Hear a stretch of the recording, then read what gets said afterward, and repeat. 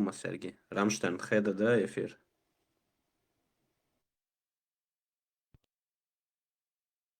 Aha, sad Ibrahim Arvilčić to duh Arvel Мекштация гость, не гость, а тот, кто главный дует.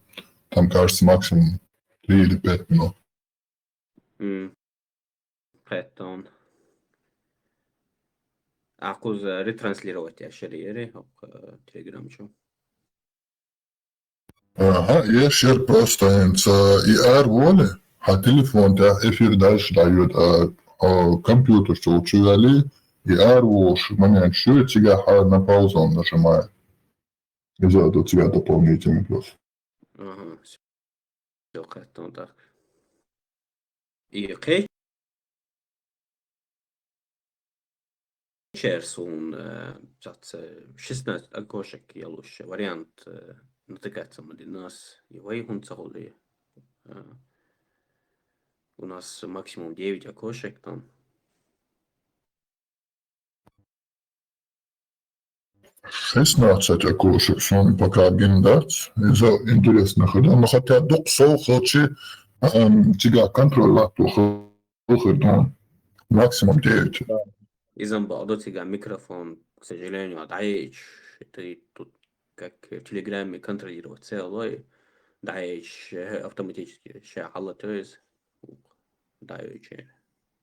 كارزا بول قيت ما تزقيتي تعبر شيء истерик شاش برش شيء ميكروفون ضعيف ضعيف نتيزي.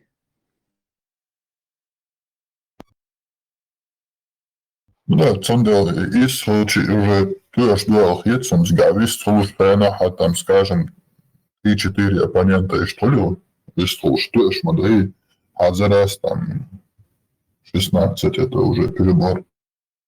Сом в основном тик чуол шена, ишт я тик чуасу ашена са подписчик, например, Гама Гойса тик чуауи, у них это отображается в оповещениях. Цундел в основном из-за этой причины я захожу, чтобы, ну, как бы активность поднять.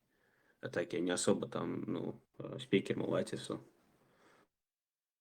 Вот это, да, это поведение 16 случаев тоже большой плюс, чтобы вот люди поднимаются, просто там сидели, это как бы реклама идет. Да-да-да, чисто для активности. Пока хацелена Ибраим. Ну, хавош хочется, да, хавар. Кучу велта, хам, бирбал, хецумса. Но инза уже с этих нах гулур батмятся. Хотя там под 100 человек сидело. Duelle Tjuri dajel del hudut sakiet shur som kiek wash in sok chualis dajel sayel saha. Маршвойл ветеран Хеда, эфир, Ибрагиму, экран свернуть модельно через какой-то время. Hudut sakiet del well yer dat sahuch dat huma dat. Kochu abir bu ayishosh dat.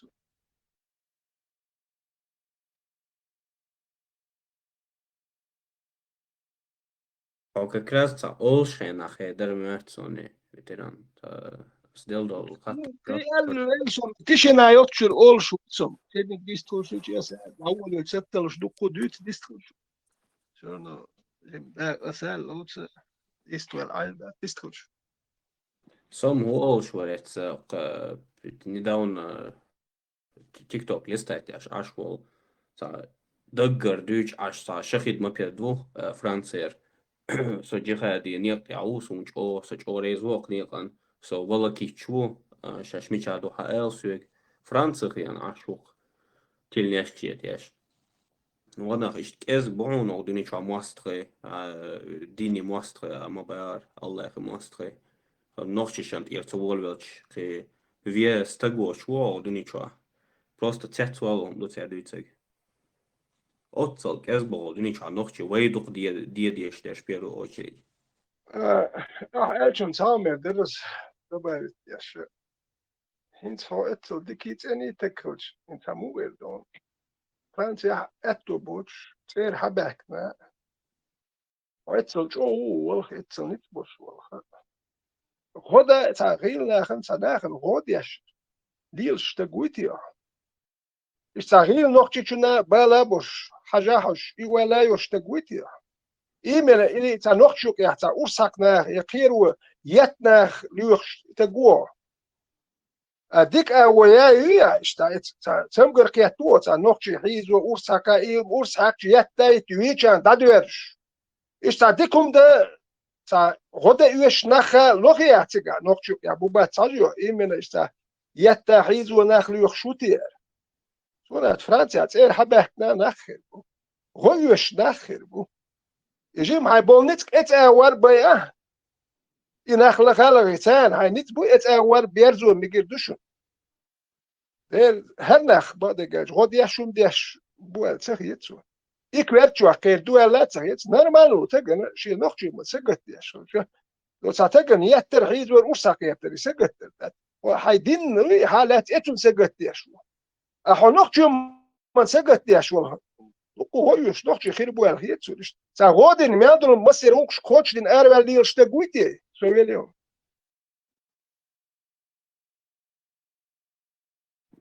Veteran, asam hobor nochches shet dash khena ist قيقة داش ما تقول لهم تبصل قد مش اشتا باشخل اشتا زميتي ناس نوتش شتا داش خنا تودو بصل قد مو قيقة دو اشت قيچند اديلتو اي هردوشن داديش وين الله خود اديلان دوشن هرد داديزيال it's الله ماسترشيت كوارتوش عقيسيال وين اديلان دول قناش قيق بصل تقو نوتش شتا داديش دوت وتحنيق ايلت تيخو اشتا شيء غلق إيوه باشخل просто واقعا تلناش كيت اشتا ويا молодежи кверча хумёч за пустой воздух должен молодежь واقعا призывать лично глупца хул ищ так дела не пойдут либо حينيق حين الله خد ادي لندول هو ثم بقى تيش هو تحكي قول اللي جاي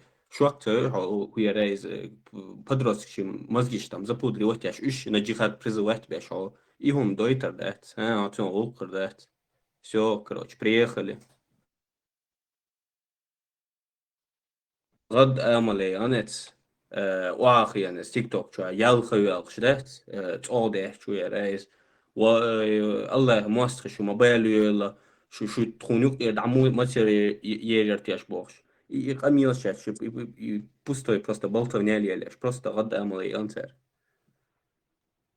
ودوك على لا دوغ потом تا كيرча هم شو подросток يغير تا غوق دوتك дома دوي има دوي сам دوك يشتغل هم شا потом ويا дома دين دو كول ما دو أكو ورش بيش ورش شيء بول بيش بي هندش أوبر أبشي تلود أبشي عالش وتاع ما يكفير أكتابو جان هو قابو هناك إيش أكو شيء تبغى بحكا شيء بيلش ما بيوش ورش أبو تعرف تسوي شيء دوزل بوريت تعرف إنسان وبور شيء قات شيء وقت سوا إنه دوزل تبيت شولش كوش كاك وين سكوت بولنيا دوزل شتري يخشاش شتري يخش شيء ويت شو تكون دوزل شتري يخش يتقال بتقلريا شو كان أكايتقال متقلريا شو جاي مو لريري سان إيش كوتش ديش أتار هو قوي نيره على بيزني مان يوتش مواد سويت والبقى والبقى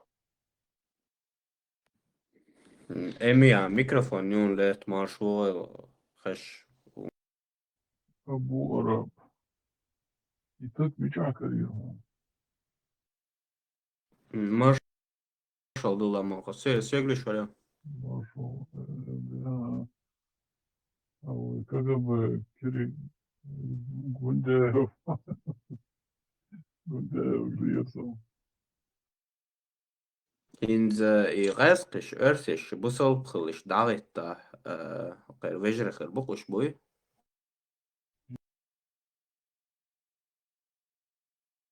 إن شاء الله أبسطك والله دخل بوك я люблю тебя брат بقولك سلسل استنى я люблю тебя ради Аллаха Ну просто представь, дела маху Инз нохчиш буй абудалечен Иванчик ассаламу алейкум ахи баш будущем разница ничего было. Мы себя спрашивал, да лерч, да отдышь, не то, что лерч. Говорят, наш адолш. За последний рубеж, ты хочешь, что хадали нас, арбош, дуешь. Изметьявый, солнце бел, сердце болит. И что изметьяться, это не значит, что изметьякать часуешь попасть, что ты хочешь, да, дуешь, хабахен дуешь, сюли юмса, дылает себя, юлиндил. Что аяли лейшу себе вахойшу, модерди себя, лейш бухшу, чабхала. Ишт, короче, хабахен был арбой боевой, бусул выжиенс. Я люблю тебя ради Аллаха Бог. Ласки из вариантов, ну, ты ж бусул коли, все. Еще люблю тебя ради Аллаха, горбуш, обязательно. إذا سيغدي تتلاقن истории цела ламонхо та арбош это ночишена газуется зин дин метк да это вообще это он бин бат швейц ночиш по их версии всегда бусал бхыл штабяхкам бу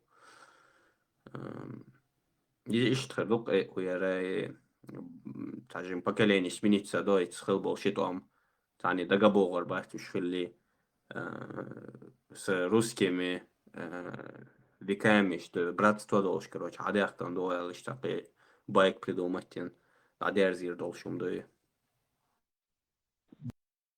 Борщ утомщу, просто патологически борщ утомщу. Ведь арбох тарил, что это нагасан цветаемый тянет, шаш сахля. Це дил ли ложь полностью, ты ваво, истерит он церсан. هردو البيت خبري جراوند يقول بوخ باتسون чисто вот ишхил дайган шунзай амло бина иш арбой и арбо хумт элазер бандош амл хитил сер шунзай но халдала яйцо или курица борщ ютум шхознеясан из Путина из Орани кому сутрите обаниш явно все Путин наш брат мусульманин эй عديدة أعداء حماس مو حقام دي أنا حضرات مسلمان مو Путин, скорее всего, бусул вторую Путин и хабар шиюет читать, иначе как он мог целовать Коран. И Путин ще мосто уце эла, и целуем из Оран дел бэкни все. Брат мусульманин, да. И он чинах из диновых рук, воин. سمعت ترنص ما هو تندين processun خزر ويا تعدات يهم يبال بيش نوختي postadات не то что нохчи а просто нохчи мотается и олш адам кырдой отсал абудулачить отсал абаланить дар адам цецвалом то есть я просто в шоке усо баде деза и нохчи мото амбеш والله там каким-то образом он ночью хаквел хылма весил, ты же должен был вот расти среди чеченцев, тер гылык шигуш, тер культур гуш, тер елдеш умагуш, ночью махт амбеш, валлаху, без этого, как бы, без вот общения, контакта с чеченцами, он и аймер мабайти, вот дикий ночью махт. И все равно, да, и все равно отцел идеологис оболанить в adam. Eens van Ashwell met ja. Eens van Sana Ashwell. Ze mocht rijden. هذا Onage. Eens kigimish boeien. Hadden we zo belachelijk. Dus belachelijk. Zerna in wat zeer geërfd. We moet geërfd. Iets boeien. Namens het er ну, он бада где заламан как раз это я имею в виду, что это алкиан уйса, что, ну, алкиан чудо он и чудолше, инс 26 туса, и хуя хокер все равно каким-то образом ассимилироваться, да, с диеш Не, ажо ассимилироваться. Цедина, ага, просто интегрироваться. интегрироваться, да. Ассимилироваться. Да, вот. Полностью форматироваться, да. Это Да-да-да. Надо тоже интегрироваться. Дина, شيء موت بتبلوزه دو كان ياسو شو حقيقة ماكسيموم شبع شو دوا شيء موت سان بتبلو مسيح دا قدي فشوار خيس دلا но все равно еще и генетические склонности и цену уж тазан был бац и проблем. Еще и Е, арбо просто и спорт. лея молчи. И что да, на свою лоцунде из амолштини из генетических склонностей цу формировать я что так характер так изученный. Еще характер сформированный сердца, но и мотха, вогулок лилоха цан, лилу дьявча. Но принудительно лилош должен цан уж да цер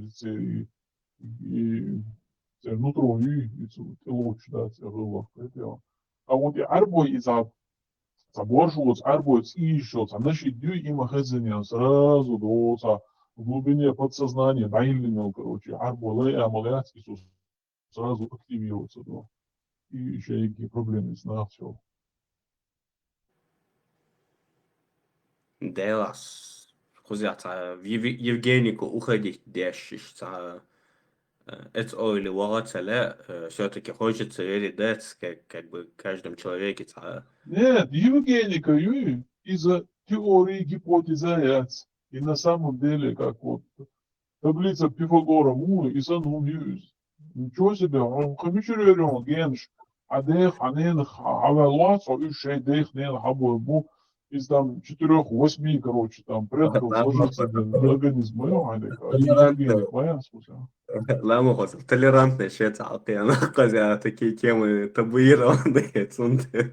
Не, но все-таки хочется верить, что в каждом как бы, народе. İnsan ne xırıyor işte buyuruyor onlar. Vay var izdalas, nokçu признать ваш целый юхон, Евгений, юхон, ухырıyoruz.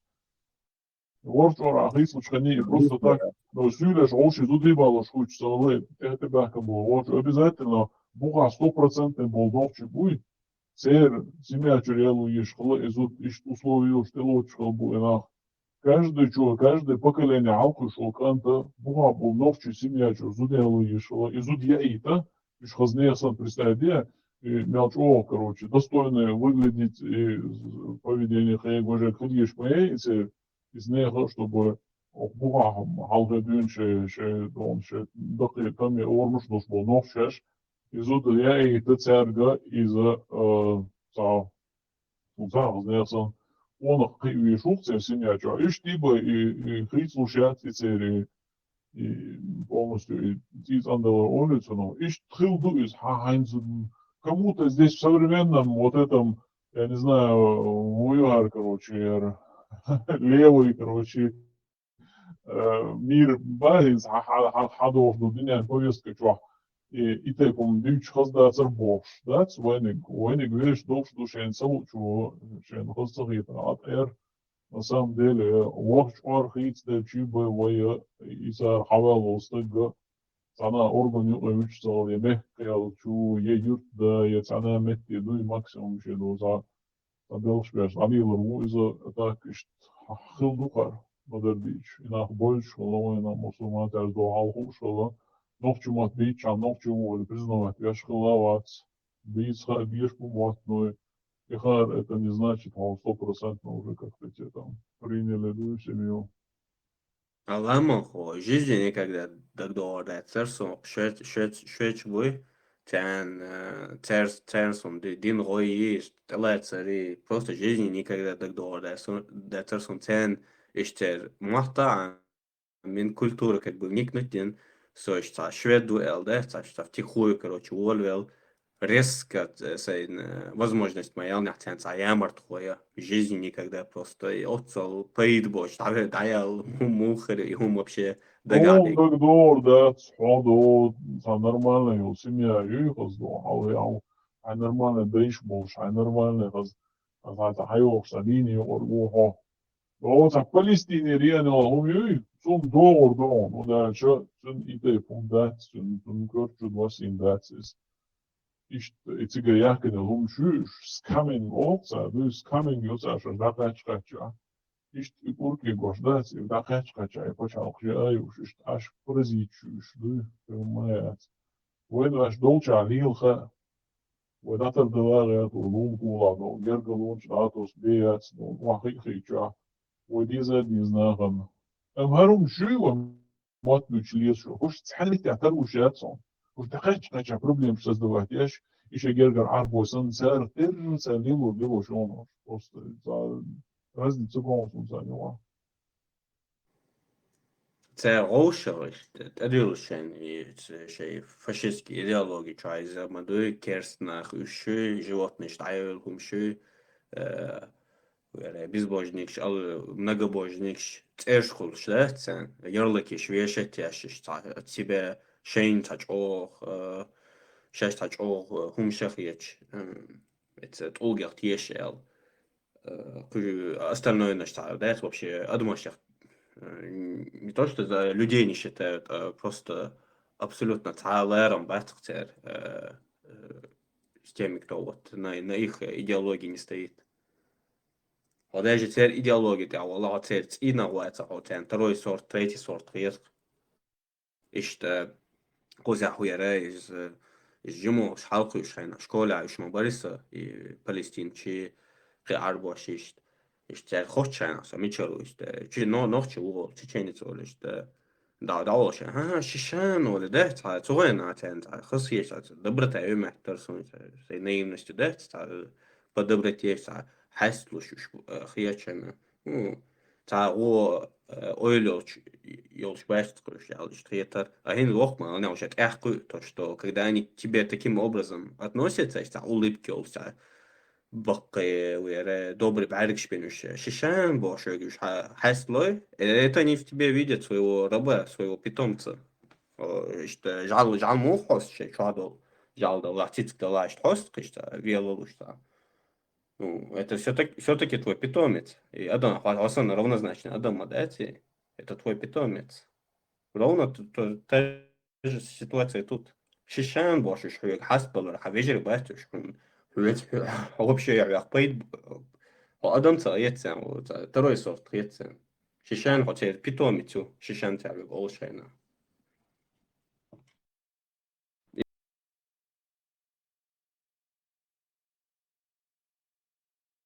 и специально из-за малюте и там лазейки а что дом типа вот эти прозвища клички Климоровов кого это юхтер каждый хам еще есть на их языке переводен шукцер и тебя специально юч мою чтобы вот и долго раби шишан рабуой долго нагрузишь рабуой и штадес разнообразие юч то специально шейлейшн что разные лейш путха ока шишан шпудо ога дагестани лейш буой специально юч мою еще клички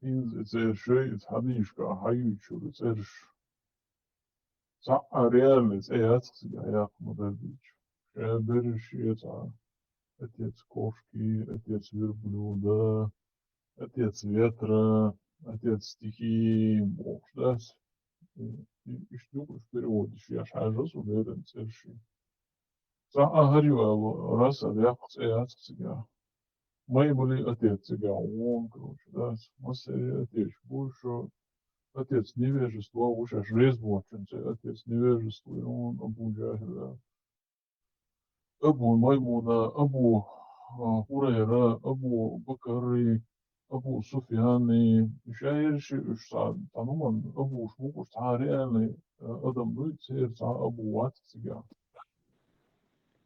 кстати насчет имен ламан койца хаттар дарса он принципиально разница гой то, что вот человек верит в 99 разных богов, или человек верит в одного бога с 99 разных имен. Це баш холгойон тига. Сун лично из сюк хочу и так вот, чем лучше но тише, не это буксу, но но дынянчо алиелш был низмуштой, общепринятый бензомбы и галцедокша. Ищи и 99 он дейл кэчан как басацелэч от ичана. Да, что дынянчо алиелшу изи усоу. До недочу, я всегда как чухарду. Тебе дау, авин, вот. Радышун изи дышун бог. Das лишь сахлават. Цигион, Юнаболг из 1400 лет назад. Правду из супер, а почему-то сам вычел, хватит миллиардами, одушевлен чудо, было. Так, слушал, я чувствую положение, ага.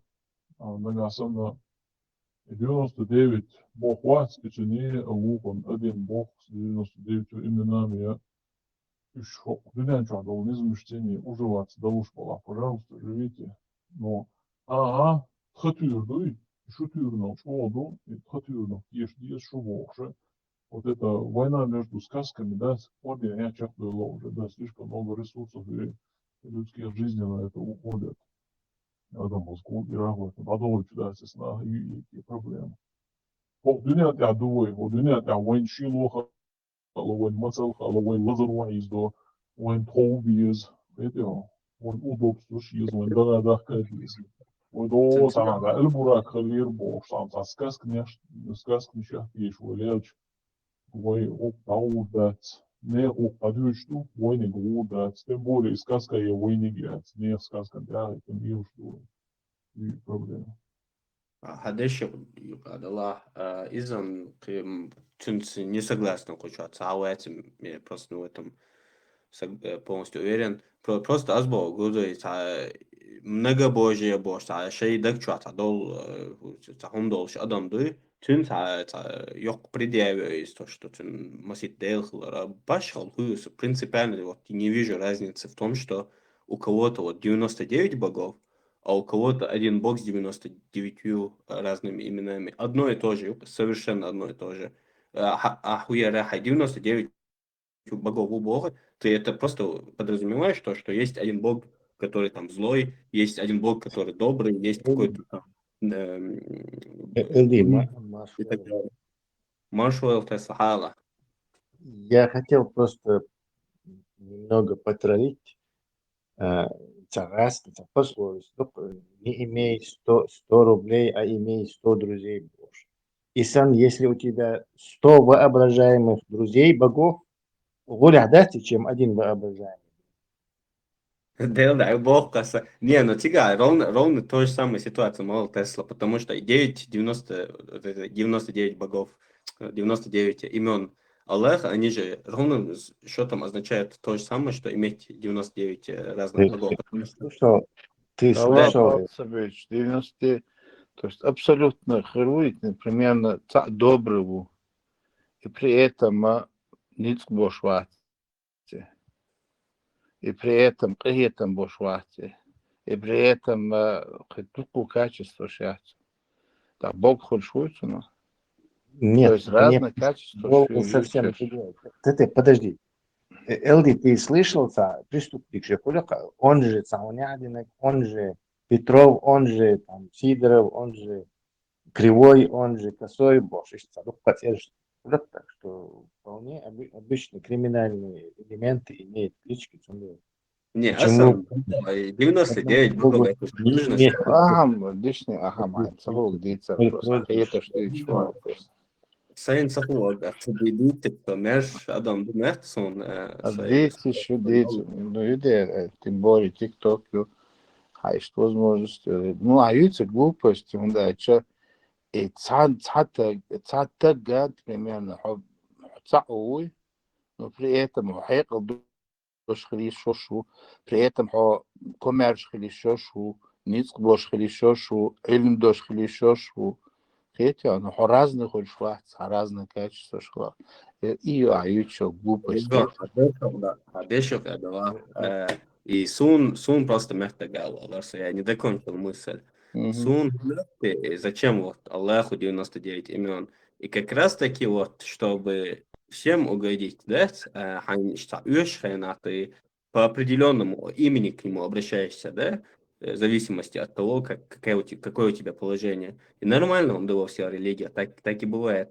هو حين ورجع يوشان وتحمديلك كروج أبرشات دوع حين هو رئيس دوغ Плодородие уешан, лук делик обращаться до авто. Это нормально, это во всех религиях так.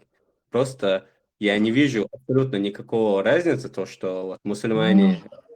Ну, то, что ты не видишь, это уже все ясно.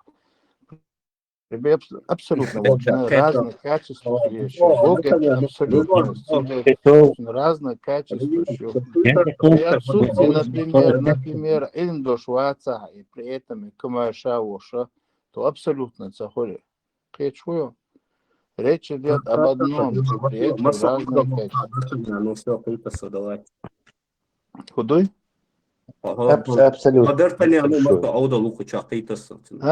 Хай придурочно. Камел, да, сюда, съехать.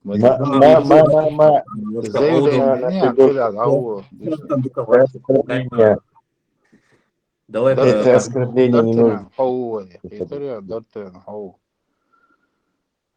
Д'Артаньян это не оскорбление. Человек, ну да, Цунде был, Д'Артаньян, Артус, Портос, и ухо. В 3 опасностях, короче, но не придурок. Диктамент, да. Такое легко надо сразу была бы кровавая сеча. Ларби. По поводу одного бога или многих богов, и я готов поспорить, что смысл вот придумать какой разницы между 100 тысяч дел и цадей нет. Никакой логики там нет вообще. Само существование Бога не логично, чтобы его подводить. Обязательно цах или Иешуа, не обязательно щит или Иешуа. Нет, ничего там базового ничего нету. Абсолютно. Это просто чистая калька земных человеческих диктаторов или монархов. То есть монарх должен быть один. Самое устойчивое здание, книжки Стругацкие. Вот этот агент Земли высокотехнологичной цивилизации, он разговаривает со средневековым обществом на другой планете, и тебя нах спасает Яшуи. То есть передовой нах будет там средневековый, Маккабейси, и тебя там попы рулят, там людей сжигают, убивают, и он там этих передовых людей своего времени, там, ученых, обычно монахов этих спасает. И вот он одного такого спас, которого там могли убить эти радикалы, клерикалы. Так, он команде швор ему, он цаха, короче, он там прикидывается каким-то дворянином, тоже местным, подъезжая. Он как раз у него спрашивает, король, вы нормальных нет у нас систем, да, халифы. Конечно, самое устойчивое здание это пирамида, то есть лака король, султях, министр, султях, дворян, султях, мещан, султях, смерть, черные люди. Это самая устойчивая система, вот такая она и должна быть, короче, она от Бога. Вот и оттуда же идет, что халиф, он должен быть один. Сунши власть само поусища, само далуриати, короче, он алчный до власти дорвавшийся человек. Если ты кому-то другому халифу предашься, предателю, он тебя накажет, сразу тебя крест-накрест. Вот и человеческие понятия о халифе, и просто на них перенести. То есть допустимо, допустимо, логически.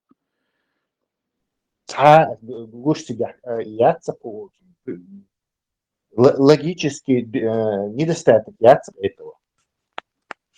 То есть дело нет, если дело не способны кооперироваться друг с другом, то ты их наделяешь недостатком неуживчивых. Так, Наксан, если они то есть между собой, если договариваются, то договариваются на условиях того, что тебе не хватает. То есть ты зависишь от другого. Цунхо, что договор. Пониманию, это я тебе возвращаю, он действительно, короче, с процентом. Да. Я хочу, что понимаю, те божественные в ушах кооперации, мы его не способны понять. Так божественно как раз-таки абсолютность. Люди могут между собой Не, договориться. И абсолютные кооперации между богами. И хоть понятно, человек, мы как люди не можем это понять. Хау за них решать. Нет, тут дело не в понимании этого. Дело в том, что в понимании. то, что нас окружает, это единая система. Вся Вселенная, она единая система. То есть управляется одним и тем же. То есть это разные управляющие. У нас много людей, и люди сосуществуют. Как раз таки мы наблюдаем не единую систему, а многоуровневую.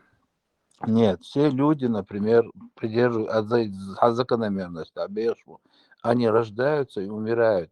Если, например, было бы два бога, то одна часть, наверное, тот, кто создает другой, то они могли бы жить вечно, а другая часть могла бы по воле ихнего бога умирать, то есть должны были умирать.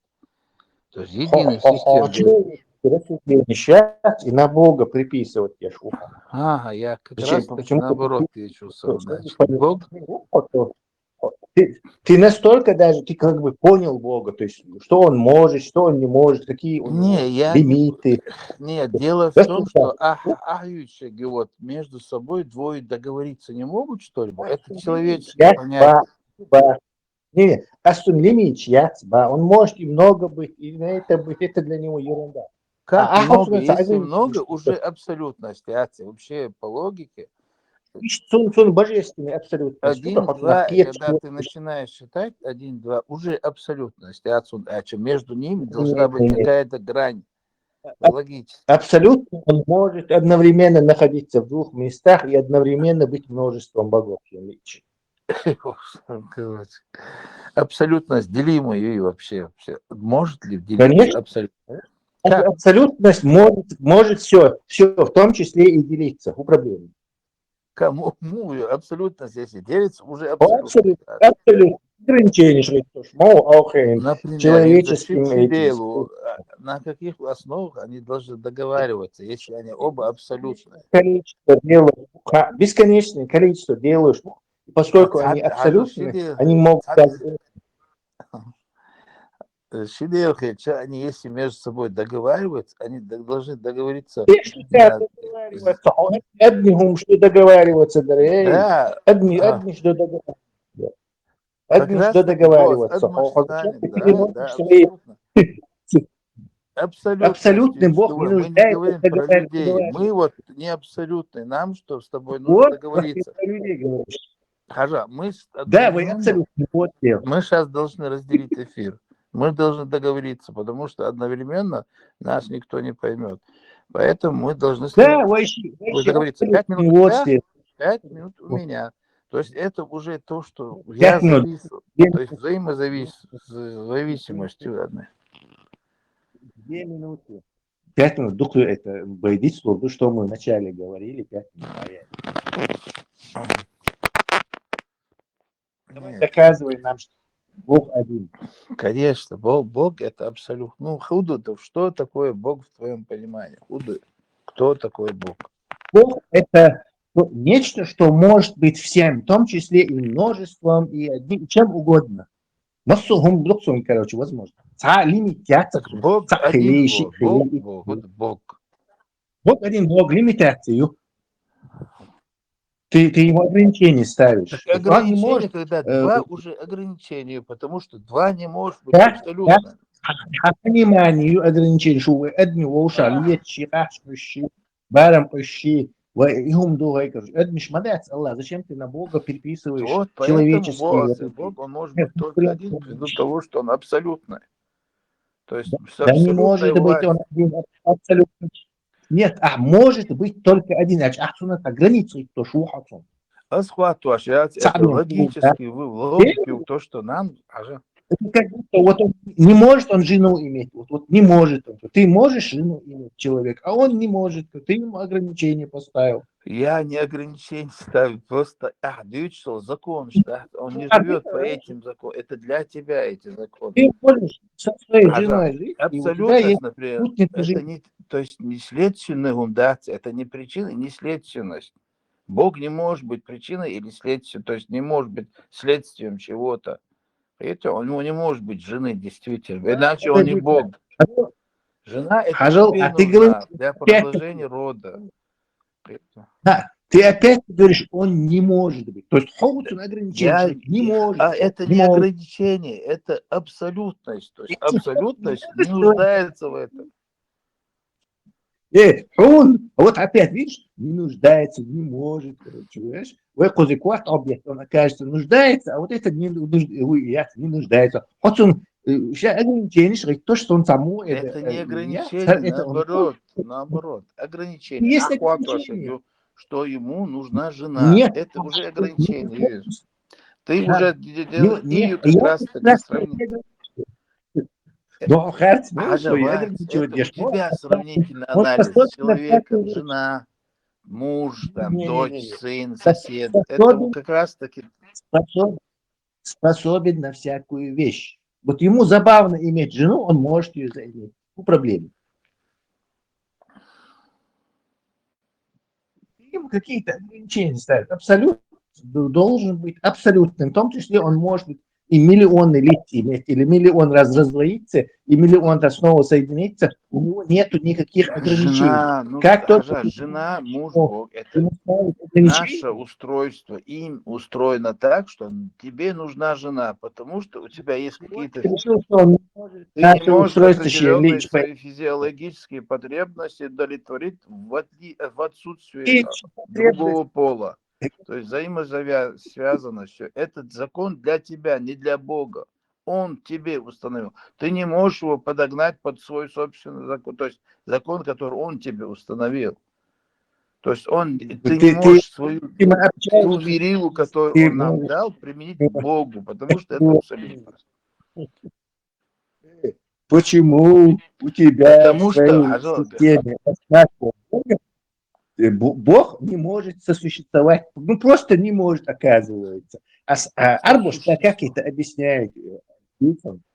Как раз таки арба объяснение, арба язычник, в корне рабы это язычники. Царь и Модович, я вот специально слушал, короче, как они объясняют наличие одного Бога. Видите, там близко, да.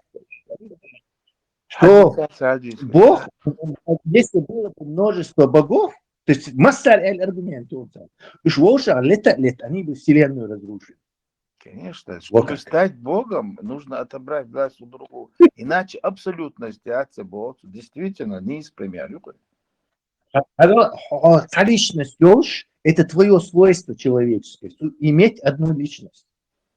Ты же ограничил Бога вот этой самой одной личностью. Дело не в личности, дело в абсолютности. Дело в личности. Всемогущество. Что такое всемогущество? Дело может быть сколько угодно он может, кем угодно может быть, как угодно. Ограничения. Ограничения, как раз таки, когда ты его подгоняешь под ту мерилу, которую он нам дал, это нужда. Зуд это уже нужда. Кант это нужда для продолжения рода.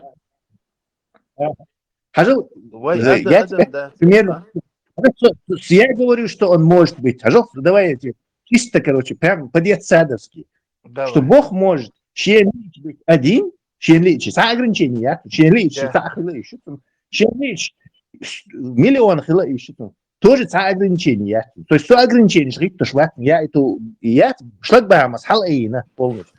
А хоу и бам, вот, и цаби махилищат, если он захочет раздвоиться, он не сможет. Абсолютная власть у двух одновременно. Абсолют может раздвоиться. Абсолют может раздвоиться. Хорошо, может абсолют раздвоиться. Вопрос на ответ. Вопрос на ответ. Может абсолют Чен лич раздвоится. Не может он раздвоиться. Абсолютно. Во, видишь? Может, это примерно, может ли быть свет и тьма одновременно? Может Бог Не Чен может лич ли быть раздвоиться. У свет него и тьма одновременно? Там Не. нет логики, понимаешь? ده تسلا представ Я إنسان الدنيا عالم كوسموس شايل قالن وارجع في سيستم قالن تقوات раздует тему Так бая, так вати, как раз так гоя, подсознание. Не, аж вахте его, это аж не мобай мужик. тронте ахей наш вы, тронте ахей наш вы, что не. Кидо та бич бюз арбо эбата та нюкте, тик даво веш вуко, тига юкте ег сути нечто, вообще одна да, конечно, коренем тавалатом. Национальная ситуация вообще, а две ситуации, бедщие идеи уже гоя, а кверча, эго вот этот Не, вот смотри, ты все не равно способен мыслить вселенной абсолютно. дуне Сталину, да, он вообще 200 километров, да, удутся, да, Инц ошу лума бакху аркушу мят из-за анальной отверстия аркушу гумя бакху аркушу. То есть уже понятно, что ты не мыслишь. يلا حبك هيك خلاص قيمة شلون قدم فستور دافع يقي بلا دا عدوية تيتا دا حبك دا تيتا دا تعوي Ну, زي بقى هيك شيء تيوم придется выключить. Ты уже второй раз грязно ругаешься, а раньше ты хорошо держался. В последнее время ты нет Тесла срываешься. представь вот все вселенную вот этот создатель вас вот это он решает он Гарут, он власть ограничивает. Что вот может, он это не ограничивает может. Сидит ему это, Богу, короче, пределы силы, короче, распределяет, короче. А это он может, а это не может. Это он может. И правый до. Хезбахтун значит леркшду. Гобахтун значит баркшбу. Хи ашу значит и ваху шелмети бьются. Гула юту гойч, ну как минимум такваг бутен, короче, да.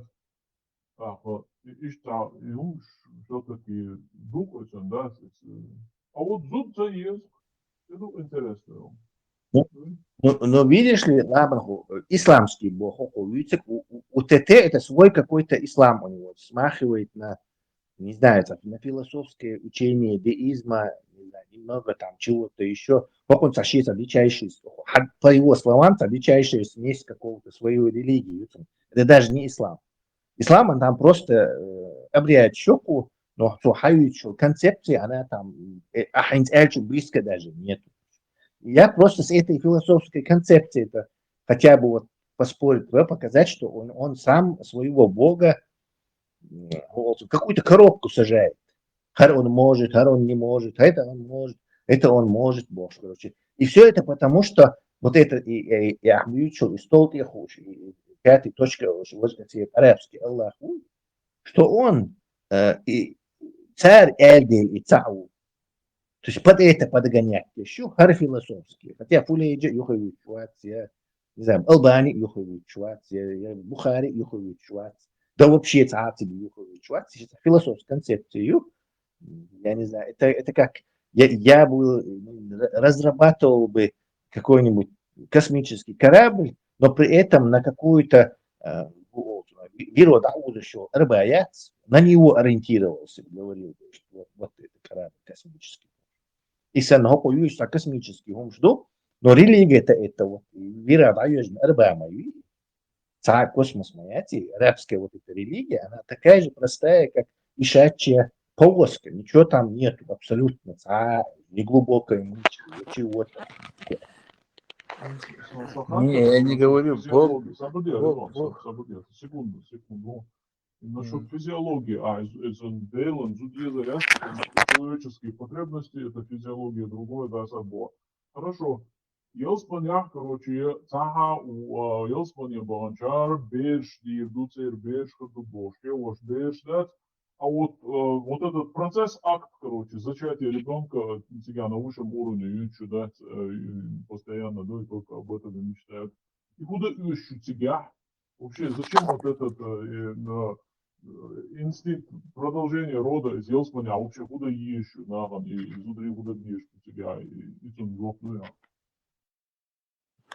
Инстинкт продолжения, человеческие потребности, то есть не только продолжение рода, чисто физическое удовлетворение, хорошо, то есть зучин, хульщик, там не только продолжение рода, не обязательно должны Но он дал родиться дети. мой инстинкт, чтобы ты захотел Юдер, вот продолжить это свой дано род. из Это Адамду, это человек. посредством этого. Когда я говорю, что Бог не может, я не говорю про возможности Бога. Я говорю, что про Бога такого не может быть, потому что Бог – это абсолютность.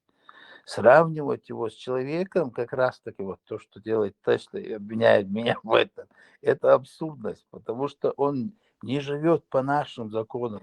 Нет.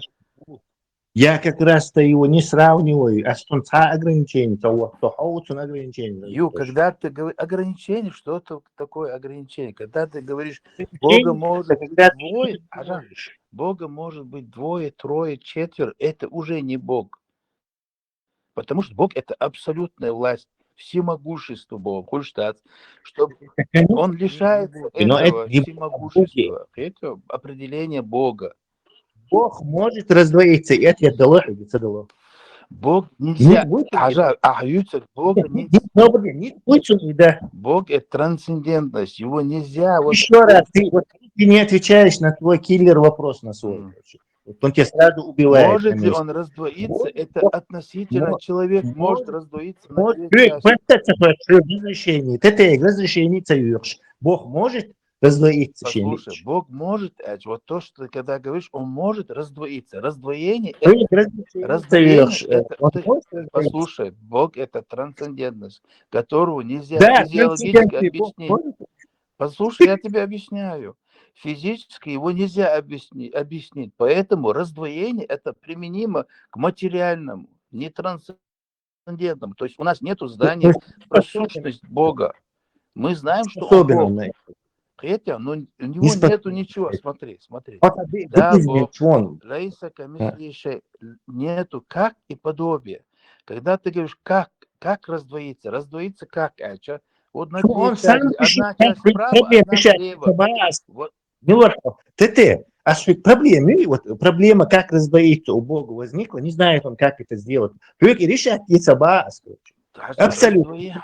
Раздвоение применительно к материальному. Соборде. Абсолют может абсолютно все. Это точка. Иначе это не абсолют, а ограничение. Это? Материал это уже абсолют. Две части это уже материальному. Бог он не материальный. Это причина нашего существования. Он трансцендентный. Его сущность нельзя объяснить.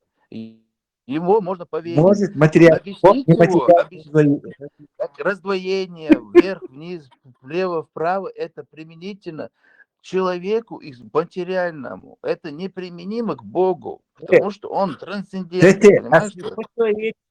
Раздвоится по своему, по божескому раздвоится. Что значит раздвоиться? Это наш закон. Для нас он один, два, это для нас, для людей. Я говорю, божеское раздвоение. Материал может. Бог это абсолют. Один, два, Бог это применимо к материальному. Вот один, два, Бог, на наше зрение. Мы видим, Бог материальный. Одно дерево, второе дерево, один человек, второй человек. Это уже не Бог. Это наша сила. Зачем ислам? Ладно, зачем ты ислам защищаешь? Я не сравниваю, как раз таки, я говорю, что трансцендентность это то, что нельзя объяснить физически. Это Бога нельзя физически объяснить. И когда ты говоришь части, это уже неприменим, то есть относительно Бога это абсурд получается, потому что это Бог абсолютность, которого физически нельзя объяснить. А один, два это уже физическое объяснение. Поэтому Аллах говорит, Аллаху ахад. То есть ахад это когда не открывает число, ахад, второй, что это такое? То есть что он просто Аллаху ахад альдиш, смысл не искрит. И вот там как раз таки про абсолютного Бога, что что. Ну, никак не Тесла, тебе надо немного остыть. Мне не надо.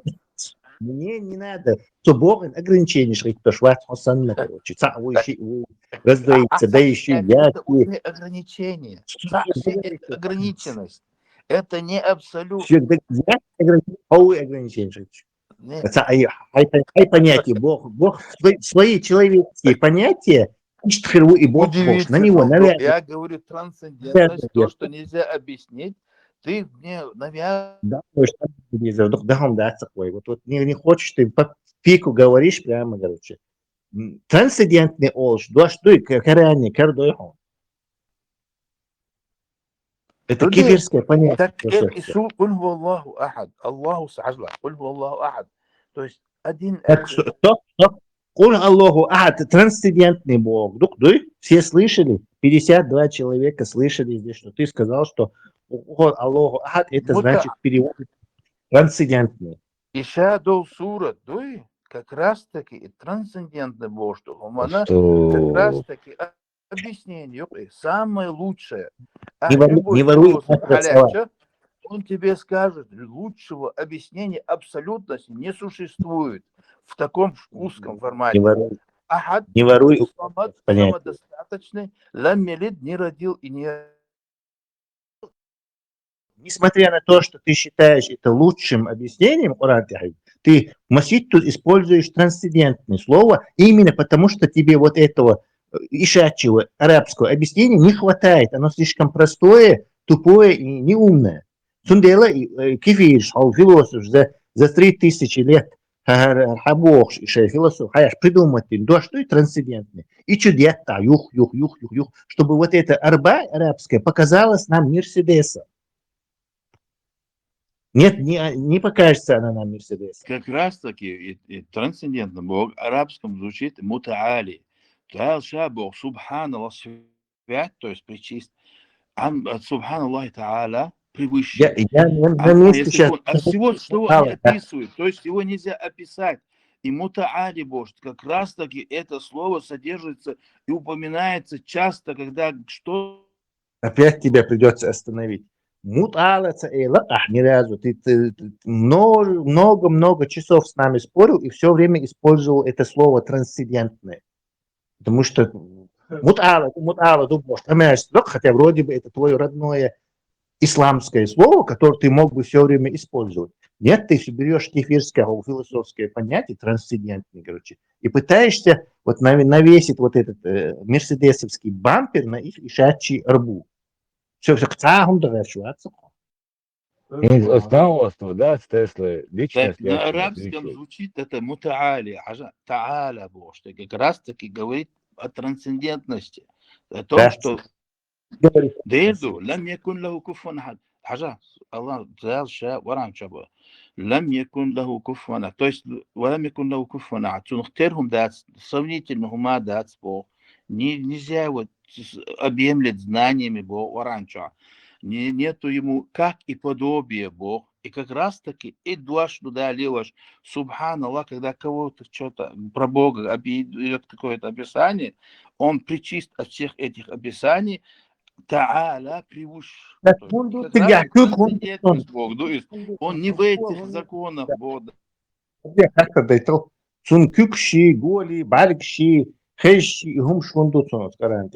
Почему у него органы существуют? Это не орган, юцанна метятся Бог орану. Это примерно, да. Сейчас мы пойдем проверим. Видите, вспоминается лишь орган. Красавчик Куба. Эш вацба.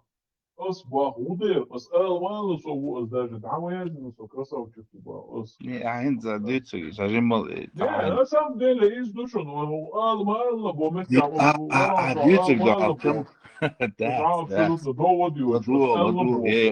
أشياء затронуты темят.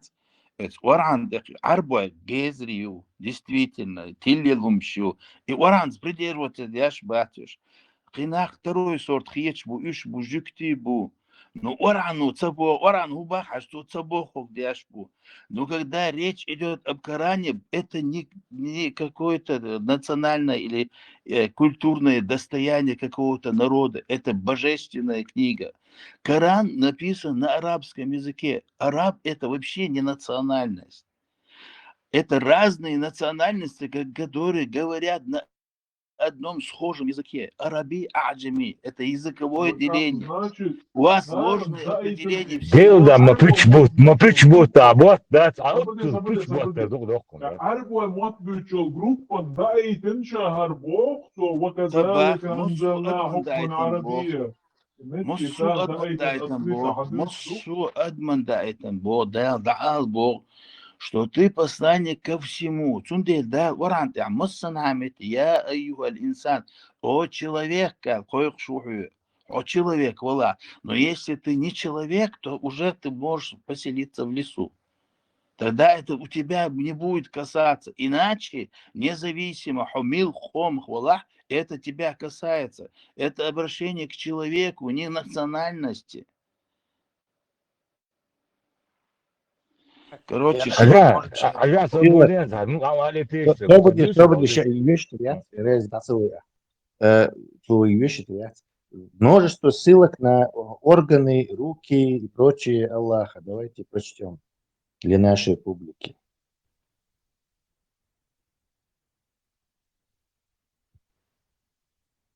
Так, в Коране так, упоминаются руки. Сура Сад 38-75. Аллах обращается к Иблису. О, Иблис, что помешало тебе пасть ниц перед тем, кого я сотворил своими руками? То есть меча трансцендентный, кукшдоши, не похожи ни на кого. То есть тут оказываются руки. Нагахсанна, если это какое-то другое понятие, то руки это что-то у него другое. То возвращаем рицу тудийцна, короче. С процентом. Далее сура Аль-Фатх 48-10. Воистину те, которые присягают к тебе, то есть ему еще и присягать нужно, присягают Аллаху. Рука Аллаха над их руками. Сура Аль-Маида 5.64. Иудеи сказали, рука Аллаха скована. Это их руки скованы. Напротив, обе его руки простерты. Он расходует, как пожелает. Обе руки. Владуш, душу? Шикик дубахтун. Обе руки. Знаешь что? А? Это такое паленое. Во-во. Обе руки бахшун. Если бы это была какая-то метафора, то выражение «обе руки» не принимает, логически оно противоречиво само себе. То есть обе руки, значит, утверждается, что у Аллаха реально есть какие-то руки. То есть трансцендентные, восточную философию, там, медитация, там, сансара, выход, высшие сферы. Рит из ислама просто лепит какой-то супердеизм. Вообще близко даже арабщине, юхаду, что короче. То есть к исламу это вообще никакого отношения не имеет. Царь сразу вагур, крест-накрест разрубить. Богохульнику, Аллах, ему сразу же зарубить. Даже, скорее всего, мы на очереди были бы последними. Он сразу первым пошел бы за такое святотатство в отношении этой религии. Он какую-то... Дальше слушайте. Лик, то есть у Аллаха есть лицо. Слово лик упоминается во многих местах и указывает на сущность Аллаха и его вечность. Сура Ар-Рахман 55-27. Вечен лик Господа твоего, обладающий величием и великодушием. То есть халиф, это просто супер халиф. Он живет на небе. И он также не любит этих конкурентов, как и обычный халиф. То есть он за свою власть волнуется. Сура Аль-Касас 28-88. Все погибнет, кроме его лика. Глаза, очи, айн, аюн упоминается в контексте наблюдения, защиты и знания. Сура Таха 20-39. Аллах говорит Моисею: я одарил тебя своей любовью, и тебя взрастили у меня на глазах. На глазах множественное число. То То есть у него 2 глаза, как у обычных людей. Или как у паука, может, 16 посеточный. И фи глаз, правый глаз там был. Может быть. Но вообще, представляешь, какой-то трансцендентный сущностью чувак, короче, из пантеизма, деизма, чего-то. А Козяха, короче, здесь ему про нормального, обычного, ишачьего бога. Уровня ишака. Да простите меня, ишаки чего полезные животные. Чуешь? Зря их, короче. Не, Тесла, проблема его, но не, да, ицелся, что это на ваху не бица, что на это хажа сам, что Да, это, я контрпропаганды не было. Тундела нахцар, игили, келпросцар. Этот атрибут, далее голень, цак. Вот, самое интересное, Алиша, голень. Этот атрибут упоминается в контексте судного дня. Сура Аль-Калам, 68-42. В тот день, когда обнажится голень, их призовут пасть ниц, но они не смогут сделать этого. Как это понимать? Богословское пояснение. То есть, от нас. К ноге, к ноге. Да, к ноге. Не, это Яц, богиня правосудия. Она это голень, Хагуш Махот, обычно греки. А там эти греки, римляне, Ушмабуй имеют колонии держать им 1000 лет, короче. Понятное дело, что там статую увидели. В суннитском исламе Ахлюс-Сунна валь-Джамаа существует 2 основных подхода к пониманию этих аятов, но оба они отвергают буквальное понимание в кавычках органов. Путь саляфов, асариты, они подтверждают эти атрибуты так, как они пришли в тексте. Аллах имеет руку, лик и так далее. Но без вопросов как, биля кайф, и без уподобления их человеческим органам. То есть у Аллаха есть рука, подобающая ее величию, но это не плоть, не кость и не конечность. Но зачем используются обе руки слова? Цунгюкшдатя. То есть не работает это объяснение. Не объясняет это. Второе, путь халафов, ашариты и матуридиты. Они допускают метафорическое толкование. Тавиль, хабашис, наши, ты, наверное, тоже знаком с ними. Чтобы избежать приписывания Богу телесности. Рука толкуется как сила, могущество, милость. А нельзя было вместо руки нахтилаться, беш написать могущество, сила, милость. Он я жду запутать своих верующих. Лик как сущность Аллаха, а голень как тяжесть и ужас судного дня на основе толкования сподвижников Ибн Аббаса. То есть около отрицательного, что ходи считать, вот они пытаются вот отмазаться как-то, короче. Голень как тяжесть. Скажи, если ты имеешь в виду ужас судного дня, то скажи ужас судного. Зачем ты голень удающую? То есть это натягивание совы на глобус, на футбольный шар просто. Главное правило, мусульмане верят в эти тексты, но категорически отрицают, что Аллах состоит из частей тела, имеет размеры или похож на людей. Вот артете уши. Хотите ли вы узнать подробнее о том, как толкуется какой-либо аят из примера? Нет, не хочу. Этого достаточно. Все, Савелюш. Не, Тесла, ага, и как раз и те вот образ Аллаха. И что куда, что классный, костецкий, как раз и цех наш борит, а масхалит варя, как раз цинцины дебают чуцин, да. Матуриди. Они, да. У них, короче, еще его раз просто слегка мотать, листать. Как раз и те, этот Костецкий говорит, у него такие атрибуты, тот говорит другие атрибуты. Вот, то есть разные юкцери, движения. Но множество сект из-за этого. И да. из-за понимания.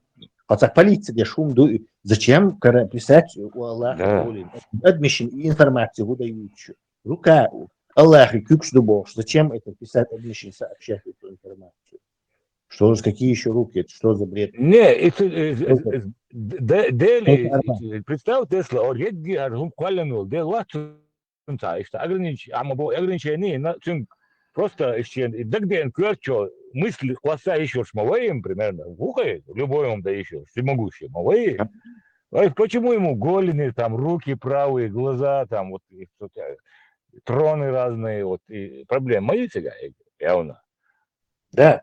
Даже когда кто-то пошел к Аллаху, этот Пейхман поднялся к Аллаху, уже подразумевает, что он где-то находится в одном месте, и туда нужно идти, чтобы до него добраться. Уже ограничение. То есть этот древний бог арабов, он полностью ограничен. То есть ему ангел что в виде помощников, 40 тысяч или что, целая армия ангелов ему нужна. Как и халифу обычному. Он сам не может, понимаете, абсолютно. Но зачем-то ему нужны помощники. Жена ему не нужна, но вот помощники нужны. Кстати, амай лекцию араб нации ата и массанда этим дубар аттам дуду Тесла раса аш мирно нахбу. Это вообще детским садом можно отдать. Да, хабах кен глобину зюрту на шар бог около ача ватдилла окор дуд берш хатла дат короче Аллах вот да Аллах твоя да аттам дуду. Ну, тут даже просто логика надо было какой-то короче, посылать ты что-то на арабском послать кричан ешвацой автоматически. Питер Дац, словарь арабский, там, не знаю, арабско-испанский, арабско-китайский, арабско-японский, он появился спустя, не знаю, 1500 лет минимум. Или 1400, 1300 лет. То есть одни возможности, арабский мохтар. Даже язнь Коран дать, чтобы люди могли его перевести. То есть он лежит где-то в Турции, 70 сур, Турция был, 42 суры, да, Бухара, короче, когда русские захватили его, они так, все. И больше никаких рукописных Корана нигде. Интернет, куштаяли Тесла, дик добилось борис. За 1400 лет ислама нет рукописных Коранов. Вообще сами представьте, знаешь? Это что за странная религия? У нас есть 35 тысяч рукописных Библий до изобретения станком в 1500 каком-то году Иоанном Гитербергом. То есть до 1500 какого-то года ключи там переписать, не сохранится. 35 тысяч разных Библий. А где рукописные Кораны? Они же еще 350 лет не печатали Кораны. Кефирши, дьявольские машины. Они же еще 500 лет должны были дополнительно еще столько-то Коранов настрочить. Где они? Почему их нет? Где Коран 7, 8, 9, 10, 11 века?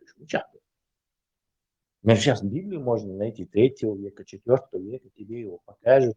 Чернила, когда-то пергамент, чернила, органику, радиоуглеродные анализы. И точно можно узнать, когда это было. А где эти рукописные Кораны? Почему их нет? Садер газ ноды, садер шиш, тогда дайлак, тас дайлак, Тесла, да, это. Всемогущий, а это да. Дрис Халатушин, он не давал нам читать. Тесла, метафизик подключитель эмпирический анализ Ерехом. Трансцендентный, не забудь добавить. Тесла, цаминуат, просто цаминуат. Настолько это, я объявил, объяснение сейчас абсолютно никаким, как бы я не реферирую к ним. Вообще слово едбоштик происходит от подать, притягивать. Изначально значение и слово ед, это когда был сотворен человек. И переводчик, он царь переводчик. Он царь переводчик, барасам, он царь переводчик. Дай ему закончить твой действительно. Значение этого слова едбоштик изначально происходит от подать. Дайлар, сайлар. Значит, этимология слова не базируется на органах человека, потому что это слово имеет первичное значение, исходя из глагола «подать». Лушвек Богу. Ед, когда Аллах говорит применительно Богу, которому нету ничего подобного в том же Коране, которого нельзя объемлять знаниями, из адмоши подсознания, сравнительно гумдя, что сюда.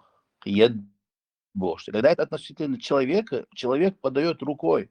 Но значение слова, это орган вообще в корне, наша рука состоит сотворено из глины. Для того, чтобы мог подать. на самом деле наша рука – это ткань. Это материал, который изначально это глина. И значение слова происходит от глагола, а не от органа. Орган уже вторично, последовательно. Поэтому дал, например, Адарин Айту, и вот когда они присягают тебе, царь Кюглуш с присягущим, Ядуллахи фаука айдейхим, рука Аллаха над их руками. Когда, если бы это было бы буквально, действительно как орган, Бог алтарол кюкхил что-то. Все? Давайте Все. теперь покомментируем. Поэтому значение Ядбо, что значение это не орган Мы все вообще. поняли, мы все поняли. Там написано не так, как мы понимаем. Пожалуй, когда человек, например, люди ведут какие-то важные дела, там, государственные дела, война или там проект какой-то строят, микрофон, шум. Проект какой-то строят или еще что-то. Люди специально выбирают слова, чтобы люди не могли двухсмысленных, или чтобы люди не могли неправильно толковать. То есть из стройки, у нас есть возможность точно сообщать людям, что мы хотим. Люди достигли в этом совершенства. Доводить до других, что нам нужно. А Аллах, он не может, приходится Ризу, там, Саади, кассиру, целым компании, людям, не знающим арабского языка и вообще не способными руками арабский, но я должен как-то извернуться. То есть Бог, допускающий двухсмысленность в своих инструкциях, при этом инструкции то есть, если я собираюсь отправить каким-то людям послание, я 10 раз его разными этим напишу, чтобы вот гардушин, даже картинку нарисую, стрелки шбяхтам, чтобы ненароком эти люди какой-то беды не натворили. А вот Аллах на это не способен, оказывается. Приходится Риза помощь брать. Нет, дело не в моей помощи. Дело в том, что дал Бог, что Аваран души, а и сознание, и сравнительно, ты должен понимать, дал Бог, динамики всего, шады, гоуши, связать, общий картинку. Дал шасан шахтер гумадацбо. Соответственно, рука Божья, это орган созданный. То есть, дал пален хуми. Его эту руку как-то надо называть. И поэтому цуняшил функционально обязанность цунтетельно дал и адман амин.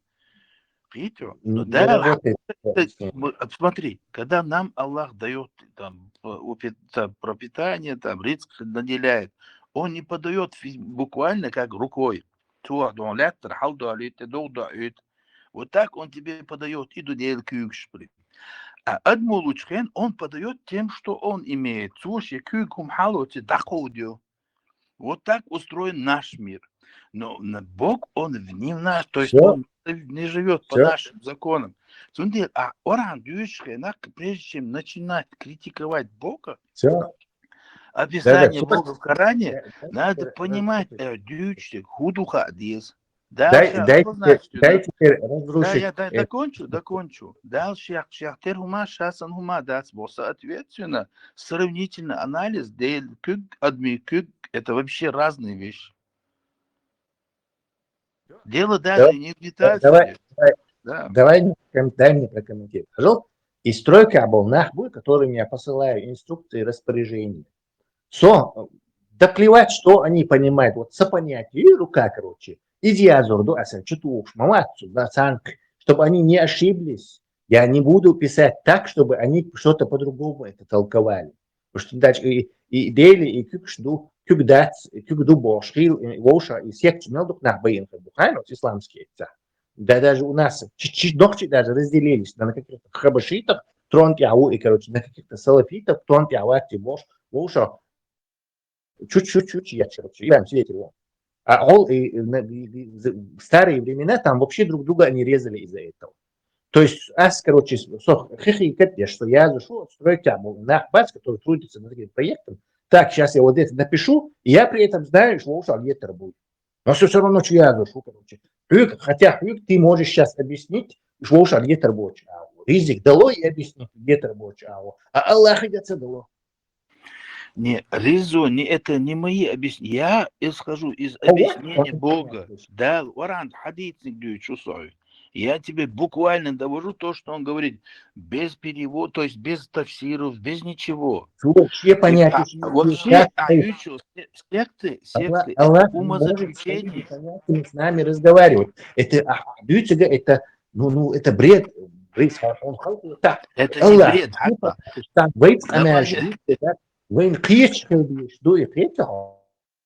Если он должен употреблять слово рука, Валла, Дейлда, не гумилуй зло.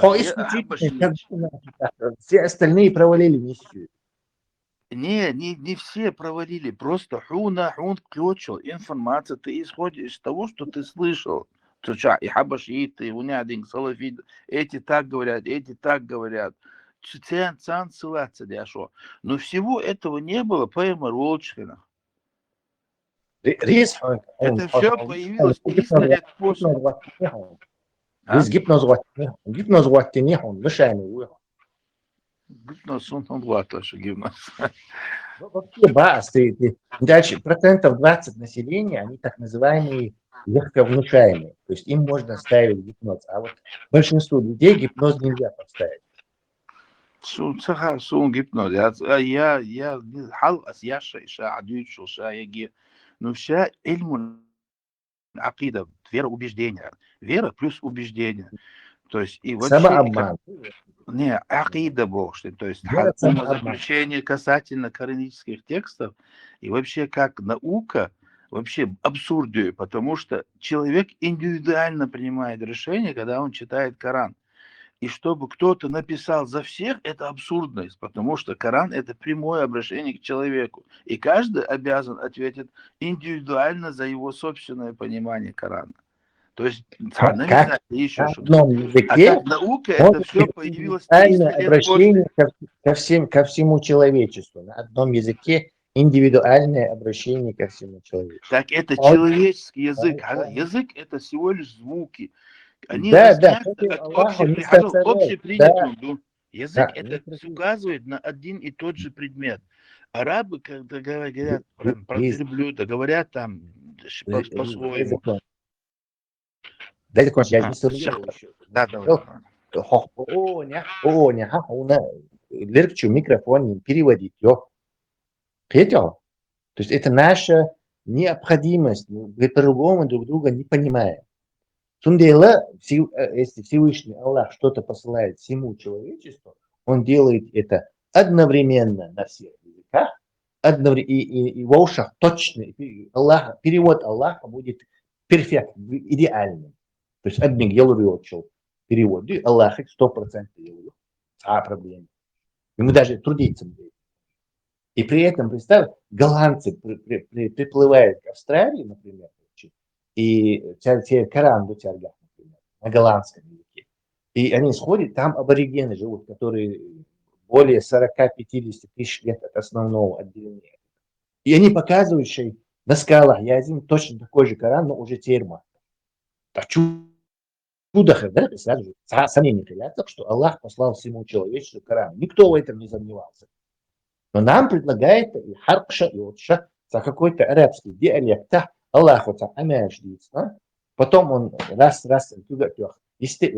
и вы сами там словари придумаете, переводите там. Я умываю руки. Но учтите, короче, я вас буду сжигать, если вы это. Ну, этот менеджер, его сразу застрелить надо. И строек чакцаяли. Хажал, то, что дальше Боша, я за день готовы книги Вайосинля, так как кеснул дечу. Дело в вере, потому что последний источник, как бы он тебе не послал этот Коран, ангелах, там, ты бы сказал, а где Бог?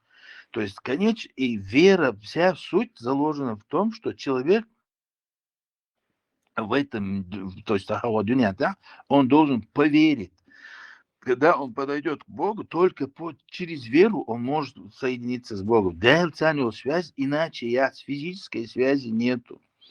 Ахцу и мух, он два синях, конечный источник. Гучало отрицать любой чудо. Илер цадатуях было тигла. Уаладил, он цади танцует, чтобы все поверили. Дичи отрицать да он ачхар дюне душ устроит. Ой, тишь или цатишь выборел, дюняншая отстовая. Да прокомментирую. هو Нет, ديش أتذكر Бога إذا как бы, ну, камель, да, типа, это пример Дуте, напоминает.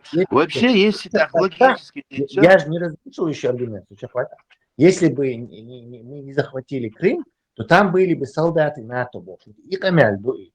Если бы докабы дюш, да, во-первых, короче, это противоречит в конце дальше испытание. Но при этом лучше, но при этом лучше. Он все равно тешивает. Но он испытание лучше, но он лучше, все равно тешивает.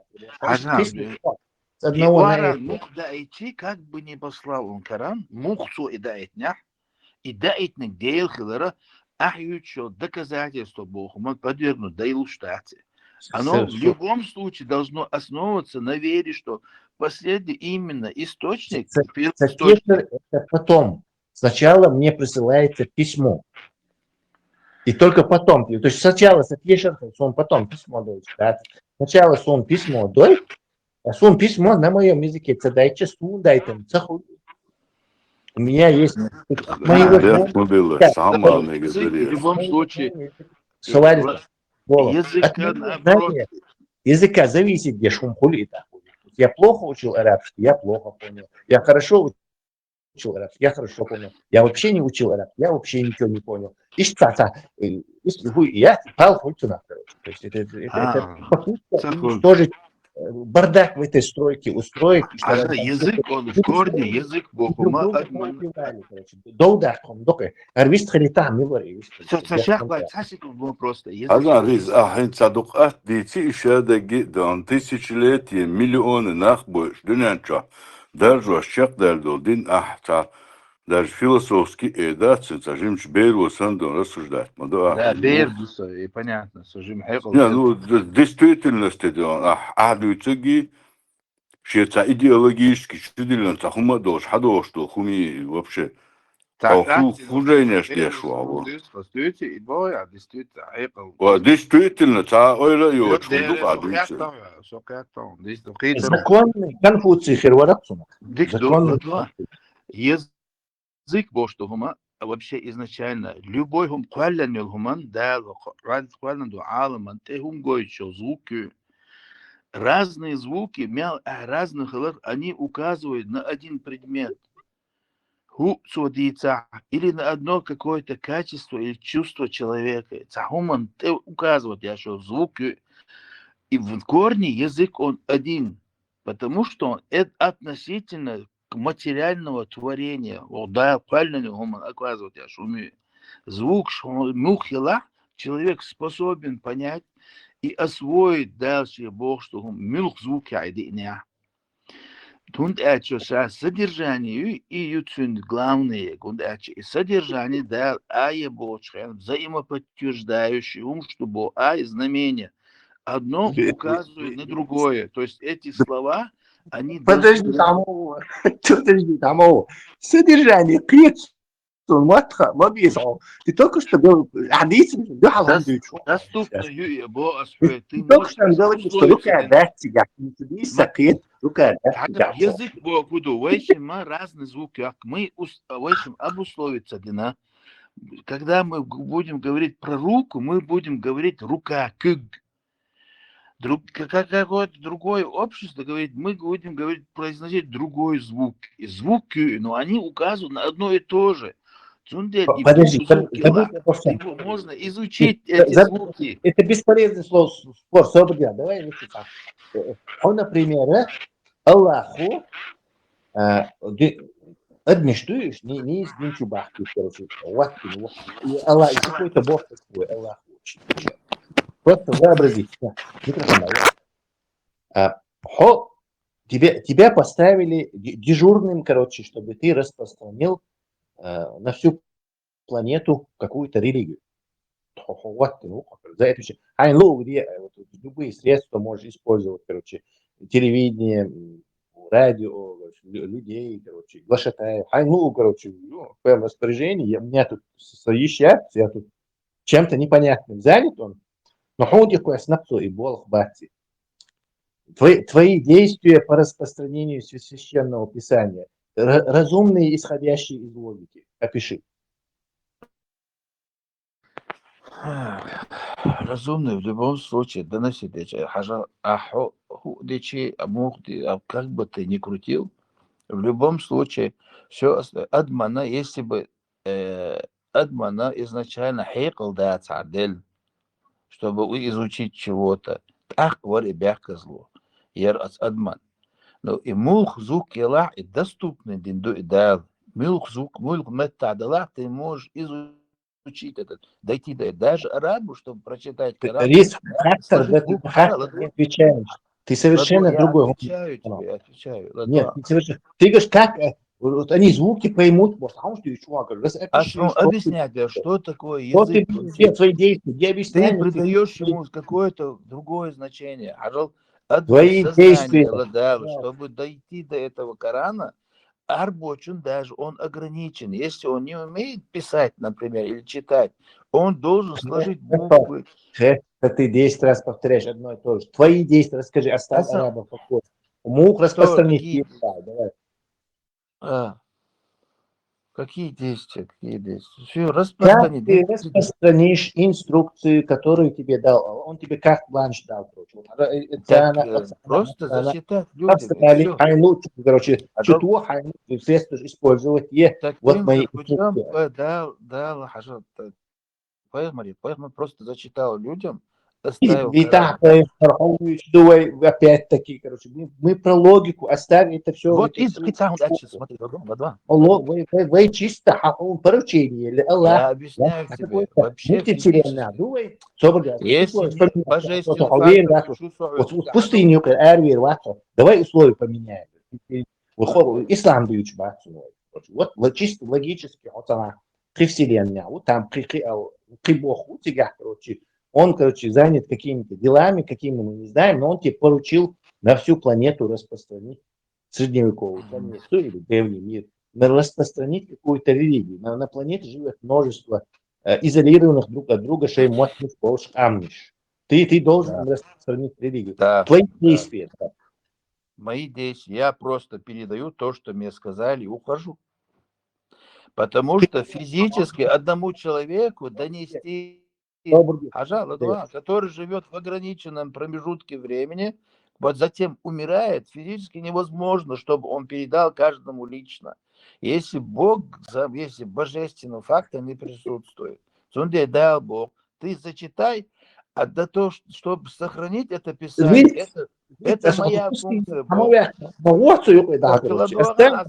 Ты дай мне отвечу. Я отвечаю тебе. Ты отвечаешь на этот вопрос. Я тебе говорю. Так я просто зачитал бы и все. Он все равно с пустыней выдохнулся. Арбуш, витай, Арбуш, оставить все пока. Отбит нас, Бог. Просто зачитать ей дары. Я бы просто зачитал. Кому? Людям. Большая множество людей. Разные языки, изолированные, еще 1000 лет друг друга не будут видеть. Разницы нет. Вот кого я увидел бы, я им бы зачитал. И все. Кого увидел? Выбирать тебе, что кому пойти, свободе. Какая разница, да лучше, если там нашел бы одному зачитал бы. Посланник Аллаха, у тебя есть все средства для этого. У посланника средство было всего лишь зачитать.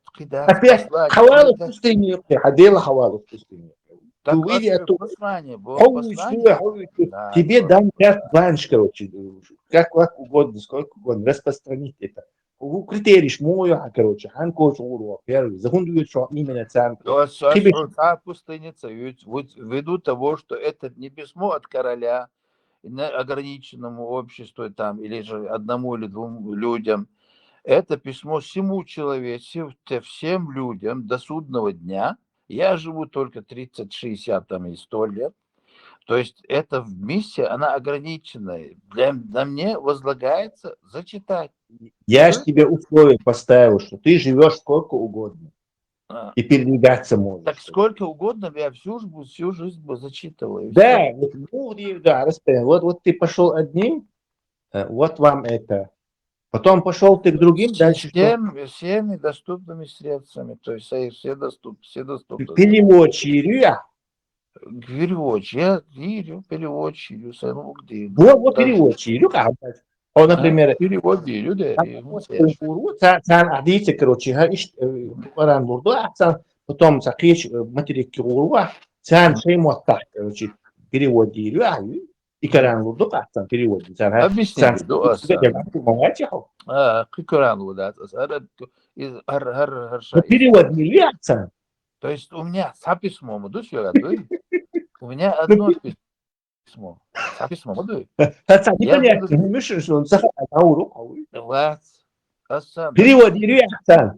Ирю. Да все, твой ислам пропал, в этом месте Не он умер. пропал, да нет, глупость. Он здесь же Я умер. то... Не перевод, Саинаха. Так ограничиться вина, это доступно и божественному. Он дал разум человеку дойти до этого, чтобы перевести, изучить, Говорите, обучиться к этому. Я сдаюсь. Ограниченно. Я сдаюсь. Поговорите с ним. Нет, конечно, надо сдаваться, потому что божественное письмо, Бог дал этому человеку разум, чтобы понять, мата и дала. Он не ограничил его. Он говорит, передай письмо, все услышат. И все. Мудрый. Лошатай. Сейчас Гарун аль-Рашиди. Слушайте и не говорите, что не слышали. Народ. Ага, учитываться, да, что, да, то, что это письмо от Бога. Вручиться, да, что, то есть и сохранить. Да. А пророк, это миссия пророка, она ограничена. Он зачитывает. До кого дойдет, не дойдет, это уже божественный фактор. Там Бог присутствует везде. Он держит миссии ограничивать. Он Ограниченный, потому что человек, потому что передается через человека. Человек ограничен. По дефолту состояние мое, и что лишь. А миссия Ельча уже Аллаху, вот миссия ограничится. Аллах Година, он... это уже тогдашний мудар Хульцина. Аллах дал разум человеку. Это обращение к разуму. Цунди койкту, я улюль альбаб. О обладателе разума. Я улюль альбаб. О обладателе разума. Бог, да. В момент до 40 лет Ееша Язу Цахушелу. Стаг вахи дэн чулта Ееша Язу Хиницун отметта. Да, Горсиницун Ееша Язу. Он так и помер безграмотный. Это говорят доказательства. Письмо дуешь, Письмо Бога это не значит чернила и листок Бога, да. Письмо это послание. Письмо, да, я просто. Устное послание, да? Предписание. Предписано. Предписание, да, вот хаях. Но она, это, короче, миссия, она в устной форме была передача этого письма. То есть это не бумага, не чернила. Здесь сахаттер бейт. Вот я, например, не верю, что ты в это дело веришь.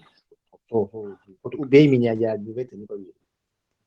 Дальше, аудалваться, чтобы реально в эту ишачью буду верить. Но ты очень сильно упорствуешь в этом. Не, все, я искренне верю, там да, я почему я это делаю? Там да, дай мне сформулировать, дай мне доформулировать. Но вот есть у тебя какой-то способ доказать, что ты реально в это веришь? Вот, и один человек, мы или там, не знаю, мои товарищи решают, действительно, Зумах Кешка, вот есть у тебя какой-то способ? Доказать вера это то, что скрыто, вера человека, даже пойму. Это понятно. Да, я не могу тебе доказать. Может, не можешь ты доказать. Но Нет. поступками хочешь доказать мою веру. Например, был этот исламский священник, который в Библиях, верующему человеку говорит, что верующему человеку укус змеи, если его вера искренняя, укус змеи ему не страшно. Змея укусить на камеру, велера и монах. Нет, То есть глупость, потому... Да, это глупость, я согласен. Я тебе просто привожу это как пример, что, например, поступки шьяц, их можно вот так суммировать и считать, так, искренне он в этих своих или не искренне или не хочет. Взвешивать еще, а дюйцер игнорировать, потому что одну дюйцер мадуй, Да. он может что угодно. Например, в Кегинах и Гелебах, знаешь, уж искренне верующих Аллах, то есть они реально думали, что это ислам что-то, короче. То есть они своим поступком мне, доказали, что искренне своей веры. То есть я... Дело вот в твоем положении, что могло быть хотя бы свидетельством, что ты искренне. Ну, война не доказательство веры, потому что многие агенты идут, воюют, там, умирают, там, все что угодно. Это понятно. Исключение подтверждает правило, что Юрий вас не жил При чем тут война? При чем тут война? Он говорит, ты можешь доказать веру, потом приводит пример тех людей, которые участвуют. Мы когда тебя рассматриваем, вот, когда доказательство веры было. То вообще наоборот свидетельствует, что ты, то есть мы более склоняемся, что ты не искренне верующий. Почему? На чем например, например, жизнь в Швеции автоматически означает, что ты не хочешь жить с мусульманами. Почему? Почему? Потому что ты живешь в этой... Кто мне говорит, живи только с мусульманами? Никто не говорит. Просто это керсбы, где взвешивается твоя искренность. И вот тут я просто дополнительно гирю легкой, не значит, что она полностью перевешивает. Но это свидетельство того, что ты вот в сторону неискренности. То есть, получается, Паймар Хавича, люди не веруют, согласны, я отдельно отделюсь и буду жить отдельно верующим. Он же был просто неверующим людям. Неверующий, давал вешать. Тогда других мусульман не было. Не было других мусульман. У тебя есть. Как бы теряем нить дискуссии. Я говорю, что мне не запрещено. Дело в том, что ислам, если она правильная религия, то люди, которые исповедуют эту правильную религию, они должны чем-то более привлекать тебя, что тебе хотелось жить с ними. А не с людьми, которые этот ислам ненавидят, которых этот ислам хотел убить, жесть, чествовать, с ними жить. То есть уже это свидетельство. Это всего лишь одно из этих. Смотри, может, это его миссионерская деятельность такая. У меня нету никакой миссионерской деятельности. Принужденно жить ради распространения. Подожди. Вы сошедшее воображение, у вас есть какие-то обязательства. Воображение, что вообще это они единица, это они делают, если должен модать. Куз реально хумшмадох век дюйце кузанах буляш бойш нах бу. Das лебяш нах бу хидек ду реально хумшмадох век дюйце фантазия ши иштитери ба хук мацагольцно миллиард человек вот это. Ты или придерживаешься этому писанию, да, как вот растолковали ученые, или не придерживаешься? Мне никто не должен толковать Писание. Писание растолковано. Я должен просто прочитать Писание. Как я понял. Тогда получается, распространялось это, ислам распространялся мечом по земле? Нет, не мечом. Потому что Бог дает выбор. Во-первых, праведные халифы себя друг друга перерубили. Но это уже совсем другая история. Коран говорит тебе, скажи, что это истина от твоего Господа. Тысячу раз При чем тут? Коран не ответственен за отдельных людей. То есть он текст не отвечает за них. Он хакоча, если бы это через насилие. Это кто Видишь, говорит? да? Ты видел, Ко что мне войной никто не какая-то... пришел. Ладва, ко мне войной никто не пришел. Никто войной не пришел. Ты еще войтеец, а какой-нибудь, не знаю, Пешапач, Бельхабин, он тоже будет говорить, что русские к нам войной не пришли, они уже давно были у нас. Мы не про это дело говорим.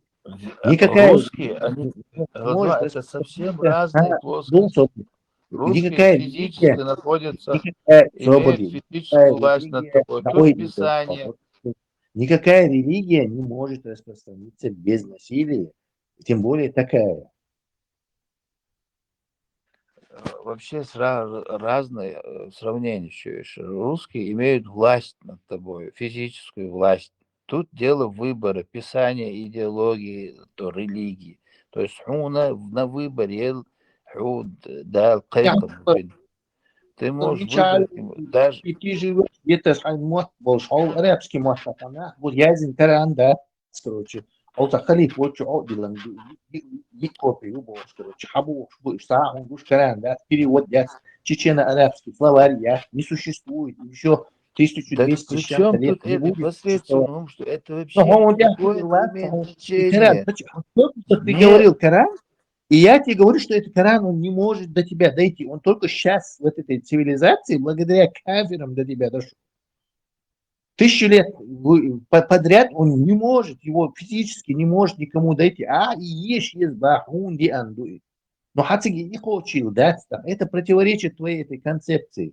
Если Коран не может до тебя добраться, где-то он есть у халифа, но добраться до тебя концепция в том, что Бог обязался сохранить и донести это Писание. Это пророка же, я не видел пророка. Ладва, это через какой фактор дошло до меня Писание? Через пророк? Я пророка не видел. Через имя то, что Бог обязался. Да, не дошел до тебя. Это причинно-следственная связь не имеет значения. Бельчан, худуа. Соцсех ответственно, Бельчан, что я про себя любима. Мы знаем, что у тебя дзен-буддизм какой-то, конфуцианский, ислам. Мы про это говорим. Короче, ашуда шайд ламаз да я бисмилдах я шайд шахадата да Аждуется абсурдным, что валла, аждуется абсурдным. Дюйгу повторяться, да просто шаю, что определение ша языка, что-то, не то, что араб, не араб. Вообще, что такое язык, сложное определение. И зеленую кнопку, если вы голосуете за меня. Студия решит, короче, кто большинство этих. Ввиду того, что тут больше безбожников, то есть это не имеет значения. Я обращаюсь к тем, кто понимает.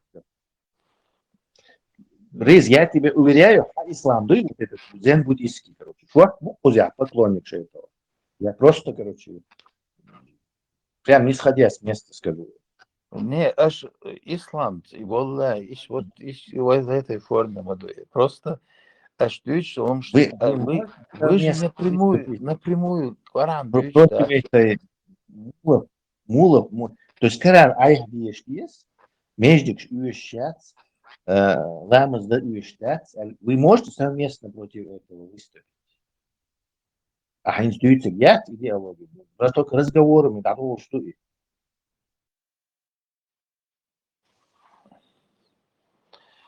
Между диезламаз да диезлом, Коран шадиешкиес. Ну все, начинаем. На колу мочало, начинаем сначала. Короче, Алсиш, Юба, со красавчику, эш вацба. Ведь даязды на со красавчику, даязды ду и босса, дневник те ординас, даязешу. Юба, спасана шхиргу эл, дамаязды на босс, красавчику босс, нахбор бон. Царь матишла, короче, 100% красавчик. Я обязуюсь называть себя красавчиком, хотя язды, да, масакин, хасабю, да, друга ключика. И да, еще, еще есть способ, есть ламанху. Я обязуюсь сохранить эту книгу, напишу в какой-то книге, и книжка нагасан, ей, нахуй, да, что там написано было, и автоматически сбить там пичку спереди. Но нагасан, и книжка сохранится, то это будет доказательство, что сохранить. كديش Is very losers no ris on kush manu asdalık sabelon. Дела сам вообще просто сейчас вахош, им ойличан, один помил Сашу. Чем се вывод идешь, в любом случае целый. Да. شيء لا لا أملا بقلا لا أملا ريز دال قيحو حيوت قامو يوشي حيوت حاجة يوشو ما دارت بس عدويتك سنخيتك не саят абсолютно саят гамуят. حدوش يدوي هما دارتن خذا Пятом. بس действительности я زين واحدة أي تنمداتي وران يوصنا واحدة عنده يدعيازي نش ناخبو إيش الدنيا نشابو شايلس من يسقى باقا ناخبو تسيوقا أخا إتنا عيازي ناي أسنا ليلي نقدو ونقوش فهم دعوة الشوطة حتى ليلي همش دو ونقوش قوش عيازي واحدة هيك هيك بريموي دون لردي دو لقي عيازي واحدة تنتاق داتوين нету. Яздин вадает хлор значение. Мы дальше обязательно хочу. Яздаться яздал. Ну ладно, такой пример, чего гениальный. Главное, иборной. Ну, تعبيش ودو خليف شوش خليتري إزي تسارق جوابلوش مدات ورا. إيش حسن أدمش مدو تساقي رازني شو ما مدات. Такие же люди какие-то. Абсолютно. دم دات متسار دعياز دين داتي أسي أحياز دين ما داتي يوي ديكس دين ياز دين داتي Ну, индейл, ой, моссома, не схочу. Слушалар дидуат, элят схочу. Даяз, хаязина роль играть, аж мояти. Чун и нисхалар, хацхалар, определяющая роль, ят, цунни. Даязин, цаязин. ну, короче, ладно, так урд бинят, ай, кида гурч деш, да, иям бая. Таба. Абюч, матьязин боштол, хумах, дез да, чун, бақхалар, хацхалар, боқ, асху. Хундаж дал ша, элятстол, хума, хам даязин, цаязин. Ça roule grande, schon da. Красавчик, Уэлли.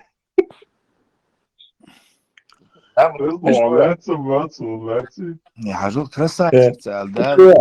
Красавчик. Ну, я не говорю, короче, в качестве доказательств. Со красавчик, я страница, я вообще. Я духомши, я зину, варанцан, хунцадисан, он дач, варану, чучайол содержание, бакуел, шумду. هو двое عالم подтверждается, да, что хумды. Дал шабю чуцуча, шамилу и абсолютно делует. هو دنيا ده مелхилу философ гоштач, хам дас. Нет, аж дюйца дас просто. Царь мяли хитинил и критерий шац и абсолютность дел боштом цеқиетама. И варансан сочетаться, да, шум да, сусан объяснить, инца жейн да. Вот варан восан дейл объяснить, инца жейн да, содал дюня дает. И жейн да, дейл чулт, я шуху жейн ахтиштах. Кидачум, валла, билла да, и алла да, этне варан доцак, ца жейн, ца арбуэй, курдуэй, там, ца хум, ца значение, шум штаца, штуйцуш. И сэр, гонишь, дикнешь, обычно швалю. В данном случае Хинз на данный момент самое деградированное общество во всех аспектах жизни. Исламу мобильный. Арбу, да, модати. Именно мобильный, что деградирует. Ну, варан, бях, бошу модат, варан, ниш, жейн, ду, аш критик. Да, и...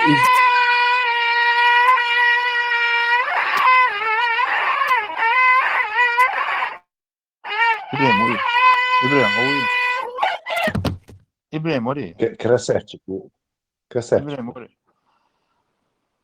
Ибрahim Ормат, уважаемый. Блокнот я, что красавчик, один друг. И вторым пунктом, и красавчик, вать бож, это не спешишь, хлебу бож. Маги дал не стоило, дал не стоило. Блокнот сохранится дирду. Дел хер вала, допум душун аж дуется, инзаре допкихумш. Хотя бы жим осторожно, он хил аж тахит, что жена султ яхки цаадни свой, угар не жена. Адам дешон, да, и дал не стоило. всех на глазах ты властолюбивого алчного халифа из Бога сейчас сотворил. Хир видишь. Цанна хир цедел шавача. Хир Бога примерно дал на халиф. حاجة относительно, что дей лайбохуми, адми лайбо, служит лайбохума бесплатно, там Бога жват, ваш Богу. Христиане, кстати. Че дей рухлича бесплатно, там ват ваш вот что. Отечественная школа, он так, он развитый индустриальный. Там хеч посторонний тага на из рухлича. Аллах мусаджа. Самый лучший враг Аллаха пришел. Ваш вот. Маша хуй. Кэлцо, я тебе то, да что камерда. Шитики, день, дышим. Тесла. И Юля лишь год. Юля лишь год машабик магаун из хуис, и хумайоти. И бреди. ما يحتاج كاتو ما يريد ما يحتاج جميع ماما رجعت يعني تعمل جابلو no deel shit daar naar lus voor afzoen die tam شنو ما ده والله ديل بوشي يبرشلو تشبرشلو تشوكولو شو تشوكسي شو ديل بيچاوتسا لا لا لا переводи كوتا говорю переводи لا لا давай حس لا لا переводи дел тянется لا لا переводи أعوذ بالله بيرتقو переводи لا لا شهادي переводи واش ديت نوتش ماتي ديل وات وتاع بين ديل وات مش اخذون تقادوش احد واحد قاعد وهميريو تاع بين ديل وات مش عارف تقاد صح هون اللي صار اريا قيتن هو بس جين يقوم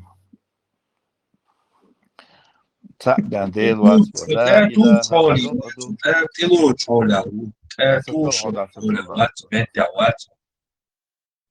حول أعلى الديجيتال بروس ناخن عيوت وها بيشتن تجيب هي بالكات وبيشعبوا هي مش تاجيس كم تريحه هو قايو هو نيتشن هاي هم دي دو تيبوش هو قدي تشعو نوخ يوكل هو ترينا يوكل هو أبي تربو شوكش ماليان هو وها بيشتوشي هم تسوي ترايونا هم تسوي ترايونا وحتى مثلا تشوفش مثلا تعمل لي قنيت يودي تزود قتيل ده تكات وقال عم بيقبض بأشياء حاجة محمد عبد الله بات اسم بس يخو تشتري محمد بن عبد الله هو يعني حدا هالخيط مثلا سميلا خليتها أبوها موسى تتوقع موسى لحكايات وهنا دعمت دولي يرفع لها تدوس لبقى محمد بن عبد الله أبوي نجد ولا بيرجع دوالة إسلام بس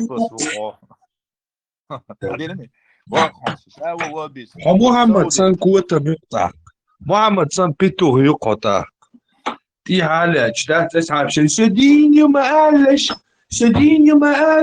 أبو سفيانك سديني ما خايتش سيلا ما أكيدش أبو سفيان البوش تحت إيه على عيني وكوتا مين محمد إيه يقطع محمد سن دعوة أعوذ بالله بيوتقوا يا الله أقبل حين تقول دي نبقى شوارتا نقول شروع كيست تجاه هوردون وش تقيتر وش تقوات صو نقول شروع نسيت ليت بودي صداقة صوتيات ويرومانتو وصداقة عليه سومات متمتر خيرتو وهتوتو سوقي صوتيات ويرومانتو داكاتش تيات حوير وداكاتش كيتيو وصداقة ناقواش دوش وقت تجريش تاني سو قريب جوح أورجي занимается дяшума тархарам су вообще баттак мандат театр кау сова театр همش ديتش ده ورا ده هم اعترض همش ديتش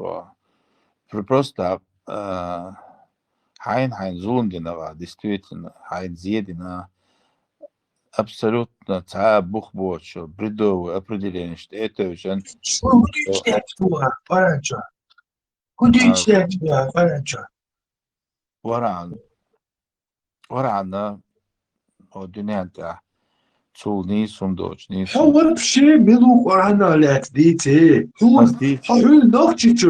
نوخشيتشر вообще تنجا شات حنانوي حورانانوي حقلي تروشي يقو بريكي دوات بيش خيخ كانون حقلي تيدي مبول إدين أربع بات تاير هادي لانسك عشان ديك هدو هو يو لدوان خميليو вообще أنا إيش دي بوش ديت ديلسا هو هاخد دليل لدوان اي بويما روي تسعة بوتشا في قنوات تعنا متت وان بنت ايوان وات What именно? Tuhuma din dat fatsawish bol arbo bui zar habeka hanan wa lila bin hundositan din dui ahtagan tsoks yani ha ya arbo tsahin lari hawara nan wa lilin bol hoshi pakru ustakhin lari hon idin doiza datar ahtsoks yani kayotu هو أنا لدوا تنان واتن بو تن تيدوش ناخدو تو حيخ دايانا دي دا دايانا بوتا بيلو دايانا تاكيا دايانا اوي عربوي جوكتي شايك تعني متي ساعتها ابسولوتنا هم شغيت شو هاتشو شايك تعنتوهاتش هو ياتي وش يات ابسولوتنا هو تم يبو حتى برشتوش كابتن ياتريشو دايانا بصوا باش بوتشي يا يسكر حاجات دايانا هو كنت بيقيو ولا وشات كيبيو هو عواش بصوا باش بوي تار حطاتو وروي خاون اي خمات داخليه جندي حاجه يتقول كياتو جندي حاجه يعني بيتو خاميريو اول وبشي نوختي وات داتو يحتو وهي تحسون تغنديش تو كما خيش تات فغينين سلالو بوشي كوتا دين كوت تغار سوت ومدر دو داتالا دايا داويتشو عندي اغاز نانس لا بوش جي دي زود لي حنا تاعنا بوفقا ايش بريما ايش تيك توك بريما ايفيتشا ابراهيم ويجي اول شي دي زود بوتو ايدوز ديتشتك تو خيتشو الك دو داوال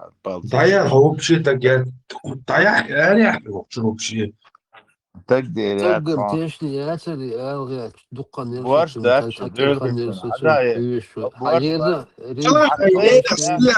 حاجة وراه بيلمس الاسود يا حلوه تمام حبيتو فيها كنت مميزه دايا حكي هي تيش يستد يات عربويات جوكتيات شو تاسنو تي هي تيش دايا تا تقدر دوا وقت مدير شينه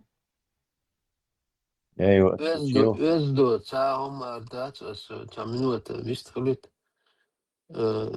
تاك إيرال تيك توك جا تسلا تاني دي قميل ديش قاسة تاع راديو شيناسو يقلتو تشكريبي واتسويش تنخاطر دا أو تليجرام جا خزخلو إفي يويتش سيداغرها ساحق أو جا والشون تاجين بردوش أرى أتشخنا تعديتين في المجلس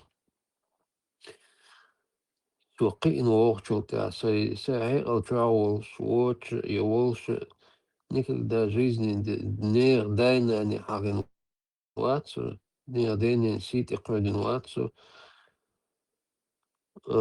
قا ساعتا صوبر لنا تشين قميل تشقدال تشين إبراهيم من تايست بارك لي رخصهمش دويتش خينات أخون خاطر قرآن لا تخاطر درياتش إتاستوبليني إشلاتشا سنانا عريقو سدا عريقو ستملك عريقو خد خش كروها تناول تاجيات هما يات سون حكروا لما تكرن سونم تاعنا проблемات ندويتش 500 كيلومتر شوية دعواس ماستات запись خزنة تناول خزر له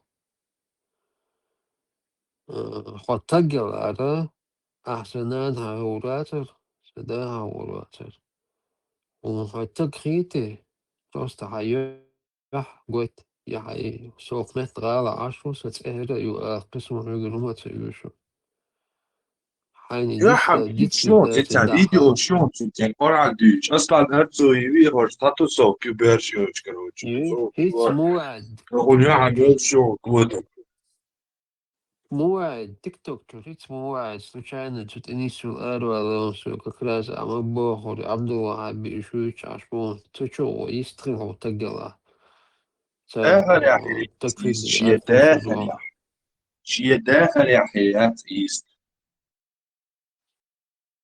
أرمت وين حقي أندي كوتر سن مليار ساكت ويدل شعبين دوا اشتغل بو دوا لتك تحدي شعبتي دوا لا بوستات سان مليار هوكشوا بريما لوريات سان كوتشوا سان كيتيو سازو ألير وانا مليار حقيقة شنو قردا يعني هاي تكن تأتين شو هاي كوتر ماميريو هاي دواتر شنزاني أرمت ميشاچو أغوشو إلى سلوكالا Представляю, чукаешь, каранический, короче, это бредючок, вот это видео, что как он лекции, YouTube чахлишь, أستعرض وريبوستت يا شركة تقول لسو بركة تقسو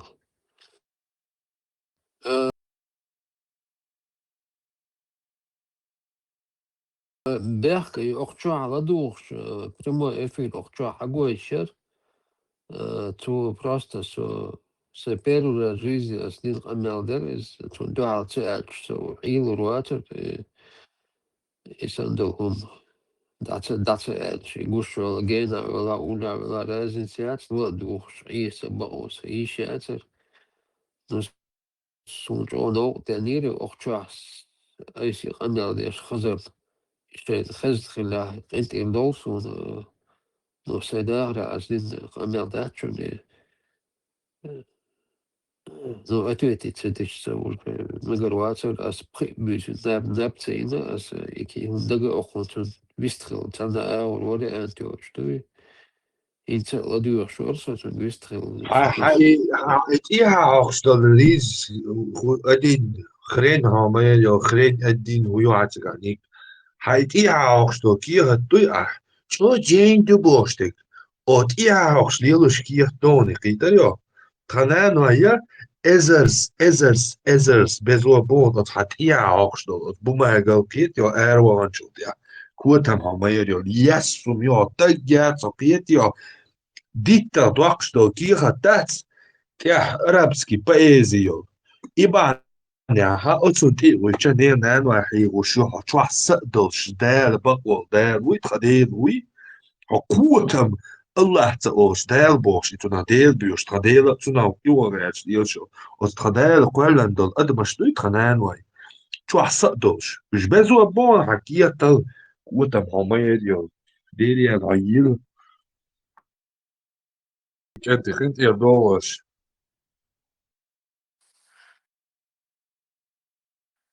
انت الدولة تو ستي تسنيكم ولا حابة مروح شقم يوضو آمنت بالله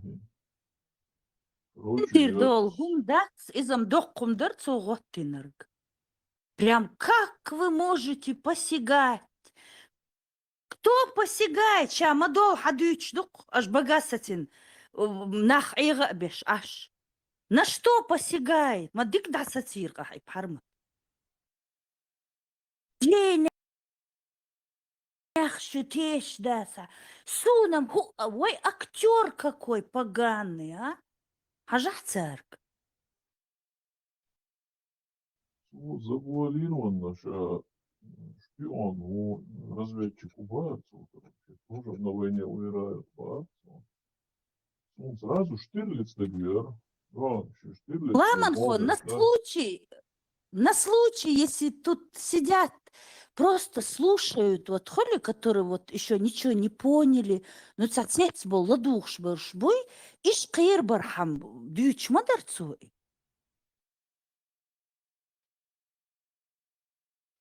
ладно, Кир ништыш. için haber yerler olsun zaten. Evet, mahbahsız ne? Короче,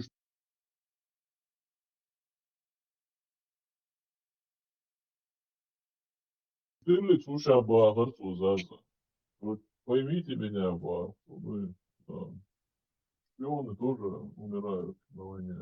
Тесла опитали, летели автомобиль. Да нет, я... Küg eben aş wo isam, zagoşun. Вот халат повелишь. Не включайте. Там сейчас только матерщина и ругань будет. Я могу прогнозировать ситуацию в таких случаях очень точно.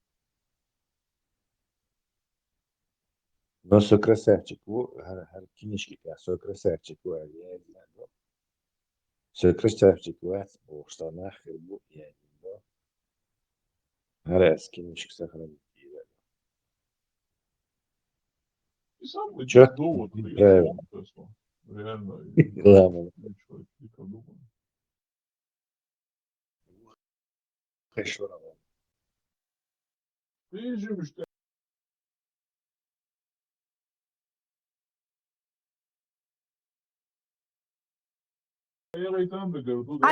Сагиотсум, меня в личку материт вот эта вот проклятая вот эта гниль. Одна из этих гнилей, сёк бюхум, что ещё хайх уэлхун и визендейл. Хайх шу массарах уэль. Ханан хадавухун и сёк мелья. Ханан юхун сою эллерг. Хови дал галак. Я же сказал, сейчас только матерщина будет. Да, заниши бродишь, я целую, что функция моя рано тоже. И это кочер была.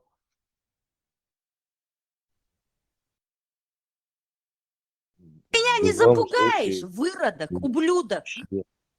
Хайх уэлхун. Сагиотсум, тряпка вонючая.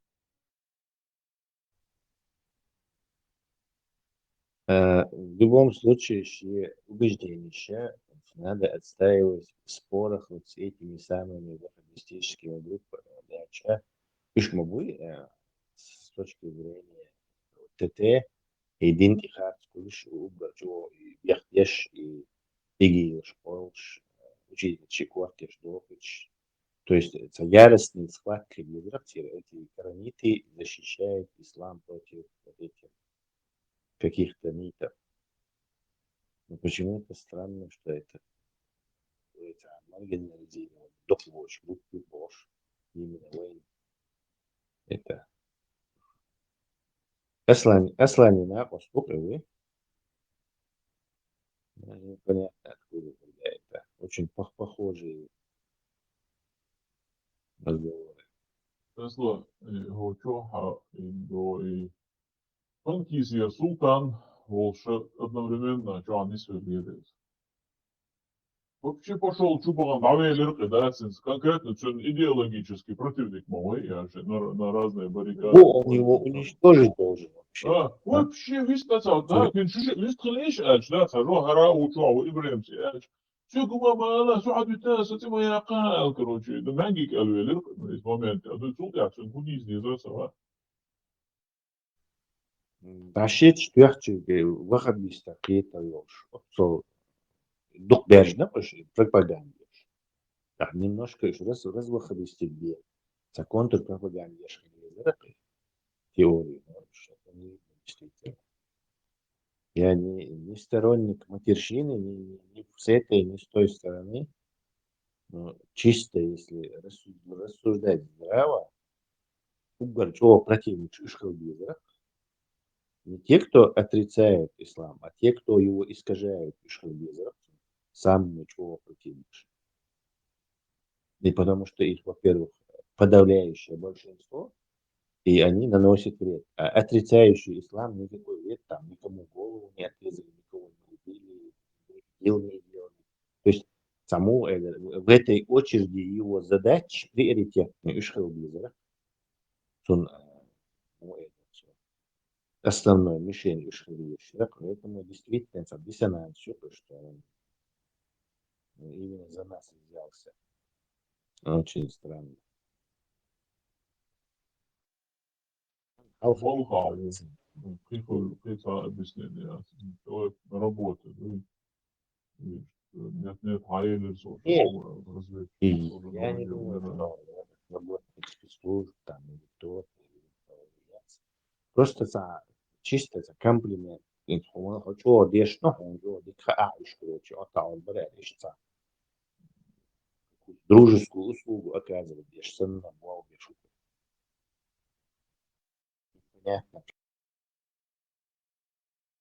Правда, выходил, читаю по.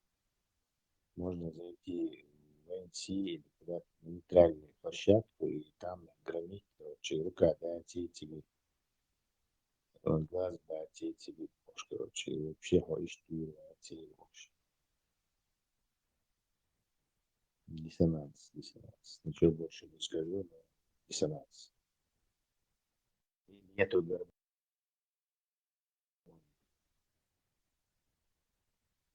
внутренней. Так, Аллах, мост там, ничего хавать. Зашел, ругнулся, ушел. Тесла, и насчет красавчика Джимдамана, вопрос его, что он дизал, Да, и я уже дал название этому. Довод красавчика. Да. Разве вы не видите, что небо, синее небо никогда не будет зеленее зеленой травы?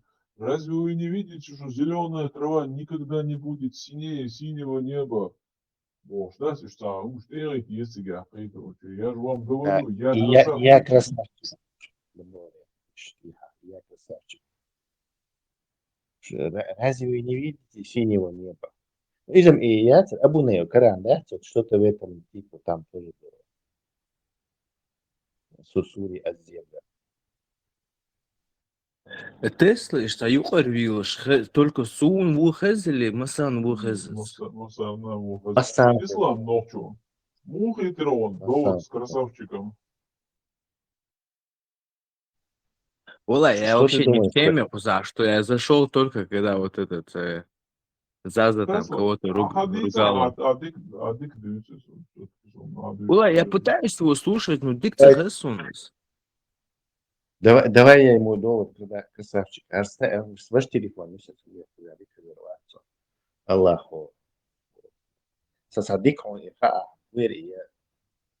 до дуа там какой-то, который чинит телефоны. Так вот, слушай довод красавчика. И с блокнотью. В этом блокноте я написал, что я красавчик. Первым пунктом. Вторым пунктом я написал, что будут люди, которые будут отрицать это и говорить, что я не красавчик.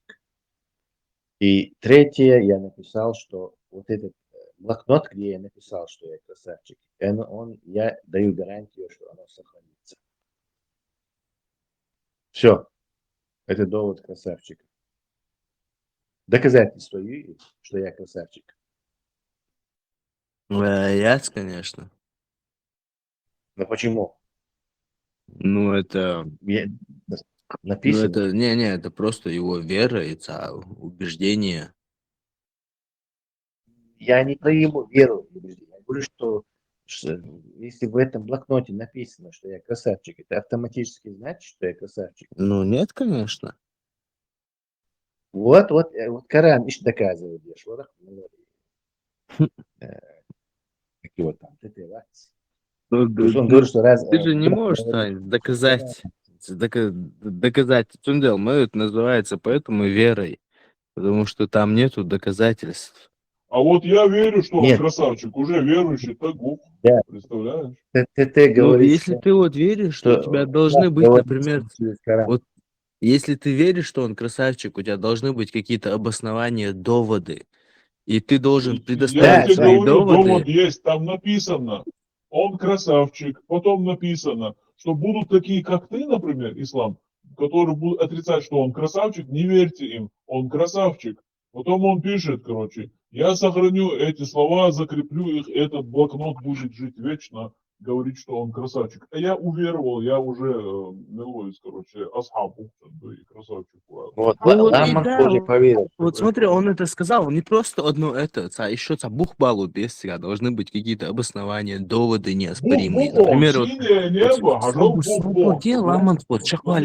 подожди. Довод он. Синее небо никогда не будет зеленее зеленой травы. Зеленая трава никогда не будет синее синего неба. И бух он, ты шпатон.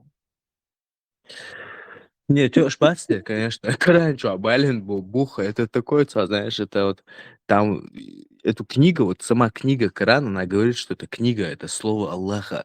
И сама эта книга, она говорит, вот оспорьте меня, приведите, вот много там есть факторов, как ты можешь хоть какое-то противоречие или какую-то ошибку, хоть одну найти, и ты оспоришь всю эту книгу.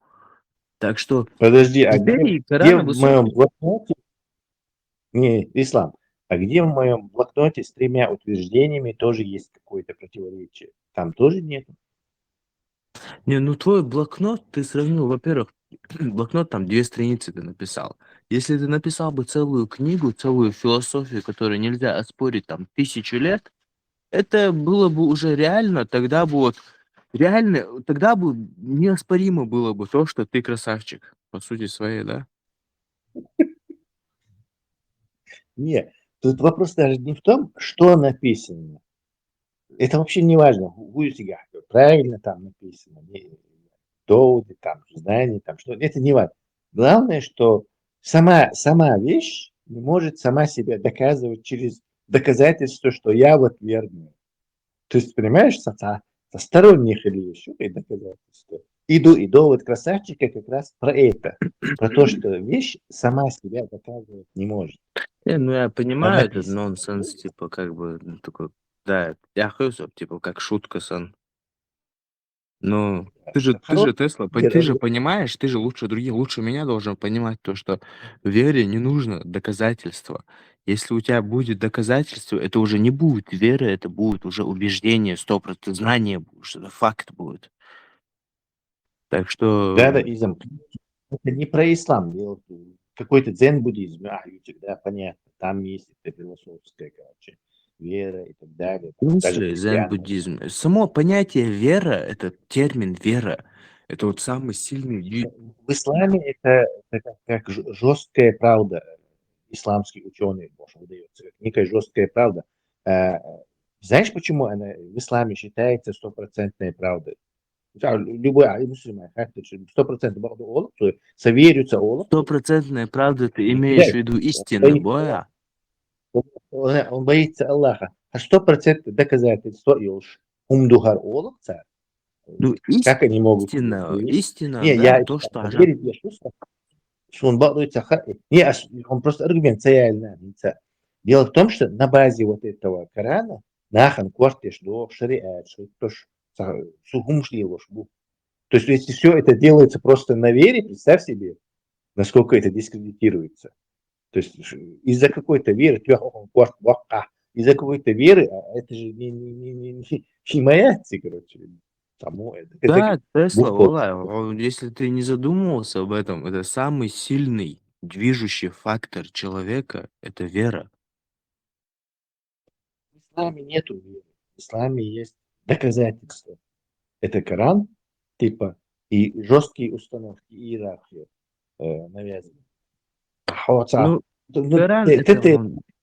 да, ТТИ, там, Кораничи, Терхум, короче, да, это у них там может такое. Не, ну доказательство, вот что в этой вселенной вот для тебя, вот для меня, вот Адамсон, вот который через глаза видим, восприятие там, эти сенсоры, вот что для нас будет доказательство, даже если небеса откроются и там ты увидишь что-то такое, это тоже не будет факт, вот понимаешь, даже вот мы общались то, что там Луну разделили, вот. Я, кстати, нашел доказательство, что это было задокументировано еще королем Индии. У меня даже имя есть его. Представь. И вот эти вещи происходили, это тоже как бы доказательство. Моя Где это доказательство? Можно посмотреть? Парма, ты ее не прогоняй его. Ты сейчас начнешь свою атаку. Не, Луна разделить на Бога. Вообще не катит, короче. Не, ну будет. доказательство это из... Но ты только что говоришь, что нуждается доказательство, но при этом у тебя опять-таки ты нуждаешься в доказательстве. Какой-то и культик. Ну давай я тебе пример другой попытаюсь привести, Ажан. Вот, например, человек верит, что его отец это его отец. до того, там, 100 лет назад он не мог там ДНК-тест сделать, и его убеждение было, вот он верил, и его, потому что доказать, что он может только верить. И обоснование, чтобы верить, что это его отец, у него, например, физически схожесть, вот там уши, лицо, вот генетически тут ты схож на него. Там, там, например, то, что э, там целомудренная у тебя там семья была, поэтому другой довод у тебя, да, вот то, что твоя... Тут есть, Ислам, тут есть обстоятельства. Дело в том, что отец выше, на вере Ашука, короче, за это вечно лагуш вати, то есть там ставки совершенно другие. Вот идут тебя, вопрос цены и это, качества. Ну, конечно, да. Да, ставка в том, что заключается... Короче, сомнение, что хочешь, а потом лага, еще это дьявольская игра. Это не может быть правдой. Почему не может быть это правдой? Ты как человек, вот ученого такого видения мира, ты должен понимать, что из ниоткуда само по себе ничто не происходит, и должно ведь быть что-то, что запустило все это и стоит за всем этим. Не, какой-то первопричины, вот, вообще детерминизм. Ну, От первой причины, чьи причины есть. Если ты сделаешь утверждение, что все имеет причину, Да, все, раскол это было все. Доказательства, что интересно. все Бога это все. Все. То есть там нету исключений. Все, кроме дати, все Бога. Если все имеет причину, то рассматривать это все с точки зрения, как говорят, началось ложка начала. Точка вот где-то. Что до этого, а что до этого было, сразу же голова колется. Если у всего этого есть начало, то, соответственно, если мы проживаем эту жизнь и собираем какую-то вот поступки, это все азмандуется, а главных эту жизнь как-то мы проживаем, халюя жизнь это, и оказываемся в могиле, сами с собой оказываемся до судного дня. И после получим вечную жизнь, кто-то хорошую, кто-то плохую. Все вот зависит от милости Аллаха, который все это сотворил.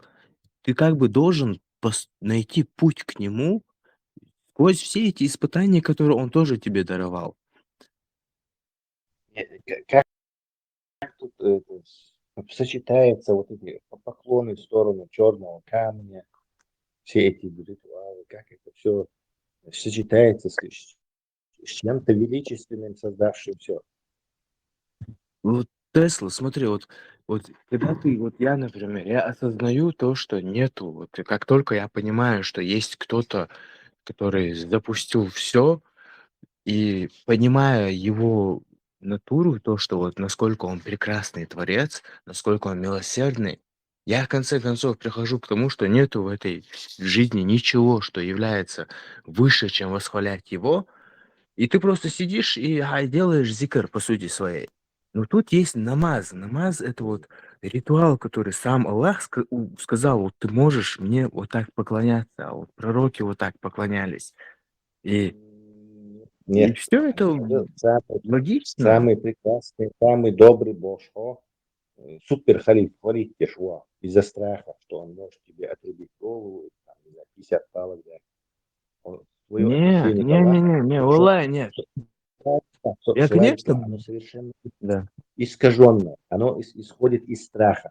До беспамятства, вот нахуешь, и самый прекрасный, самый милостивый Бог. Хотя существует огромное количество людей, которые очень сильно страдали, у которых зрения нету, которые умерли от рака, от этого. То есть, вот халифин, как Рамзану Кадырову не могут сказать вот эти люди, точно так же ты не можешь то есть это не первопричина, обмельчать пешунду и ислам. Как это ты можешь первопричину сравнивать с каким-то жестоким правителем, которому нужно подхалимничать и бояться его, что он тебя сожжет. И это есть первопричина во Вселенной. Мы мелкие, мы человеческие. Почему у него какие-то человеческие качества? Гнев, там, подхалимничать. нашли, сон великий Али и вождей Божь. Почему нас не восхваляют Божьи часы? Это не может быть. Это очень мелкая первопричина. Ислам придумал и по своей арабской, по халифатской, по своей этой пустыне ишачьей психологии, они придумали обычного халифа, просто поместили его на него. Все любят своего господина, а Аллах, вот как ты можешь его не бояться, когда он является творец вот всей вселенной? Конечно, ты, понимая его величие, ты боишься, ты меньше букашки по сравнению с ним. Творцом вселенной является Зевс, неправда. Не, Не, ну, опять-таки, и блокнот, я красавчик, ты даёшь, юха, короче, юха и блокнот изучили. То есть про красавчика, что там написано, что он красавчик, что у него такие качества, ну как ты не можешь это? да, ну, Тесла, Вера, у меня есть обоснование. Вот я говорю вот свою веру, и я обосновываю это разными там всякими вещами, вот там, да, например. Одно из этих вещей сказать то, что если мы возвращаемся всегда назад, Хорошо, то давай тогда обоснуй одну вещь. Пророк заходил в пещеру. Там его что-то душило и говорило что-то читать. Он не умел читать. Он испугался, вернулся домой. Это, кстати, Сахих Бухари, книга Откровения, 1. 3 хадис. Можешь прочитать сейчас. Он вернулся домой испуганный и просил свою жену Хадиджу укрыть его. Она укрыла его и повела к своему брату христианину, двоюродному, Вараке ибн Науфану, который был христианином. Там написано это тоже. А христианин в исламе – это наджас, многобожник, мушрик, подожди, где крестопоклонник. там это написано Секунду, я было? вопрос не закончил. Алло. Хадиджа привела его к своему двоюродному брату, христианину. Он рассказал, что к нему пришел, кто-то пришел, душил его и просил что-то читать. И этот христианин, троебожник, мушрик, куфар, наджас, сказал ему, что это был ангел, который пришел Мусе. И после этого он возомнил себя пророком и всем говорил, что он пророк, и к нему приходил ангел. Обоснуй мне, пожалуйста, как это так получается, что Мухаммед узнал, что он пророк от христианина, троебожника, мушрика, крестопоклонника? Нет, Ну и вот я он здесь узнал, Махат Мадырова, вот ты говоришь, там написано, где это там написано? Бухабалбе?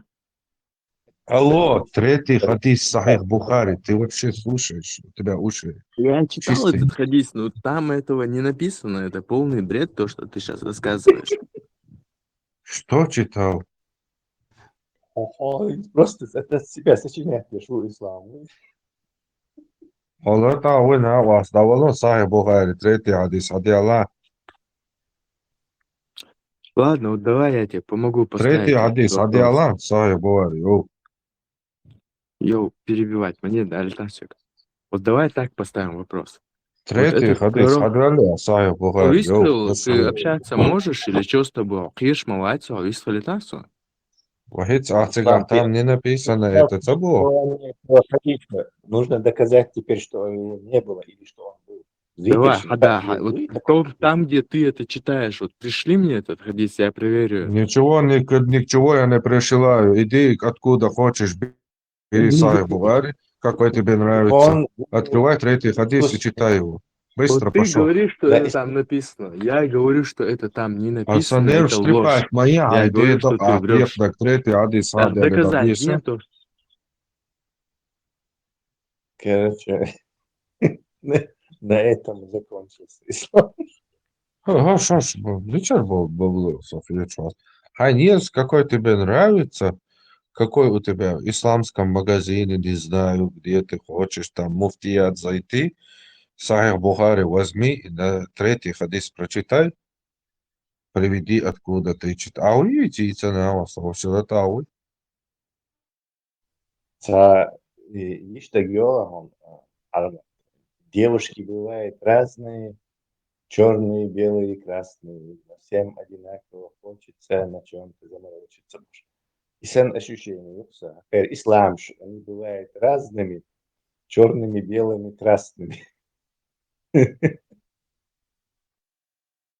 Чего? Садница какой-то ислам. А чего? Сот, как веселый, да, да, я знаю, что. Я говорю, что тебя и да.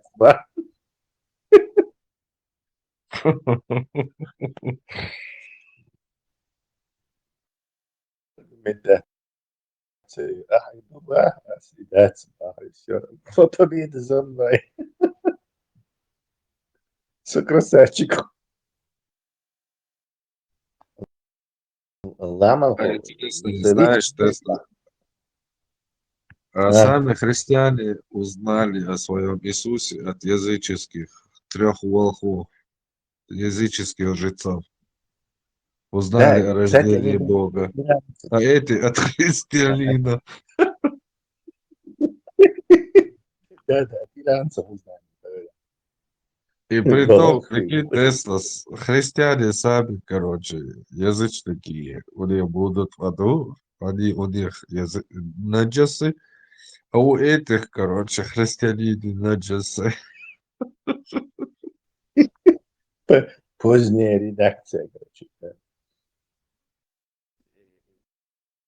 А позже Мелхуль Хайфудаха, короче. Апгрейд, я сам ее, короче. Ты имущество. Новый апгрейд, что это? Короче, Тесла мусульманин должен кого-то, короче, объявить, а Да, потом да, тот и скажет, что сказать, мусульмане да. наджасы.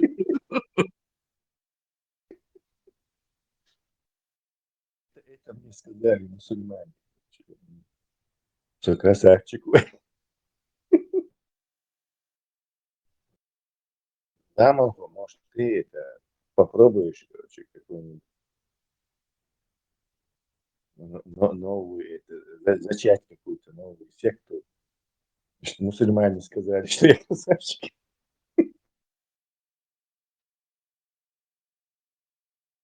Сейчас ислам и РМ, короче, пойдут кого-то объявят пророком, короче. У них все равно свой ислам какой-то. Можно Костецкий использовать.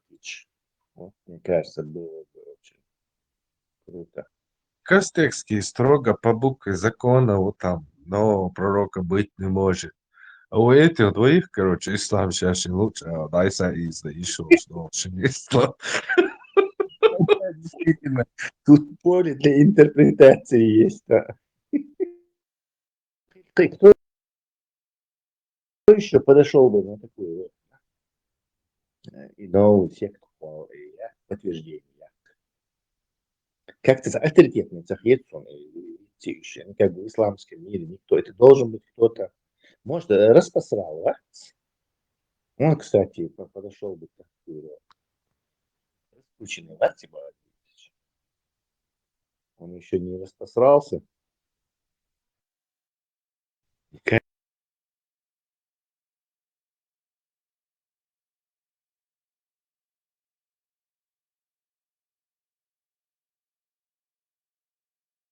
качестве пещеры. Надо это все, короче, самому обдумать. Как выдать вот эту версию.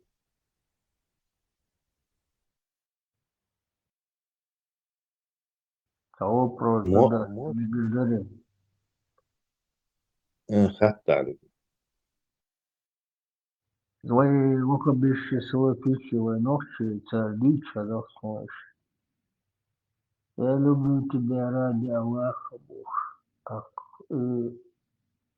Я уважаю тебя ради Аллаха, Ал-Миштас. Именно люблю он олтаться. Ну, вообще-то, да, палевная. Но слово любовь, оно еще... Я люблю мороженое. Это же не значит, что ты его буквально любишь. То есть у этого глагола несколько значений. На английском он тагадует. I love it all. Значит, также это сильно нравится Бога. Толковать, да, можно. Поиздеваться можно.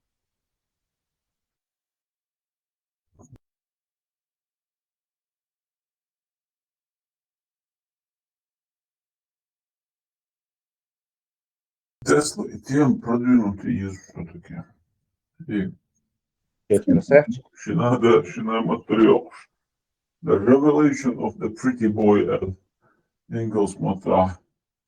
Откровение красавчика Ластомата. Те, что это есть. Имя, название должно быть такое. Хлесткое, привлекающее внимание и дерзкое. Почему я красавчик? Или как стать красавчиком, не привлекая внимания санитаров? Или, я не знаю, почему ты провалил миссию стать красавчиком? Или Почему я не красавчик, Мухану? почему я не красавчик? Нет, потому что и книжки они успешные, как будто ты хочешь обмануть лохов и продать много книг. Поэтому я не получилось, провал, ты видишь, я красавчик обязательно, ты видишь, у которого все получилось, и ты вот хочешь поделиться с людьми своим счастьем, а они со своими деньгами с тобой. Не, it's a buzz. А почему я не красавчик, босс? Вот почему? Я тут доказываю, что я красавчик. И говорю, что такие, как ты, будут. Вот. Там было написано, что будут люди отрицать, что ты не красавчик. Но я тут говорю, что я красавчик, потому что у меня есть доводы. Нет, по-другому надо как-то это сформулировать. Почему люди не верят, что я красавчик? Или на чем основано заблуждение этих людей, считающих, что я не красавчик? Ишцах видишь, что это слишком длинно. Сейчас очень модные названия этих японских мультфильмов, они очень длинные. Вот попробуй догадаться, Лама, почему они такие длинные. Например, Саунядин, человек такой-то отомстил Гунядин, я их назвали, что все. Или Мак Саунядин вместе с телефоном попал в другой мир, бла-бла. Я их назвали. Как ты думаешь, почему это? Чтобы они не повторялись, наверное. Не совсем понятно, что ты имеешь в виду. Нет? Ну, повторяющиеся имена, чтобы не были, когда много народов в этом книге. Нет. Не.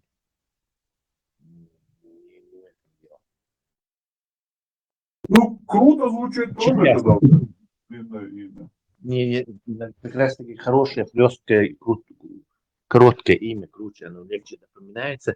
Длинные имена это как бы не, они это делают не потому, что это в каком-то смысле зритель хаскит ну или как это объяснить, что это хорошее имя, тут совершенно другая, и раньше такого не было, и быть не могло, а вот сейчас это такой мейнстрим.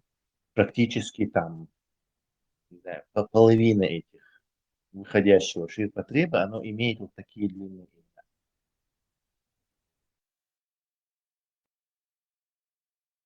За этим стоит четкая логическая причина, почему они это делают. Ну, если это связано именно с этим аниме, это шумшел подыгришь, а жопу башнокор и ватсуи. Ну, в общем-то, аниме юакшен, по книжкам юакшен, по книжкам, по комиксам, то есть они тоже имеют те же самые названия. То есть это не из-за того, что это именно аниме. Как раз таки не из-за аниме даже это название. Скажем так, художественные произведения. Сейчас тиражируемые в Японии, они больше половины вот такие дурацкие названия. Например, одна была будешь, как подцепить девушку в подземелье. Примерно. Или, например, конец света, будешь ли ты занята, спасешь ли ты меня. Это название книжки, по которой сделали это имя. То есть она там художественное произведение называется, еще не обязательно именно аниме. Почему эти длинные названия? Или, например, название в другом мире с телефоном, со смартфоном. Это сопословие Engels maat is, het even misschien. Не, это понятно просто, это я специфика. Эти сами названия за себя говорят. Почему такой, нам же там его кино, например. Мой унесенный ветром, там, я не знаю, Убик, бегущий по лезвию, так что такое название. Еще хочешь, короче. И тут на тебе, короче, бегущий по лезвию, царь, например, написать имя. Ищет название, или мухлер, охотник, или не знаю, полицейский, задерживающий, не знаю, гоняющиеся за роботами, андроидами, в конце концов, что-то с ним происходит. Там ищет название. И у них причина эти названия давать. Вот кто догадается? Название самого сценария Бога, он актер плюс монтарацию чего. Нет, название произведения самого. Говорящие названия и Бог царь. Ну почему говорящий Бог? Давай. Заманивает, унесенный ветром, к примеру. Ты всегда вот подразумевается, это что-то там уносится ветром и так далее, тебя заманивают туда, будут их узять, угнать за 60 секунд, да, я действительно, короче, узят. И унесенный ветром, и угнать за 60 секунд на английском, сатерхеш модей, gone, 60 seconds, gone with wind, и начало сатерюся. Вот заманивают, будут делать, да и сразу. То, что им имена заманивают, это еще с древних времен идет. Это понятно. Литература учат, что имена хлесткими названиями. Вот именно это длинными предложениями, подробно о чем Олш название. Из 2, из 3 предложений название сделал. Это же так, вообще дичь моя. Ну все, но это сейчас просто чуешь, что царь называешь. Именно вот японские художественные произведения, комик, аниме, вообще понимаю, что царь название. Почему они перешли к этим названиям? В чем была причина?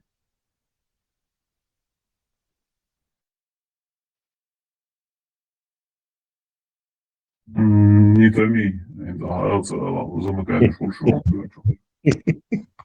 Короче, это связано не с тем, что дуклю, когда на рынке много-много всего, тебе надо как-то выделиться. А нахбац, они что читают? Например, я люблю читать, как какой-то человек из нашего мира попадает в какой-то другой мир. Средневековый фэнтези. Вот именно ищет. Я буду искать именно ищет произведение. По названиям я это не пойму, я много чего пропущу. То есть, если я увижу там, человек из нашего мира попал в другой мир, там, да, то есть это уже это. То есть, воушер и соревноваться, без щедик юахтер, щедик предложить реч, ты уже целевую аудиторию, название цана и лация чуха. Потому что если ты дашь ему название там,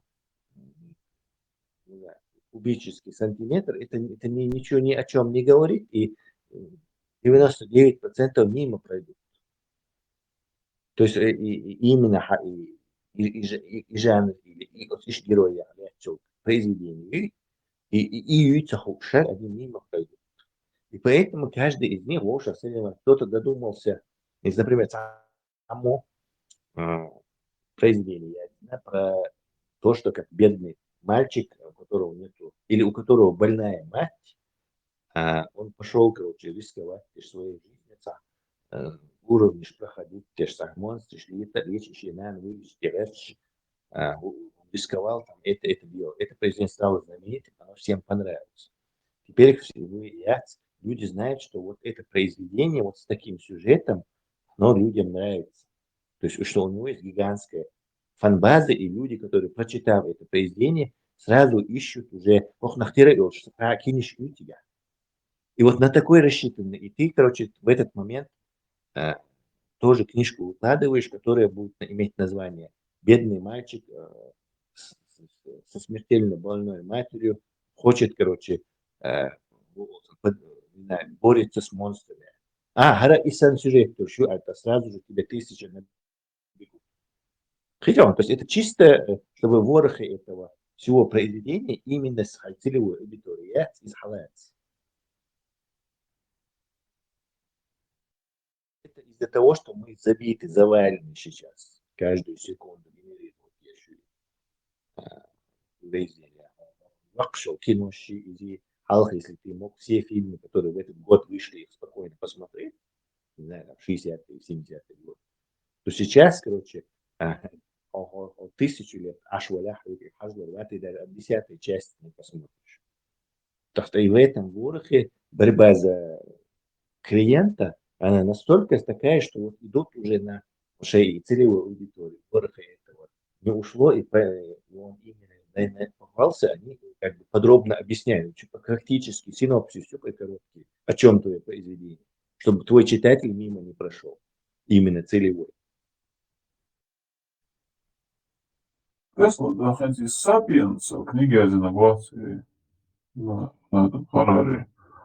И с таким коротким названием, как его книга пробилась, у нее еще уже Когда он написал? Когда он написал? В 18 году, по-моему, он написал. Ну, пожалуйста, теперь вот японские, yok конкуренцию, и у них там это происходит. А у европейских, книжки, она и так доходит пропасть идет, если ты вложишь деньги и рекламу. То есть рекламе, то есть какое-то издательство, издавая эту книгу, поручилось, потратилось на рекламу.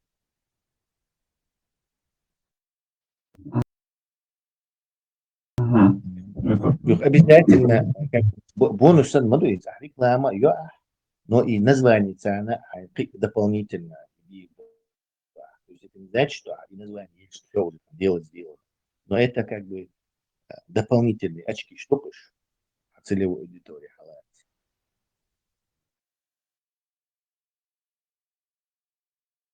Да, красавчик, Вац. Он, смотри, красавчик, это вообще не ассоциируется с той тематикой, которая там будет, к примеру, да, ну, просто мнимый уж наводючишь. Да, это как получится? И тут либо не красавчик должен быть, а какой-то другой чувак, либо красавчик, но опять тематика не подходит, и тянет замыкание. Ну да, какое-то такое название. И прям на ходу приготовишь, это цигам хиц, еще шпуки, желательно из конек еще шпуцигя, не знаю, цигя на самом деле. Мне нравится это название, аргумент красавчика.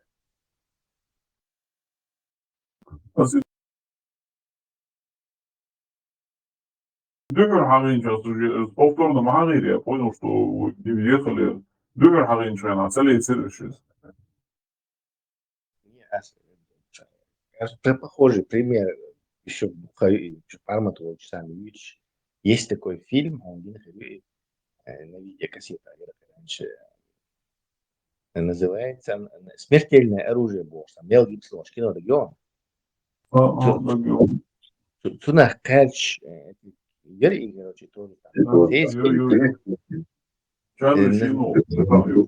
Заряженное оружие называется. Гнев? Чарли Шинол, что вырос голый, вырос топ-дан, топ-дан, ничего, продолжение, это есть. Ну, короче, и вакуется, и выйдет, и чували, вырези, караван чували, и чува, пасабок, граната, он это, и я, ты, да, топ-гане пародию, ахлитик. Ахара смертельное оружие пародию.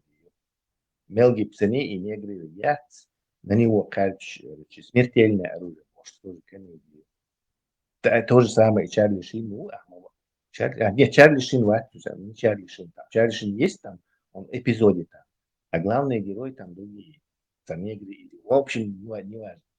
И там есть такой момент, смешно, персона, когда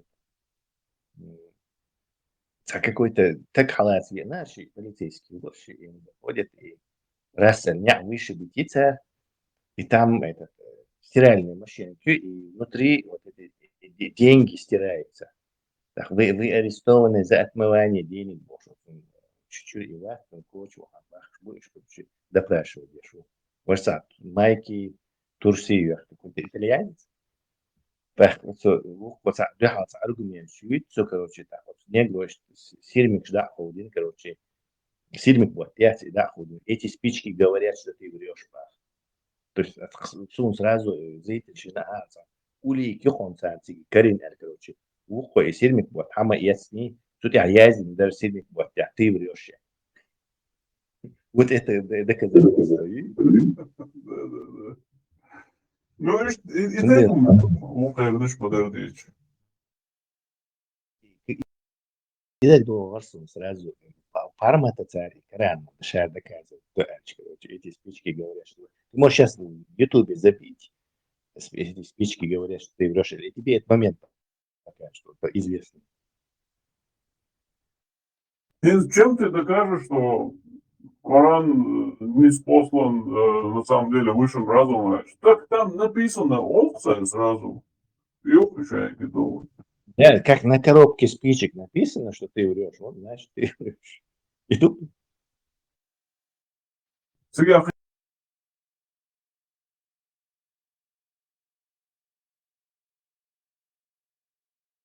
отсюда что придумать ты делаешь? Хедия парсан, это нелепое доказательство, что ты придумать и ешь, интересно. да, на их сторону встать один Ахмабара, вот торца хулич, когда ты типа за них доказательства придумываешь, и красавчик сам. Ахца, и Хилария.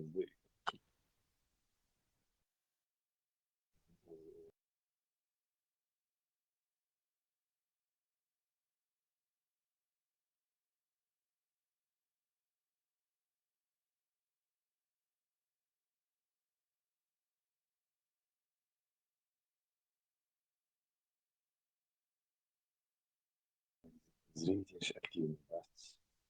Да, потому что это а что я на камас, короче, я ловлю на Да, Арма, дерево очень, 7-8 часов на эфире, и под конец щадили, что я, слушай, напал на это. Шикчар, я хочу. Yani yakındaki belki ripörtler ya bu. Рить, нормально кал диалог. Да, и деклейцер. Третий хадис, Сахих Муслим Альч. Дайте тебя. Почему дать? Можно же, знаешь, вот ты дать, говорит, доказать. Нет, короче, не хочет ничего доказывать.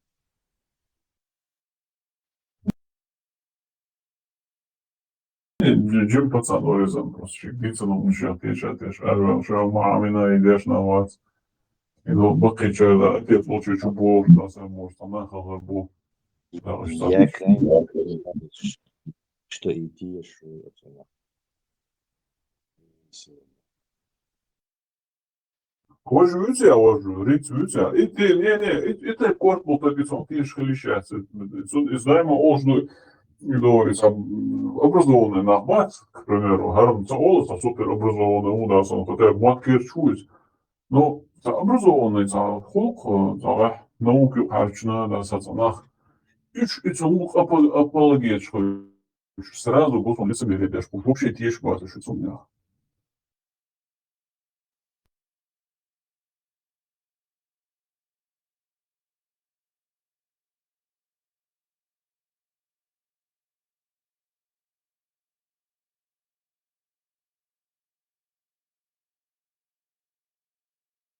Интересно, когда у тебя, если пойти по этой цепочке, есть бац, А худу и да, ну, я понимаю, долца нахана, и сон тишь вот и хай целя, вот поставили человека вот да, не, а вы значит Меркел микрофон лет сахатер дель сон, ich mir gar nicht switch.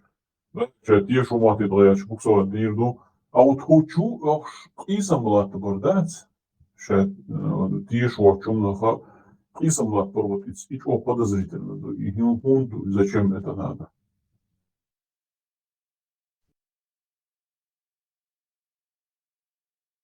Реально, да, это цель яйца бессмысленная. Ну, видимо, у него финансовое положение хорошее, и ему особо заняться нечем. Всегда тут шел, да, просто. Да. А какое-то хобби чем придумать, там где уже все ресурсы ушли на изучение этого нового языка, чтобы забрать, да? Чего-то новое начать. Вот это религия для него и хобби. Вот он не знает, что это ключ будет.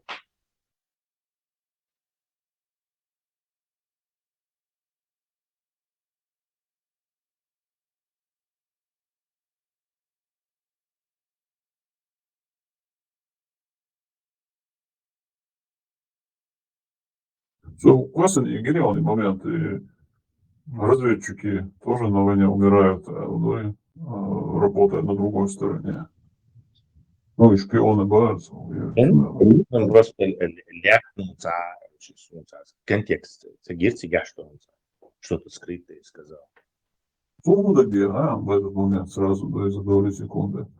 Если вот, представим Штирлица, да, реальный такой разведчик, такой, который действительно так глубоко вникся в это, инфильтрированный угознеясан, мощный офицеру. И раз, короче, да, бомба опяха, и волчий, и вых, и газ, к примеру. Да, Германину выиграть, да, и так далее, да, у них есть шанс, что и герой бац, и сам памятник, что их имена, название улиц туда-сюда, да. И Штирлиц вошел бы в список героев, представляешь? Говори.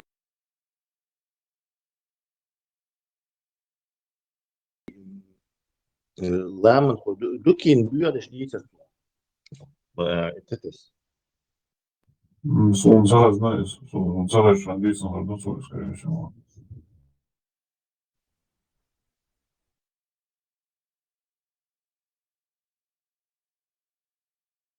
Петерёс, а что насчет Штирлица? Нет, не догнал. Ну, к примеру, Азла Штирлиц, советский, короче, разведчик глубоко инфильтрированный в этого, как его, вооруженные силы Германии. Так, это шахал ретер, естественно, вообще без бога шуйза, но его убивают, да, во время войны его убивают вот, снарядом или там бомбой, авиабомбой советской. Но в итоге Германия войну выигрывает. И у них есть возможность, значит, вот, сейчас у них нет этой возможности, там, герой обозначить уличных, а вот если бы они выиграли, у них была возможность, что уличных, это именами героев, памятник, вот, допустим, на какая-то улица, Штирлица, и какой-то там сквер Штирлица, Хелищер, к примеру. Да, приятель улица Хушба. Вот именно. Şimdi вот иду hazırız, voydol haldı, voydol halmalı интересный хал. И там беш вол мовила охо сразу. Мелч о подозрительно, уж дивня из тегега. Ну да. Есть истина, зерно истины в том, что говоришь. А анекдот тогда, это сон про Штирлица. Рассказать? Дрицавица. Короче, Штирлиц, он просыпается после, короче, какой-то дикой, жесткой там, пьянки с партии. Короче, будто он ложь-то, когда он открывает глаза, разлепил веки, посмотрел, вон, короче, там, стены, все. То есть похоже на тюрьму. Но он не может вспомнить, что Милан, короче, тюрьма, короче, что это тюрьма, где он находится. в Советском Союзе он находится, или в Германии, короче, или в оккупированной. Да, и что ойли думать, я шу и думать, там напряженно ще ойли не. Так, если зайдет, решение нашел он эту проблему, если зайдет милиционер в советской этой форме, я скажу, что я советский разведчик, полковник Исаев. А если зайдет в немецкой форме солдат или охранник, я скажу, что я штандартенфюрер Штирлиц, истинный арийский. И что я цього man решение и кетче венчить. Менги тихина шуйка няха его. Заходит советский мент и говорит, короче, ну и нажрались вы вчера, товарищ Тихонов. Актер.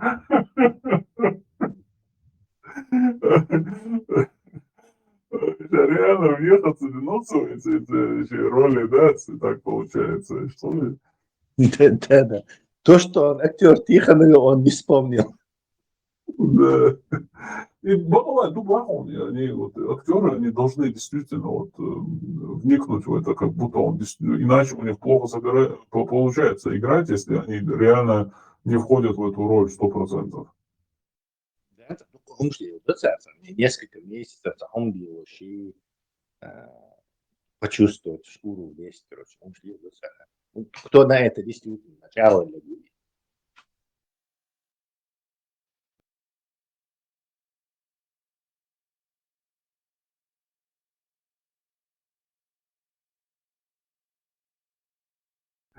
Бог нафта, актер, реально в обычной жизни, обычно нах будешь, а царгар, геройский учится дейленше, да, биографии чего-то спокойно юцера.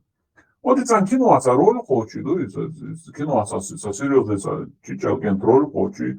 И после этого они начинают уеживаться, да, еще реально как будто Джеймс Бонд Уолсон, да.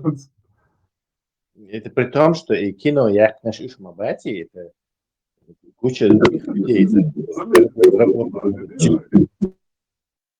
Ты просто на готовеньком остался, и как бы выполняешь наименьшую часть этого, но при этом получаешь наибольшую часть и денег, и славы, и рыцарские звания, вообще, он отцепляет, да?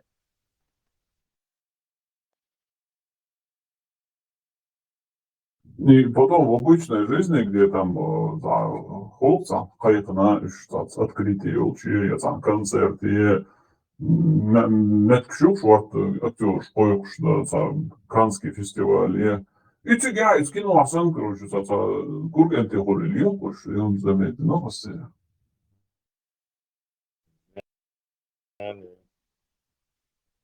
Несправедливо, конечно, мир. Так, видели. Да, Тесла, уча очень не синяла, пацаны, слушала. Что неинтересно нас слушать. Давай. Olsun bari Allah'ım. Из английским матраха spirit полезен. حلقة شي زاد تنصحهم شي هما يوتون حلقة. Yo sağ humamı. Humamı ya. Суф датиц аватар кида. Да. Нисник закалено spirit полезен. Главное, حلقة شي زاد تيпумаю. Go. Аватар кида суф цагон. Дела фиго. Ție просто его. Да, ты за захабаду чуали, чадон. Я суди скопирую что классен. Ламон хой канал хадели чадо суф даже. Последняя публикация. Emil du hoş. Hangi kaç bari atın. Инсайд захабаду что канал был ламон хой. Если там были из канала Чувашварт, Чукайсон Сюрт, Штатом Шон. Последний Чукайсон Суф даже.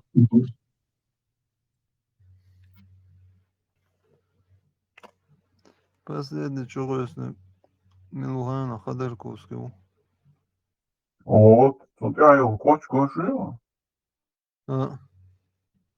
Вот, уже ты его говорили, ну, кочку из Галинах и не он и коч.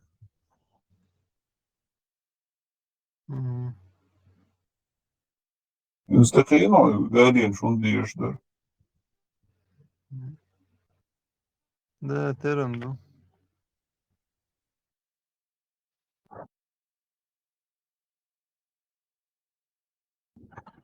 Из фатхетил кочу бош. Иши царь сам да его шел кочу, ухот его.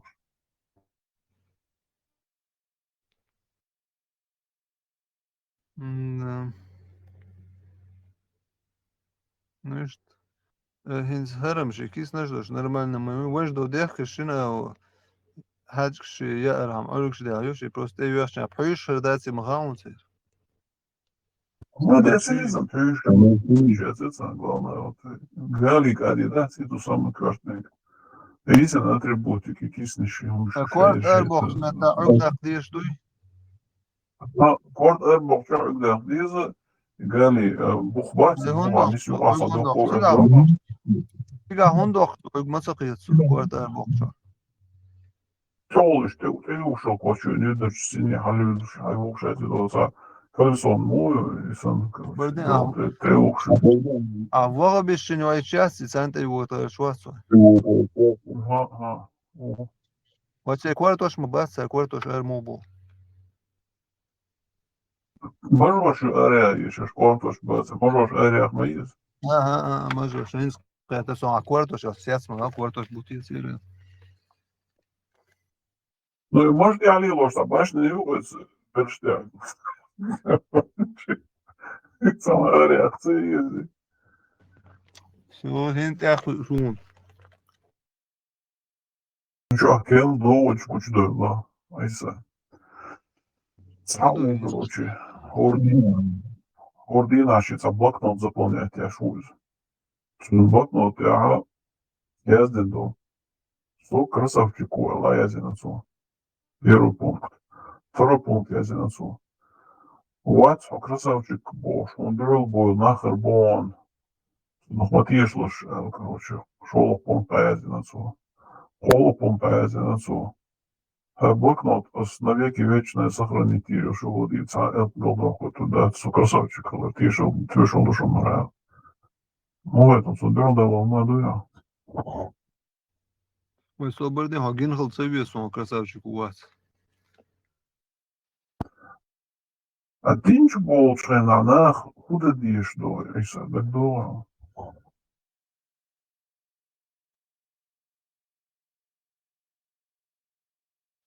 Шагада дало дел. И дало еще ждуясь. Лучше и тут сдвинь надо личину. Деш на маду я деш. А жена, к примеру, хожла. За таким случаем нет я. Так выше он гина, и это гина, к примеру.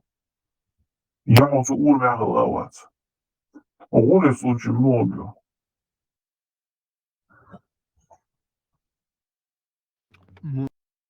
Хубара, голи бара. Да, в случае много. Гич я цагиши. Цагиш воли, да? Да, цагиш воли, да, хожла. Даю судью. Короче, и так вина бош, а так усудить веш. Так ховгут суди. Ола ой бор, Иса, ауда, ола винил суди. До цавино так.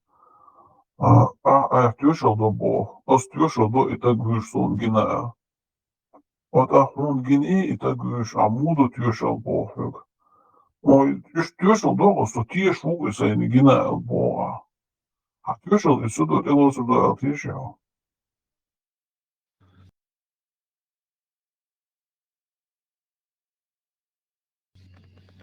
Хоин миште вагар чухасу. Так, хайна гина дочь, до хуман, а тюшел. Иман рил дупус. Иман рил. Хажа, хайна гина дочь, до хуман, а тюшел мудо, и буду, и пич батер мудо, и жибал ябдюн, а пич бат амош, он мудо завач. Ас тюшел до, ас тюшел, худа тюшел, хаму тюшел, он магина яс, он мага задаться. Даггар тешер. Тешел до. Что тешутся Бога, а тешил до Бога. Я свидетельствую Бога. Я уверуюсь в Бога, я свидетельствую Бога. Это вот разные вещи. А по идее, قابل ده بوجده. Ахач как пархалмадьез и шахадат, хэтио. Свидетельство до стюшал до бошал диш подасис. Сотяшно у бошал диш дуис. Вон хай. Якобаться, мы сапа. Марша Доврила. Приходите свободными. Традиционное чеченское приветствие всем моим зрителям. Если вы читаете комментарии под моими видео или смотрите обзоры на меня от мусульман, вы, наверное, заметили, как они пытаются оскорбить меня, назвав усачом, буденным казаком, усатым и так далее, пытаясь по-ваххабитски задеть и оскорбить мои усы. Откуда это идет, я сейчас вам покажу. Сунан ан-Насай, книга 1, хадис 13, передана от Зейда ибн Аркама, что посланник Аллаха сказал: «Тот, кто не подстригает свои усы или не укорачивает свои усы, тот не из нас». Этот и подобные хадисы повторяются в разных сборниках. Сахих аль-Бухари, хадис 5889. Передано от Абу Гурейры, что пророк сказал: 5 качеств фитры, то есть являются естественными. Обрезание, бритье лобковых волос, выщипывание волос из подмышки, подстригание ногтей и подстригание усов. 1892. Передано от Ибн Омара, что пророк сказал: отличайтесь от многобожников, отпускайте бороды и интенсивно укорачивайте или подстригайте до кожи усы. А Ибн Омар, когда совершал хадж или умру, брал свою бороду в кулак снизу, и то, что выступало за кулак, он отрезал. Удивительно. В достоверном хадисе посланник Аллаха, саллаллаху алейхи вассалям, говорит: убирайте усы и оставляйте бороду. Когда к нему пришли персы, они говорят: наш Господь, имея в виду что? Ксеркса, то есть своего правителя, наш Господь велит нам оставлять усы и убирать бороду. Посланник, алейхиссалям, даже не посмотрел на него, потому что он женоподобный. Ты девочка, ты не мужчина. Не посмотрел, отвел взор свой от него. Хорошо, чтобы фитны не было от таких скверных людей. И поэтому сказал, что касается моего Господа, он повелел мне оставлять бороды и убирать усы. И ты видишь, сегодня больше всех болтают мусульманин, он себя мусульманином называет, вот такая у него кисточка под носом и полностью сбритая борода. Вот так наши предки ходили. Конечно, твои предки, твои многобожники, огнепоклонники, предки, если ты считаешь их своими предками, они ходили. Что касается наших предков, наши предки мусульманами были, альхамдулилля. Если посмотреть там старые какие-то сохранившиеся фотографии мусульманов, которые были до Советского Союза и так далее и тому подобное, все были, альхамдулилля, бородатыми. На самом деле он врет. Чеченцы носили только во взрослом возрасте бороду, но это была обычная борода с усами. У чеченцев считалось позором носить длинную бороду, и сын не имел права показаться отцу с длинной бородой. Единственное, когда сын имел право отпустить бороду, это когда он брал на себя право исполнить кровную месть. Появилась такая традиция следующим образом. Воин, обрек, человек, находившийся в состоянии конфликта, изгнания или вражды, мог перестать следить за внешним видом и отпускал бороду. Усы и борода – символ возраста и достоинства чеченцев. Чеченцы испокон веков уделяли особое внимание своему облику и внешнему виду вообще. Недаром в народе говорилось, что человек с сияющим обликом несет в себе добро, нравственную чистоту и положительные эмоции. О подобных людях говорят: у него облик, как у святого Оутахаджи, Оутахаджин Санбуцинин Бас. Такого человека очень часто старейшины села делегировали на всевозможные мероприятия с дипломатической миссией по примирению враждующих сторон и урегулированию любых конфликтов. Таких видных людей выдвигали на переговоры и с представителями других соседних народов. Внешность их в этом случае играла существенную роль. Она олицетворяла честь и достоинство этноса. По мнению ученых, в понятие чеченского идеала мужской внешности, как правило, входили высокий рост, широкие плечи, широкая грудь, тонкая талия и худощавость. По красивой походке и бороде усам можно судить, каков он, говорят чеченцы. Во внешности чеченца важное значение имели борода и усы, мажмя, являющиеся символом возраста, чести и достоинства. Прикосновение к ним считается оскорбление, но касание ножом бороды убийцы в знак прощения во время примирения кровников допускалось. Говорится в книге «Мужской костюм и воинское снаряжение чеченцев и ингушей 19-го, начала 20 веков» под авторством Гарсаева и других ученых. Если ты не мужчина, ты не должен носить усов, говорили чеченцы в исключительных случаях. Борода у молодых чеченцев должна была быть короткой, окладистой, и волосы в которой могли скрыть в себе зернышко кукурузы. Длиннобородыми могли быть только старики и кровники.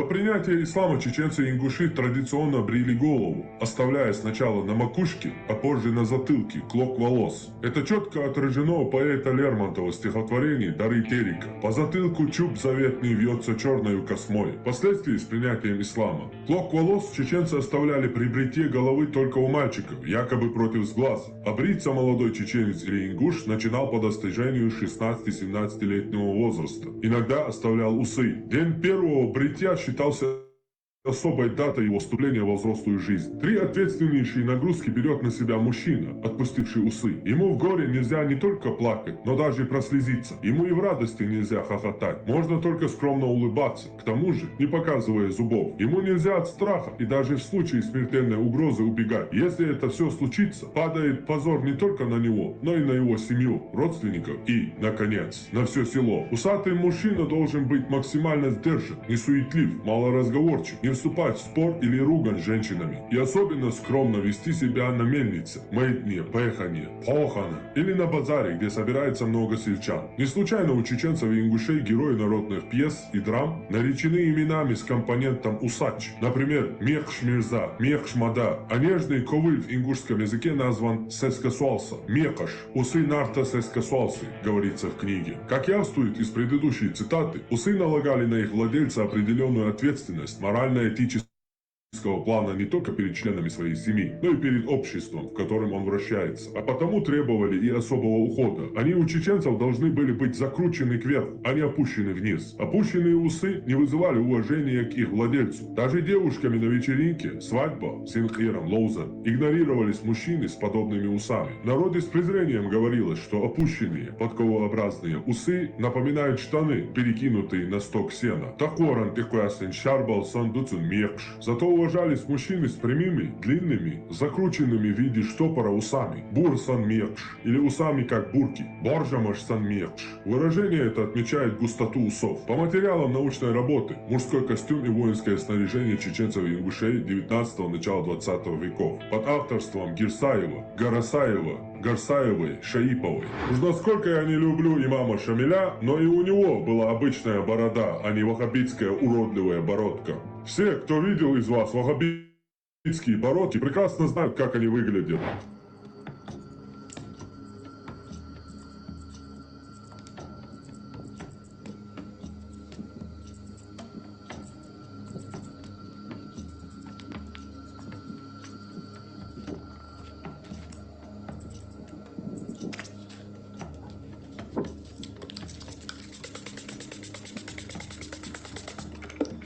Представьте, как арабы прикололись над неарабами. Мало того, что они заставили их поклоняться и целовать их черный камень, идол из Каабы, вокруг которого по их же хадисам они бегали голыми вместе с женщинами, а женщины мазали свою менструальную кровь на него. Потом, после ислама, он был украден шиитами-карматами и установили его в сортире, несколько лет гадили на него и вернули потом за выкуп. Так еще и заставили их носить бородки, как у обезьян. А что насчет арабских традиций? Думаете, они сами забыли свои традиции, поменяли их на исламские? Конечно, нет.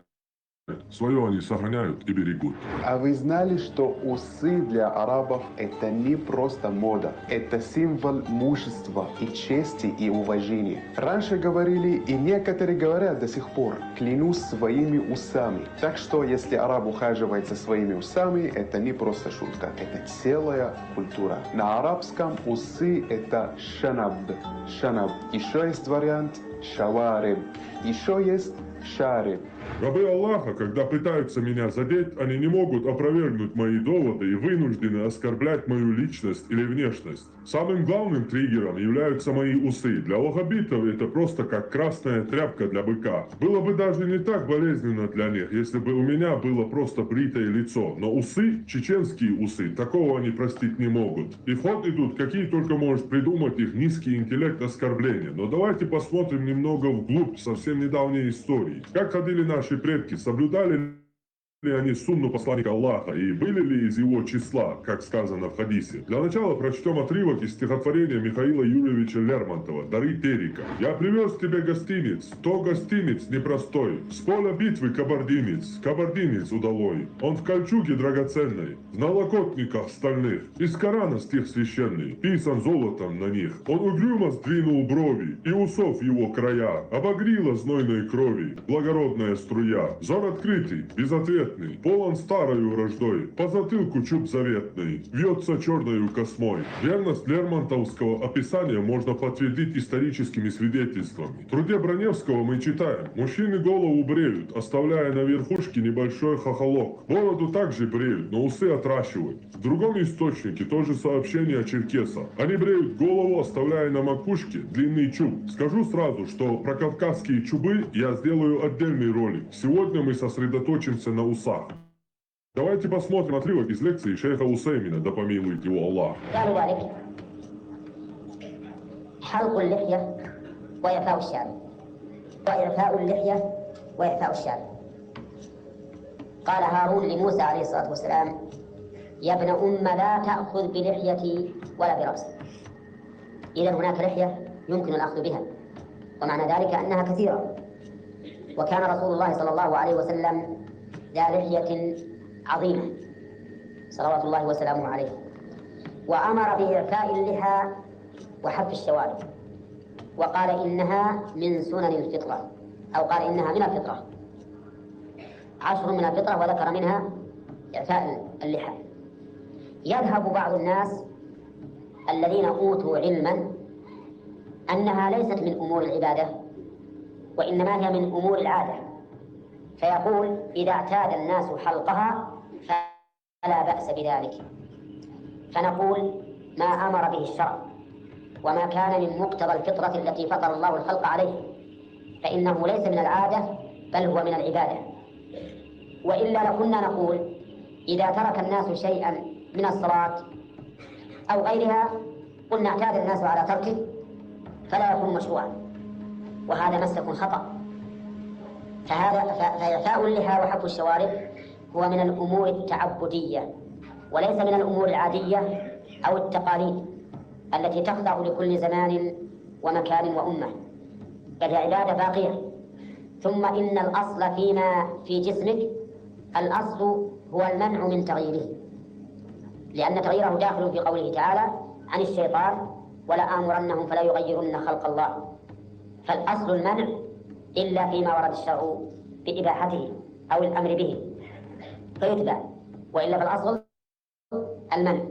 Как вы видите, вопрос подстригания усов – это религиозный вопрос, а не вопрос традиции или привычки. Теперь я включу монитор и буду показывать вам, как на самом деле выглядели наши предки на основе фотографий, картин и рисунков, на которых запечатлены наши предки. Чеченцы, дагестанцы, черкесы и остальные кавказцы. И для начала у нас Гушмазукаев Зелимхан из Харачоя. Здесь вы сами все видите. Он явно не из общины посланника Аллаха. Ведь посланник Аллаха сказал: кто не подстригает усы, тот не из нас. Так зачем мы Абрека Зелимхана, воспитанного на чеченских традициях и ставшего героем именно благодаря чеченскому воспитанию, а не исламскому, вы считаете мусульманином? Ведь он стал героем не благодаря исламу или исламскому воспитанию, а именно благодаря тому, что в него был вложен чеченский дух, и был он воспитан именно на чеченских традициях, а не на сунне посланника Аллаха. Перед вами литография с картины Григория Гагарина «Аулы Телетель и Голотель» на реке Аварская Кольсу. Это современный Гунипский район Дагестана. Как вы видите, они все усатые. И если бородатые, то тоже усатые. Белоусов, юнкер Кавказско-Горского эскадрона. Рисунок Белоусова. Юнкер лейб-гвардии Кавказско-Горского эскадрона. Вот именно так выглядел типичный горец времен Кавказской войны. Лезгинка. Вечер у капитана русской службы Али Султанбека Мехтулийского, Кака-Шура, Дагестане, 24 сентября 1842 года. Лезгинка. Вечер у капитана русской службы. Кака-Шура – это современный Карабудах-Кентский район Дагестана. Как видите, опять одни усачи. Дагестан. Фотография Прокудина Горского. А вот это очень интересная фотография. Это не раскрашенное фото, а самая настоящая дореволюционная фотография, сделанная фотографом Прокудиным Горским в Дагестане. Цветная фотография была изобретена в 1861 году благодаря работам шотландского физика Джеймса Максвелла, который продемонстрировал первую цветную фотографию. Тартрановая лента, используя метод наложения 3 черно-белых снимков, снятых через красный, зеленый и синий фильтры, что стало основой для дальнейших разработок в этой области. Позже, в 1907 году, братья Ламьер представили первую коммерчески доступную цветовую фотопленку «Автохром». В 1904 году Прокудин Горский снимал цветные фотографии Дагестана, Черноморского побережья и Лужского уезда Санкт-Петербургской губернии. К сожалению, из-за дороговизны и сложности цветной фотографии мы получили половину 19 и половину 20 века черно-белых. Сэр Уильям Аллан, черкесский вождь, 1843 год. Черкесский вождь — это очень интересная картина сэра Уильяма Аллана 1843 года, который путешествовал по Черкесии и составил книгу об этом. Сэр Уильям Аллан,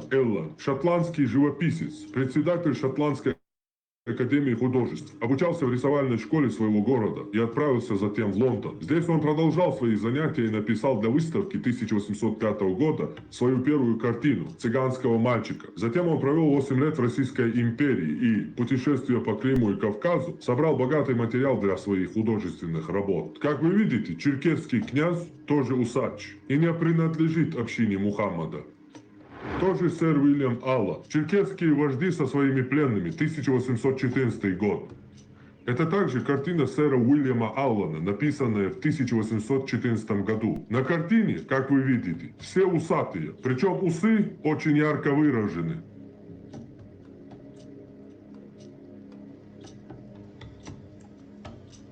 Эпизод из сражения при Валерике, 1840 год, Чечня. Это рисунок князя Гагарина, но он написан по оригинальному наброску Михаила Лермонтова. Это именно те усы и тот чуб, о которых писал поэт. На картине изображены чеченцы.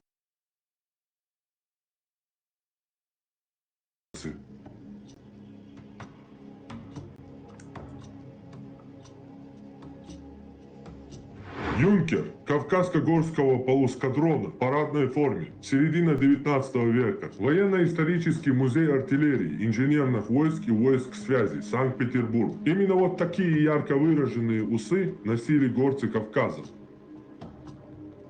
Переправа курдов через реку Аракс. Вброд. 1840-1847 года. Курдов особого смысла показывать нет. Они и сейчас поголовно усатые. Дагестанский конный полк. Фотография дагестанского конного полка. Как видите, все усатые. И если бородатые, то тоже с ярко выраженными усами. Их потомки сейчас приходят и обзывают меня усачом. Гравюра Ивона. Работы Байера. 2 черкесских воина. Переход через Сулак, Ахатлы, 8 мая 1841 года. Также работа князя Гагарина. Переход через Сулак к аулу Ахатлы, 8 мая 1841 года. Также все усатые абсолютно. А это уже его картина «Сражение при ауле Ахталы», 8 мая 1841 года. Тут тоже прекрасно видны усы и чубы горцев.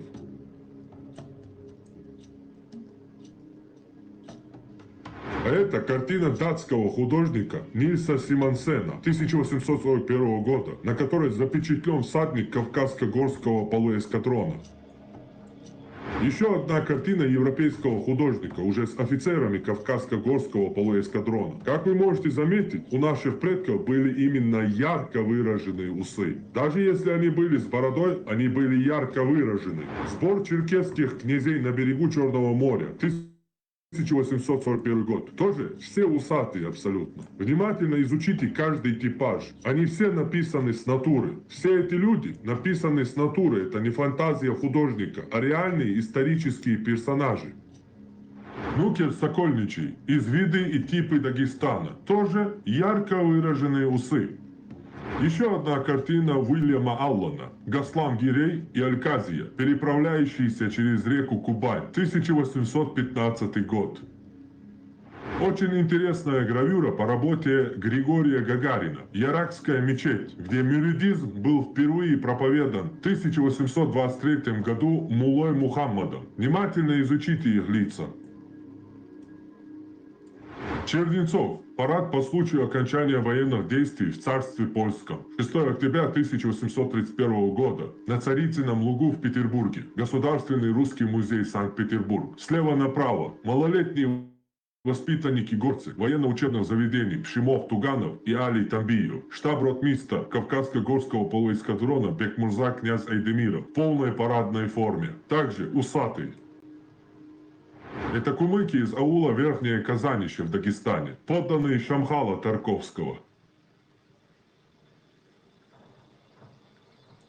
Картина Адольфа Ладюрнера «Лейб-гвардии Кавказско-горский полуэскадрон», 1845 год. Впереди ротмистер Хату Анзоров, будущий генерал. Тут вообще все усатые. В то время в Волжском полуэскадроне служили в основном черкесы, чеченцы и дагестанцы.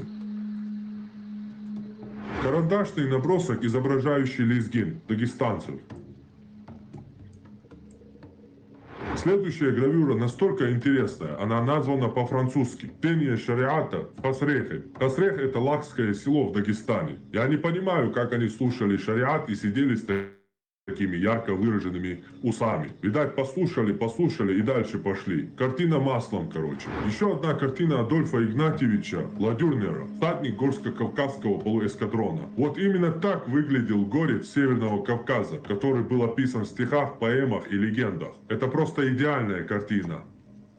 Следующая гравюра — это просто отпад. Не до таких усов, как до Китая. Усы реально как у Буденного. Это также работа Григория Гагарина. Прибытие в Цатанех. Цатанех — это аул в Унцурском районе Дагестана. То есть на гравюре аварец из аула Цатанех. Интересно, как сейчас отнеслись бы потомки этого человека. Наверняка назвали бы его мушриком, усачом и так далее. Оруженосец лейб-гвардии Кавказско-горского полуэскадрона. Вот это уже ближе к моим усам. Примерно как у меня. И закончим мы картиной ротмистр Кавказского полуэскадрона Хан Гирей, кисти Адольфа Игнатьевича Ладюрнера 1835 года. Картина оказалась за рубежом и была скрыта от российских исследователей. Около 10 лет назад она продавалась на лондонском аукционе Sotheby's из частной коллекции. Здесь написано «Гвардии ротмистр Хан Гирей, 1251 год, по хиджре». Вот тут я сделаю паузу и подробно расскажу, кто изображен на картине. Султан Хан Гирей, полное имя Крим Гирей Мехмед Гиреев Хан Гирей, черкесский князь, этнограф, историк, писатель и просветитель, один из основоположников научного изучения истории и культуры адыгов. Он принадлежал к династии Гиреев, потомков крымских ханов, восходивших к чингизидам, и одновременно к адыгской знати, что предопределило его особое положение между имперской службой и родным народом. Султан Хан Гирей родился в 1808 году в ауле Гривенско-Черкесском на Кубани. Он был третьим сыном султана Мехмета, Мамата Хан Гирея. Семья дала ему как традиционное адыгское воспитание, так и возможность получить систематическое образование в Российской империи. Это сочетание впоследствии отразилось на его мировоззрении и научных трудах. Образование Хан Гирей получил в Санкт-Петербурге, где окончил кадетский корпус. После этого он поступил на военную службу и сделал успешную карьеру в русской армии. В 1837 году он был назначен командиром Кавказско-горского полуэскадрона, собственного его имперского величества конвоя. Получил чин полковника и звание флигель-адъютант императора Николая I. Хан Гирей участвовал в заграничных кампаниях Российской империи, включая русско-турецкую, русско-персидскую войны, а также польский поход. При этом он сознательно не принимал участие в боевых действиях против горцев на Кавказе, что выделяло его среди многих офицеров того времени и вызывало неоднозначное отношение со стороны военного командования. Во время Кавказской войны султан Хан Гирей пытался найти путь мирного урегулирования конфликта. Он разработал проект добровольного и договорного присоединения черкесских обществ к России, стремясь сохранить народ, его традиции и социальный уклад. Однако его предложения не были приняты, а жестокая военная линия империи сделала подобные инициативы невозможными. В 1841 году хан Гирей был направлен на Кавказ с миссией склонить черкесов к подданству российскому императору. Но, не разделяя ультимативного подхода властей, не смог добиться успеха. Вскоре после этого он подал отставку, что стало фактическим завершением его государственной службы. Наряду с военной карьерой султан хан Гирей вел активную литературную и научную деятельность. Он считается одним из первых адыгских этнографов. Им были созданы труды, посвященные истории, обычаям, верованиям и общественному устройству черкесов. Среди его наиболее известных работ – записки о Черкесии, черкесские предания, а также очерки о вере, нравах и образе жизни адыгского народа. Хан Гирей предпринимал попытки создать азбуку адыгского языка и выступал за просвещение горцев через образование и культуру. Его сочинения публиковались в русских журналах и сыграли важную роль в формировании интереса к Кавказу как объекту научного, а не только военного изучения. Султан хан Гирей был женат, имел сына Султан Мурат Гирея. Осенью 1842 года он скончался в ауле Тлюстенхабаль, не дожив до 35 лет. Его смерть была воспринята современниками как утрата выдающегося посредника между Кавказом и Россией. Наследие Султан хан Гирея занимает особое место в истории адыгского народа. Он остался в памяти как человек, пытавшийся соединить службу империи с защитой интересов своего народа, а также как один из первых, кто описал черкесскую культуру языком науки и литературы. Это был очень известный человек, аристократ, воин, ученый и писатель. Теперь вы знаете, как выглядел он и типичный горец Северного Кавказа. Знаете, когда-то настоящие горцы, кавказцы, выглядели вот так. А теперь горцы выглядят вот так вот. И я почему-то думаю, что те горцы, которые на первой фотографии, если бы увидели вот этих вот горцев, бы прокляли их, сказали бы, что не, это не наши потомки, мы таких не делали.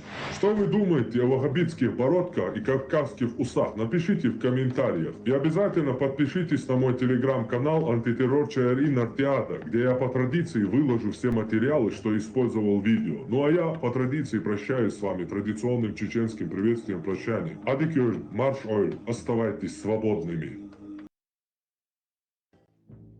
Марша Дойла, пригодитесь свободными. Традиционное чеченское приветствие всем моим зрителям, друзьям, врагам, шнырям и особенно дааватчикам, антишубистам. Сегодня мы поговорим об одной антишубе в Телеграме, где наши Ибн Маймуны скопировали с англоязычных и арабоязычных антишубугатных сайтов отрывки из книг по арабо-исламскому рабству. Читая их, можно подумать, что рабство в исламе было что-то среднее между Диснейлендом и сахарной ватой. Только за Диснейленд вас заставят заплатить, а в рабстве все бесплатно, как в коммунизме. Не удивлюсь, если сейчас многие ушибленные на голову станут записывать ролики о том, что исламские рабы были свободнее современных людей. Как говорится, вызов принят. Цитатки из книг, так цитатки. Только у меня таких цитаток будет побольше. Мой канал называется «Антитеррор ЧРИ. Читаем книги». Я люблю читать книги, читаю я много, и поэтому все эти книги и статьи про арабо-исламское рабство прочту вместе с вами. Сегодня у меня на обзоре книга «Рабство в странах Востока в средние века». Большаков, Кычанов, Академия наук СССР, Ленинградское отделение Ордена Трудового Красного Знамени Института Востоковедения, издательство «Наука», главная редакция восточной литературы, Москва, 1986 год. Сразу сделаю рекламу своего телеграм-канала, обязательно подпишитесь на него, ссылку я оставлю в описании. Данный канал указан в шапке данного YouTube канала. В телеграм-канале я выставляю все книги, видео, цитаты и отрывки из эфиров, которые использую в своих роликах, а также то, что не могу выложить на YouTube из-за цензуры. Также на моем втором телеграм-канале «Антитеррор ЧРИ» запись эфиров. Выкладываются все видео и стримы с моих каналов, в том числе и забаненных YouTube. Поэтому, если у вас тормозит YouTube, подпишитесь на мои телеграм-каналы и смотрите мои видеоролики и стримы там. Теперь переходим к книге. Большаков. Рабство в странах халифата. Страница 425. В Мекке и Медине, центров, в которых родился и сформировался ислам, при сохранении тесных родоплеменных связей господствовали развитые товарно-денежные отношения. Давно уже было отмечено, что в Коране отношения верующего с Аллахом выражаются в торговых терминах. «Не покупайте за мои знамения ничтожную цену». Благие дела рассматриваются как выкуп от наказания и заем Аллаху. Не следующие заветам Аллаха останутся в убытке и так далее. Такие термины могли появиться только в обществе, где люди привыкли к купле-продаже. Учитывая географическое положение Центральной Аравии, ее экономические и политические связи с развитыми странами, мы должны рассматривать ее как периферию этих стран, повторяющую с некоторым отставанием исторический путь развития. Хочу отметить, что сам Магомед и его первая жена, которая годилась ему в матери, они все были торговцами. Само его племя Курейш занималось в основном торговлей, охраной торговых караванов и обслуживанием паломников в Мекке и содержанием Каабы. Для основателя ислама не было никаких сомнений в том, что рабское состояние вполне естественно и не подлежит отмене, ибо оно лишь проявление воли Аллаха, который может вознести или унизить человека. Вознесенному надо неустанно благодарить Аллаха, а униженному уповать на его милость. Отношения Аллаха и человека рассматриваются как отношения господина и раба и образец для подражания. Как Аллах милостив и дает своим рабам средства к существованию, так и хозяин должен проявлять заботу о своих рабах. Но при этом в Коране мы не найдем ни осуждения владения себе подобными, ни характерной для христианства мысли о том, что рабство является наказанием за грехи и что его надо сносить со смирением, чтобы заслужить потустороннее вознаграждение. Не осуждение призыва обращать всех неверующих в рабов. Неверующих предписывалось уничтожать в бою, оставшихся брать в плен, а затем отпускать на волю или брать выкуп. Затягивайте веревки, а потом милость или выкуп, когда война сложит свою ношу. Это самая главная и верная мысль всей книги. Страница 426. Коран не делает никакого правового различия между купленными, захваченными или рожденными рабами. Все они в зависимости от пола называются абд, раб и ама, рабыня. Встречающиеся один раз выражение абд-мамлюк, невольник, не означают какую-то особую категорию, хотя, судя по другим источникам того времени, термин абд-мамлюк и тогда обозначал приобретенный раб, в отличие от рожденный в рабстве. Часто встречающиеся описание наименования, те, кем владеют ваши десницы. И вы, рихаб, не термины, а обычные для арабской речи метафоры. Страница 427. Ряды рабов пополнялись за счет обращения в рабство невыкупленных пленных, практиковались и специальные набеги с целью захвата людей для продажи в рабство, или же покупки рабов извне, главным образом из Африки. С появлением ислама положение не изменилось. Во время войн с неверными также захватывались пленные, которые наряду с другой добычей делились между победителями. При Мухаммаде дважды захватывалось большое число пленных. В Медине при подавлении сопротивления Бану Курейза в 626 году, когда все мужчины были казнены, а женщины и дети проданы в нечто. И при покорении племени Аль-Мусталик, когда было захвачено не менее 200 человек. Случай долгового рабства в этот период не зафиксирован. Это всем нам известный геноцид иудейского племени Бану Курейза, когда целое племя было просто уничтожено, то есть посланник Аллаха и его банда совершили геноцид. Причем как совершили? Всех мужчин они убили сразу, всех женщин сразу захватили себе в качестве имущества, секс-рабынь, девочек также захватили себе. А с мальчиками поступили очень интересно. Они снимали с них трусы и смотрели, выросли ли на их лобках волосы. И если уже выросли, то мальчика убивали, а если нет, то обращали в раба. Волосы на лобке у мальчиков начинают расти примерно с 9 лет. Выводы делайте сами. С тех самых пор племя Курейш до сих пор существует, а племя Курейза нет. Сунан Абу Дауд, 32 книга наказаний, 17 глава о наказании несовершеннолетнего. Хадис 4404. Атия Аль-Курази сказал: «Я был в числе пленных Бану Курейза, и они смотрели, у кого уже есть волосы на лобке, а у кого еще нет. И у кого уже выросли волосы, того казнили вместе с остальными взрослыми. Я оказался в числе тех, у кого еще не было волос на лобке». В другой версии от Абдул-Малика ибн Умайра говорится: «Они обнажили мой лобок и, увидев, что на нем еще нет волос, отправили меня к пленным женщинам и детям». Страница 427.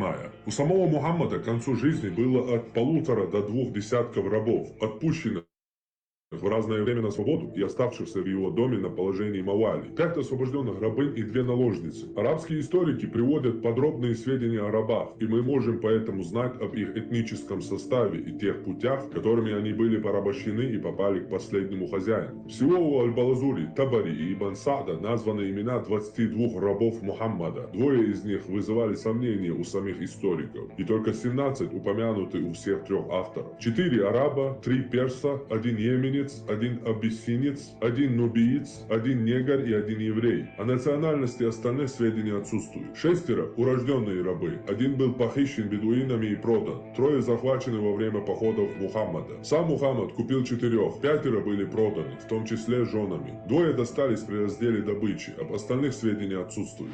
428 страница. В последние годы жизни Мухаммада большинство его рабов, перечисленных в источниках по именам, были вольноотпущенниками и даже сами имели невольников. Так, Мауля Абу-Рафи, известивший в 630 году Мухаммада о рождении сына, получил от него в подарок раба, который в одном случае назван Гулам, а в другом Мамлук. Из этого следует, что у Мухаммада были рабы, кроме тех вольноотпущенников, имена которых зафиксированы в источниках. Это правда, посланник Аллаха не освободил всех своих рабов. Часть из них он просто подарил, а так как их было очень много, мы даже не знаем их имен. Довод на это приходит в Сунне. Сахих аль-Бухари, 2592 хадис. Нам передал Яхья ибн Букейр аль-Атлейса от Язида от Букейра от Курейба, вольноотпущенника ибн Аббаса. Маймуна бинт аль-Харис, мать правоверных, жена Мухаммеда, сообщила ему, что она освободила рабыню, девочку, и не спросила разрешения у пророка. Когда настал ее день, в который он приходил к ней по очереди, она сказала: «Знаешь ли ты, о посланник Аллаха, что я освободила свою рабыню?» Он сказал: «Ты действительно это сделала?» Она ответила: «Да». Он сказал: «Знай же, если бы ты отдала ее своим дядям по материнской линии, награда твоя была бы еще больше». Тех рабов, которых он освобождал, многие из них служили ему до конца жизни. Часть из них он освободил именно с этим условием. То есть фактически всю его жизнь они так и были рабами. В исламе есть такое понятие, как аль-валя. Это исламский правовой термин, связанный с освобождением раба. Что такое аль-валя простыми словами? Аль-валя — это особая связь, право покровительства, которое возникает между хозяином и освобожденным им рабом. Если человек освобождает раба, то освобожденный становится свободным, но между ними остается юридическая связь, аль-валя. Сунан Абу Дауд, 17 книга продаж, 44 глава, о продаваемом рабе, у которого есть имущество, 3433. Салим передает от своего отца, да будет доволен им Аллах, и его отцом, что пророк сказал: при продаже раба, у которого было имущество, его имущество принадлежит продавцу, если только покупатель не поставил условия. А кто продал опыленные пальмы, тому и принадлежит урожай, если только покупатель поставил соответствующие условия. Сунан ибн Маджа, 19 книга об освобождении рабов, 6 глава, о том, кто освободил раба с условием, что он будет прислуживать, 2526. Передал нам Абдулла ибн Муавия аль-Джумахи. Он сказал: передал нам Хаммад ибн Саляма от Саида ибн Джумхана от Сафиды, вольноотпущенника Абу Абдарахмана, который сказал: Саляма, жена пророка, освободила меня и поставила условие, что я буду служить пророку, пока он жив. Ничего себе освобождение, не правда ли? Большаков, рабство в странах халифата, страница 428-429. При Мухаммаде поступление рабов военнопленных было невелико, так как большинство племен мирно принимали ислам. Первая значительная волна рабов хлынула в Медину при Абу Бакре, когда началось усмирение отпавших от ислама племен. 5-я часть добычи, присланная халифу из Даба, Аман, составила 700 человек, из Йемена 500 человек. В Ан-Нуджейре, Йемен, была захвачена 1000 женщин, но все это затмил поток рабов, хлынувших в страну после начала завоеваний в Сирии, Ираке и Иране. Это были: первое, войны, взятые в плен; второе, мирное население городов, взятых штурмом; и сельское население, которое захватывали в рабство во время осады административных центров; третье, рабы, находившиеся в собственности убитых и изгнанных врагов. Точно установить общее количество рабов невозможно, так как в источниках обычно говорится только о множестве пленных. Какое-то представление можно составить лишь о числе подлинных военнопленных, так как оно определяется определяется реальными размерами армий того времени. В 3 крупнейших битвах первого десятилетия при Ярмуке, Кадисии и Нихавенде арабам каждый раз противопоставляли армии около 50 тысяч человек. Учитывая, что часть воинов погибала на поле сражения, а часть армии отступала, вряд ли можно полагать, что максимальное число пленных составляло более 10% ее первоначального состава. Во всяком случае, персидская армия отступала от Кадисии в порядке, и ни о каком большом числе пленных арабские источники не сообщают. Поэтому максимальное число пленных, захваченных в этих битвах, не могло превышать 10-12 тысяч человек. Мелкие сражения не давали такого количества пленных. Они происходили часто, и общее их число оказывалось значительным. Все это приводит к выводу о том, что десятилетие в сражениях было захвачено не менее 30 тысяч воинов. 329 страница. 5-я часть рабов, как и всякой добычи, высыпалась в Медину в распоряжение халифа. Таким образом, уже к концу правления Омара в Медину и Мекку должно было поступить не менее 15 тысяч рабов. К этому количеству следует добавить и рабов, которые доставлялись на долю тех участников сражений, кто был из этих городов. Мы не очень ошибемся, если будем утверждать, что число рабов в этих двух столицах приближалось к числу свободных. Именно поэтому Омар счел невозможным держать в рабстве захваченных ранее арабов. И сказал он: скверно, чтобы арабы владели друг другом, когда Аллах простер перед ними страны и дал завоевывать не арабов. И посоветовал он выкупить пленных времени язычества и ислама, кроме женщин, родивших от хозяина, и назначил выкуп за каждого человека в 7 и 6 верблюдец. А вот это просто пушка, цитата на вес золота. Именно поэтому Омар счел невозможным держать в рабстве захваченных ранее арабов. И сказал он: скверно, чтобы арабы владели друг другом, когда Аллах простер перед ними страны и дал завоевывать не арабов. В этом весь Омар и весь ислам. Но для наших куколдов это до лампочки, они еще больше будут гордиться кавказскими рабами и рабынями. Страница 430.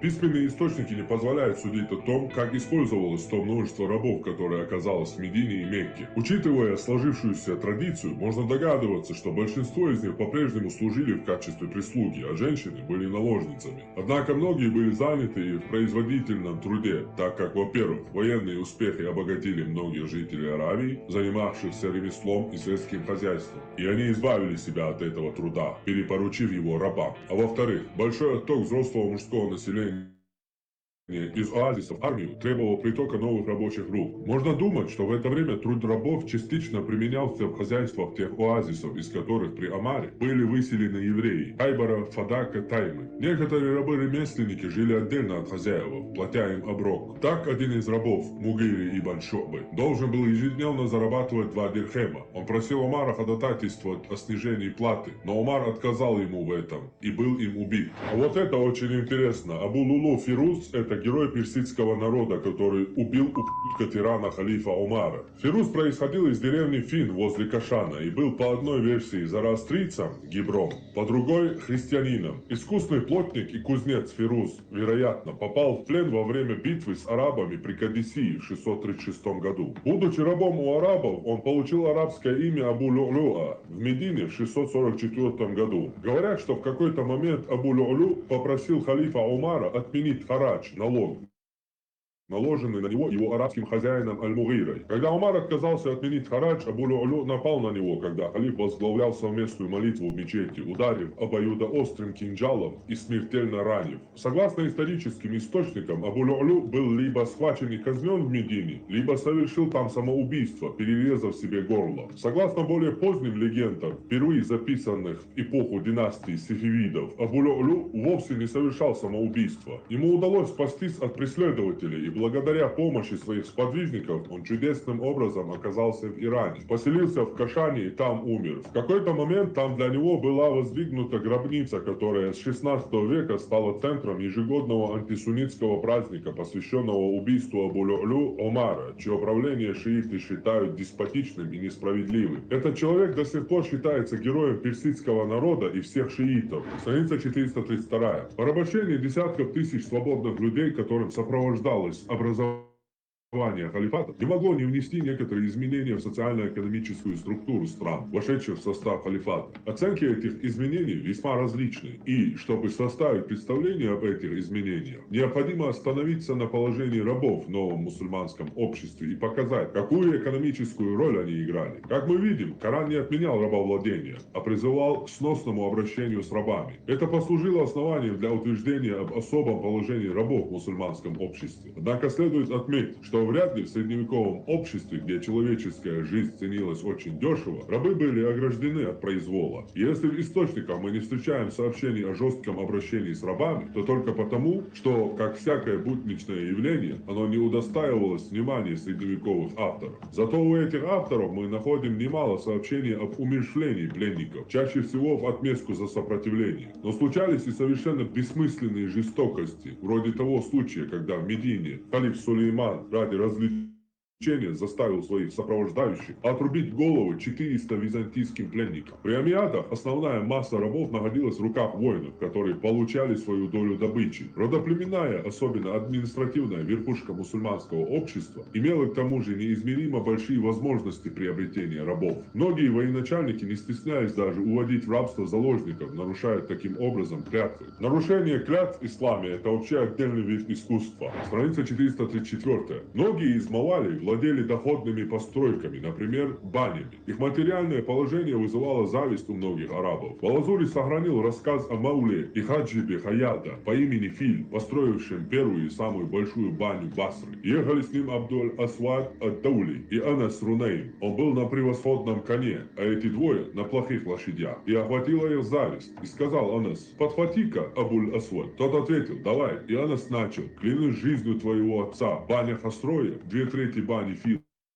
И подхватил Абуль-Асвад. Но не пляшем мы вокруг Маулей. Таков обычай наш по завету пророка. Чтобы оценить этот эпизод, надо знать, что Абуль-Асвад был одним из первых лиц Басры и при халифе Аликади. Мы не знаем, как отреагировал Фил на эти стихи. Вероятно, сделал вид, что не слышал их. Но большинство клиентов не могли позволить себе такой роскоши. К тому же рядовые арабы вымещали на них ненависть к разбогатевшим туземцам. Как свидетельствует нам одна антология X века, арабы аммиадского времени имели обыкновение говорить: «Трое поганят молитву: осел, собака и мауля». Они не называли их по кунье, а звали только по именам и прозвищам. Они не ходили с ними в одном ряду и не пускали их вперед на торжественных выходах. А если они присутствовали на трапезе, то стояли позади. А если угощали маулю из уважения к его возрасту, достоинствам и знаниям, то сажали на проходе, чтобы ни от кого не было скрыто, что это не араб. Не приглашали их читать молитву над покойником, если присутствовал кто-то из арабов, даже если это был уважаемый человек. А тот, кто сватался к женщине, обращался не к ее отцу и не к ее брату, а к ее патрону. Если тот соглашался, то он женился, а если нет, не женился. А если отец или брат выдал ее замуж без согласия патрона, то брак считался недействительным, даже если муж ее уже вошел к ней. Это считалось просто сожительством без брака. Ибн Таймия в своей книге «Требования прямого пути», описывая бывших рабов Мавали, которые не принимали превосходство арабов, называл их просто подонками. Ибн Таймия, Ихтида Сират аль-Мустаким, требования прямого пути, первый том, 420 страница. И среди этого он сказал: «Мы признаем за арабами их право, их превосходство и их первенство, и любим их в соответствии с хадисом посланника Аллаха. Любовь к арабам – вера, а ненависть к ним – лицемерие. Мы не придерживаемся слов шоубитов и подонков из числа Мавали, бывших рабов, которые не любят арабов и не признают их превосходство. Поистине, их слова – бид'а, нововведение и отклонение». Большаков, «Рабство в странах халифата», страницы 434-435. Несмотря на то, что ранний ислам, как мы видели, либерально относился к бракам с рабынями или вольноотпущенницами, арабы считали позором отдавать своих дочерей за клиентов-чужеземцев, так как их дети принимали статус отца. Известная антология арабской поэзии Китаб аль-Атани сохранилась несколько примеров тому, насколько противоестественными казались современникам подобные браки. Это представление сохранилось и до более позднего времени, когда арабы утратили привилегированное положение положение и утихли межплеменные распри. Мусульманские юристы к религиозным критериям допустимости брака между людьми различного социального положения добавили понятие равноценности в браке. Аш-Шайбани, 814 год, приводит Джам ас-Сагир слова своего учителя Абу Ханифы, согласно которым браки следует заключать между равными по положению сторонами. Все курайшиты равны между собой, все остальные арабы равны между собой, а из клиентов приравниваются к арабам мусульмане в третьем поколении, имеющие средства для уплаты свадебного подарка. Все то же самое писал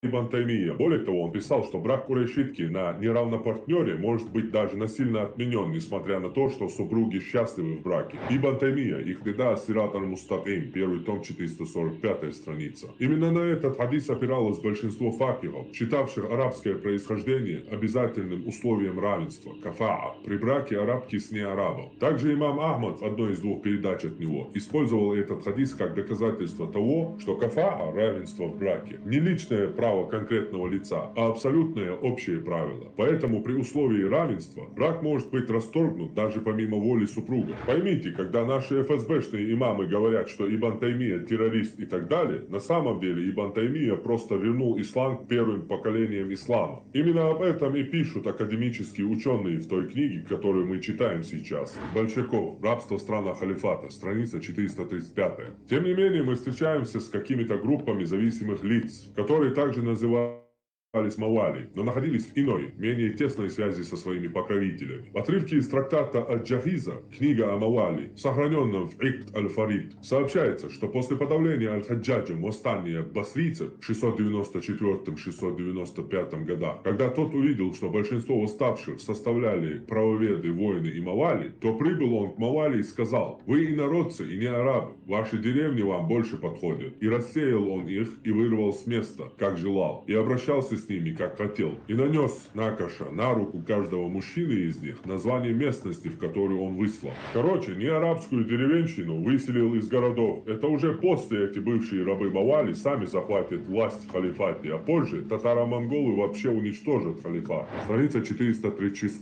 Презрительное отношение чистых арабов к арабизированным клиентам, их твердое убеждение в неспособности этих людей правильно говорить по-арабски, неспособности к стихотворной импровизации и так далее, заставляло последних для утверждения своего достоинства интенсивно изучать арабский язык, особенно Коран и религиозное предание, сунну. Глубокое знание этих предметов служило компенсацией незавидного прошлого и неуважаемого происхождения. А поскольку на Коране и сунне строилось мусульманское право, то неудивительно, что первый мусульманский юрист, Абу Ханифа, был потомком раба. Это обстоятельство наложило некоторый отпечаток на формирование установлений, касающихся прав рабов. Конечно, ни в те, ни в другие, более поздние времена само по себе рабское прошлое вовсе не обязательно вызывало отрицание рабства как такового. Бывшие рабы сами охотно обзаводились подневольными людьми, если имели на то средства, но память о презрительном отношении к ним, как инородцам, вела к подборке таких высказываний и текстов при определении прав рабов, которые отчетливее выражали мысль о равенстве всех мусульман независимо от их происхождения.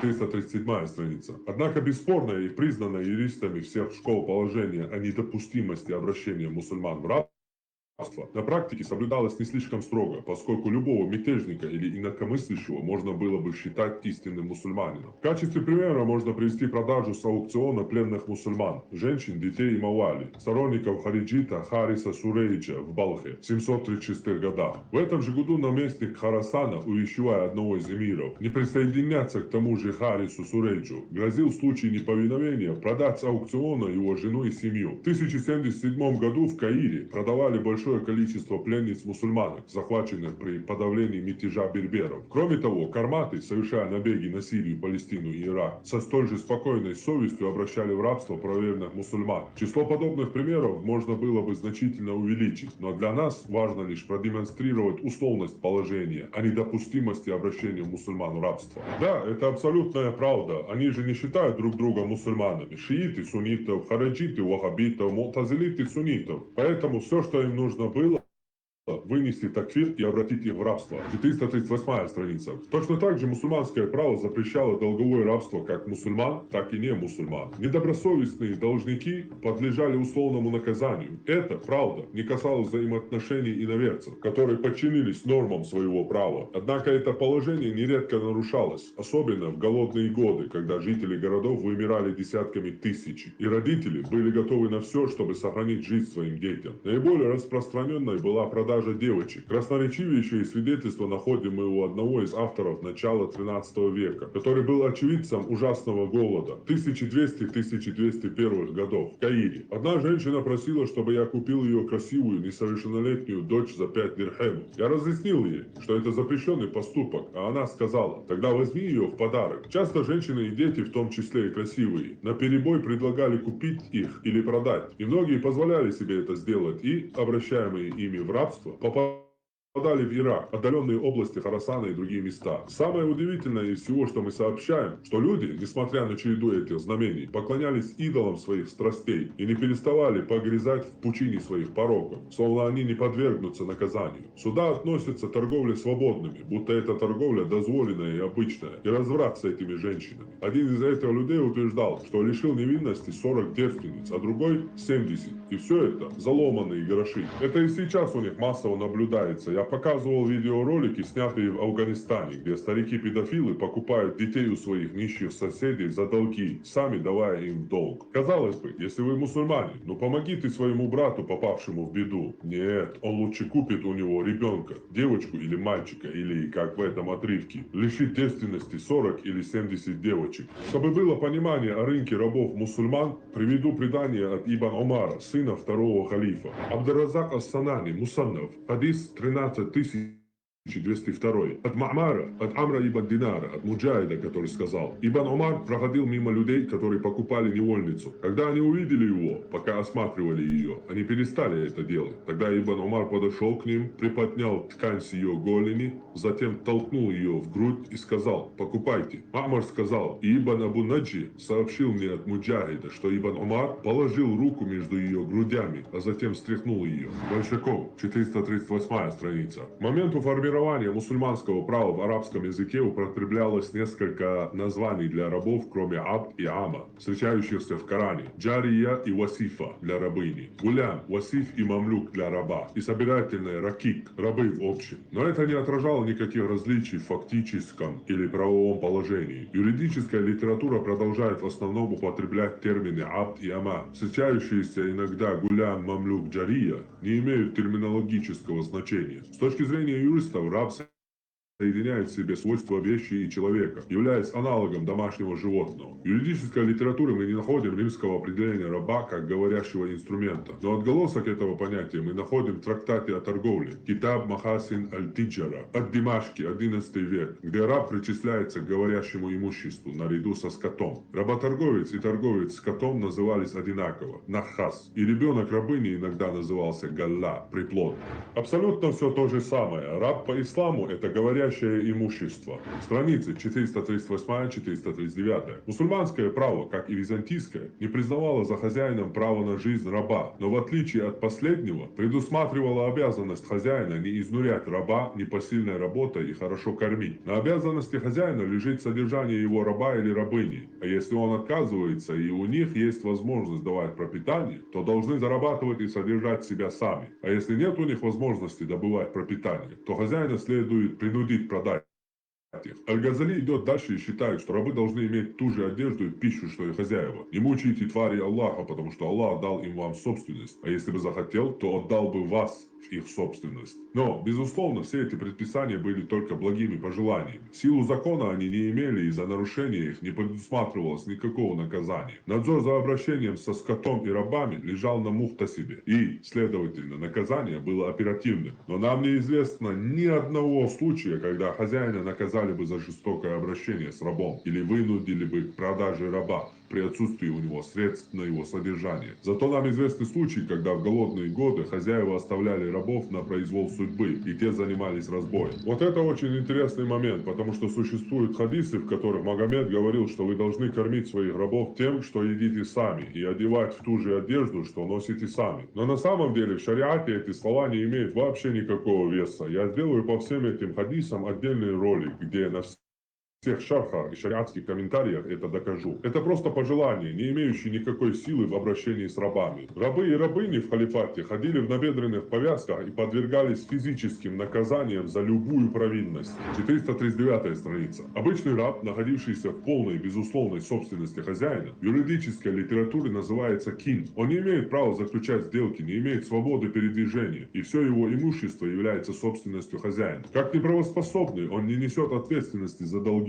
Если хозяин разрешает рабу вести торговлю, то раб становится дееспособным во всем, что касается торговли. Ма'зун, получивший разрешение, может покупать и продавать, брать и давать долг, брать и отдавать вещь в залог, но не приобретает других прав свободного человека, не может освобождать рабов, делать дарения, женить подопечных и так далее. Все долги торгового характера лежат на рабе, и в обеспечении их не может быть продан взаимодавцам, если хозяин не пожелает выкупить его долги. Разрешение на торговую деятельность может быть отменено хозяином, но отмена вступает в силу только с момента оповещания торговцев данного базара. Относительно судьбы имущества, заработанного во время торговли, мнения юристов расходятся. Абу Ханифа считал, что оно остается в собственности раба, а Абу Юсуф и Аш-Шайбани полагали, что оно является собственностью хозяина. 440 страница. Деятельность Ма'зуна, позволяющая накопить некоторые средства, открывала путь к освобождению посредством выкупа. Раб, заключивший с хозяином письменное соглашение о выкупе, назывался мукаттабом. Соглашение о выкупе определяло сумму выкупа, срок его внесения и условия выплаты, в рассрочку или единовременно с указанием времени уплаты каждого взноса. Положение мукаттаба практически ничем не отличалось от положения крепостного на оброке, с той лишь разницей,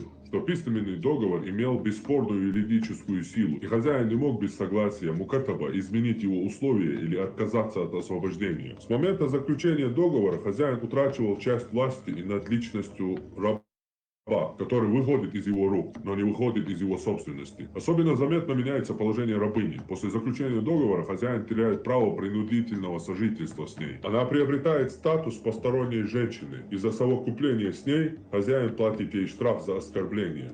Как и Ма'зун, мукаттаб получает полную свободу передвижения и свободу экономической деятельности, право на приобретение собственности. Его дети, рожденные после заключения договора, становятся свободными по его выполнении. Однако мукаттаб не имеет права жениться без разрешения хозяина и делать большие подарки и пожертвования, даже благотворительные, поскольку это может замедлить выплату выкупа. Если мукаттаб просрочит уплату очередного взноса, то ему может быть предоставлена отсрочка, которую разные юристы определяют по-разному. Но после истечения времени отсрочки договор аннулируется, и мукаттаб становится в полном смысле этого слова рабом, кин. Если же платежи вносятся исправно, то договор не расторгается даже после смерти мукаттаба и его хозяина. Все права и обязанности переходят к их наследникам. Обе категории рабов, пользующихся привилегиями, не были нововведениями мусульманского времени. Мы встречаемся с ними в позднеримском и сасанидском праве. Как мы уже видели, рабы, отпускаемые на оброк, имелись в Медине уже в первые десятилетия существования халифата. Как вы видите, самовыкуп из рабства, оброк, договор освобождения после смерти и торговые договора существовали задолго до ислама и не являются его нововведением. Все это было задолго до ислама в Сасанидской и Византийской империи. Поэтому все сказки, что ислам ввел какие-то новые формы борьбы с рабством или его облегчение, это чушь собачья. Страница 441. Освобождение по завещанию также восходит до мусульманскому времени, совпадая даже в том, что закон ограничивал количество рабов, которые могли быть освобождены таким образом. Новым было лишь то, что обещание вольное после смерти не обязательно было частью общего завещания. Впрочем, юристы расходятся в определении статуса раба мудаббар. Ханифиты полагают, что он находился на особом положении и не мог быть ни подарен, ни продан. А шафииты признают право хозяина продать его и подарить, что уравнивает мудаббаров с рабами, освобожденными по завещанию без персонификации. Особенно бесправным было положение рабыни, которая прежде всего рассматривалась как наложница. Никаких ограничений в этом отношении не имелось. Не допускалось только сожительство с ней двух хозяев. Если она принадлежала не одному, хотя для отдельного владельца это было естественным осуществлением права собственности, поскольку это противоречило принципам мусульманской морали. Ограждалась таким образом не личность рабыни от лишних притязаний, а душа мусульманина-рабовладельца от греха. Рабы имели право на семейную жизнь, но брак считался действительным только при согласии хозяина. После замужества рабыни хозяин терял право на сожительство с ней. Процедура развода рабов была такой же, но несколько проще, чем для свободных. Для этого не требовалось разрешения хозяина. Хозяин же не мог развести рабов-супругов. В отличие от свободного, раб мог иметь двух законных жен, но не имел права на наложницу. Мудаббар – это термин исламского фикха, связанный с рабством. Мудаббар – это раб, которого хозяин объявил свободным после своей смерти. То есть хозяин говорит, например, «ты свободен после моей смерти». Пока хозяин жив, раб остается рабом, но его статус уже особый. После смерти хозяина раб автоматически становится свободным, без выкупа и без дополнительного решения. Но есть одно «но». Давайте почитаем хадисы, как Магомед продавал таких мудаббаров. Сунан ибн Маджах, 19 книга об освобождении рабов. Первая глава «Мудаббар», то есть раб, получивший свободу после смерти хозяина. Хадис 2512. Рассказал нам Мухаммад ибн Абдулла ибн Нумейр и Али ибн Мухаммад сказали, рассказал нам Баки, что Исмаиль ибн Абу Халид передал от Саляма ибн Кукейла, от Ата, от Джабира, что посланник Аллаха продал свободного. 2513. От Джабира ибн Абдулла, что один из нас освободил раба, и у него не было другого имущества. Так что пророк продал его, и его купил ибн Нахам, человек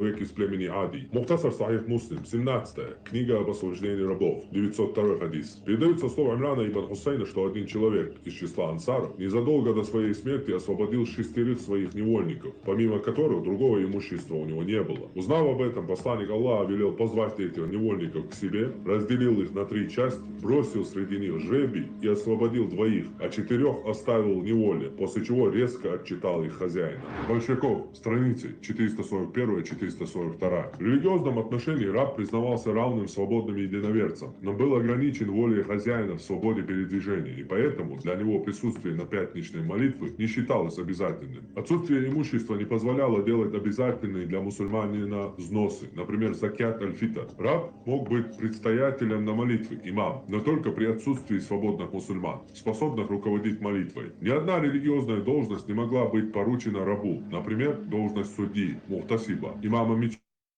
на жалование. Сравнивая мусульманское законодательство о рабах с римским правом, некоторые европейские исследователи отмечают его мягкость. С этим нельзя не согласиться, но следует учитывать 2 обстоятельства. Во-первых, либеральные высказывания отдельных мусульманских юристов не обязательно имели силу закона. Во-вторых, сравнивать мусульманское законодательство о рабах нужно не с законодательством Римской империи, а с византийским и сасанидским правом. В последнем случае мы видим, что различия эти очень невелики. Многочисленные побеги рабов свидетельствуют о том, что положение их было отчаянным. По закону, нашедший раба получал от хозяина вознаграждение 40 дирхемов, 10-15% стоимости раба и примерно месячный заработок ремесленника. Осуществить же побег удавалось далеко не всем. В чести тогдашнего общества никто из хозяев не додумывался клеймить своих рабов. Обижавшие рабы, не желая возвращаться к прежнему хозяину, предпочитали сидеть в тюрьме, чем назвать его имя. По авторитетному свидетельству Абу Юсуфа, знаменитого юриста и верховного судьи Багдада при Ар-Рашиде, конец 8 века,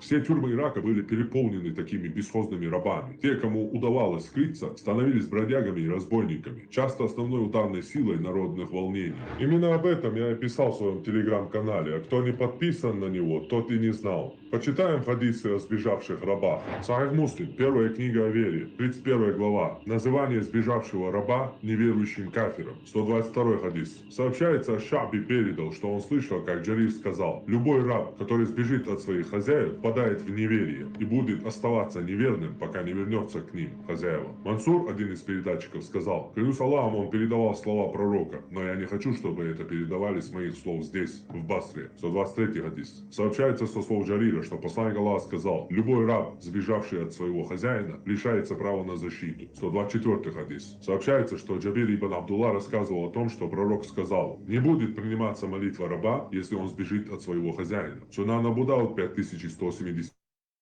Передается слово Бухарейре, да будет довольно мало, что посланник Аллаха сказал: не имеет к нам отношения тот, кто настраивает женщину против мужа или раба против господина. 2078. Передается от Джабира, что посланник Аллаха сказал: любой раб, женившийся без разрешения своего господина, является прелюбодеем. Оказывается, шейхуль Ислам там на меня кучу постов написал, а я и не видел. Самые смешные из них — это про рабство. В 9 веке в аббасидском халифате произошло восстание черных рабов. Видать, с ними так хорошо обращались по сунне, что потом потребовалось 15 лет с ними воевать. Так вот, за это время погибло от 1,5 до 2,5 миллионов человек. Это только за одно восстание. Такбир Ахмад Ма'мур аль-Асири. Краткая история ислама с эпохи Адама до нашего времени. Страница 208. Восстание Зинджей. 868-883 года нашей эры. Восстание Зинджей. Группы африканских рабов. Более 14 лет сеял страх и ужас в столице и сердце аббасидского халифата. Возглавлял их перс по имени Али ибн Мухаммад из Таликана, который утверждал, что он из потомков Али Зейн аль-Абидина ибн аль-Хусейна, приписывал себе знание сокровенного и даже пророчества. Открыто проповедовал учение хариджитов и призывал к освобождению рабов. К нему присоединилось огромное количество людей, и его сила сильно возросла. Он прибыл в Ирак и Бахрейн. Затем, в 868 году нашей эры, появился в Багдаде. Там он построил себе город, который назвал Аль-Мухтара, избранный. Его войска распространились по Ираку, Хузистану и Бахрейну, захватывали корабли паломников, разрушали города и вырезали их жителей. Зинджи одержали множество побед над аббасидскими войсками, захватили персидский город Абулла, Ахваз, Абадан, а в 870 году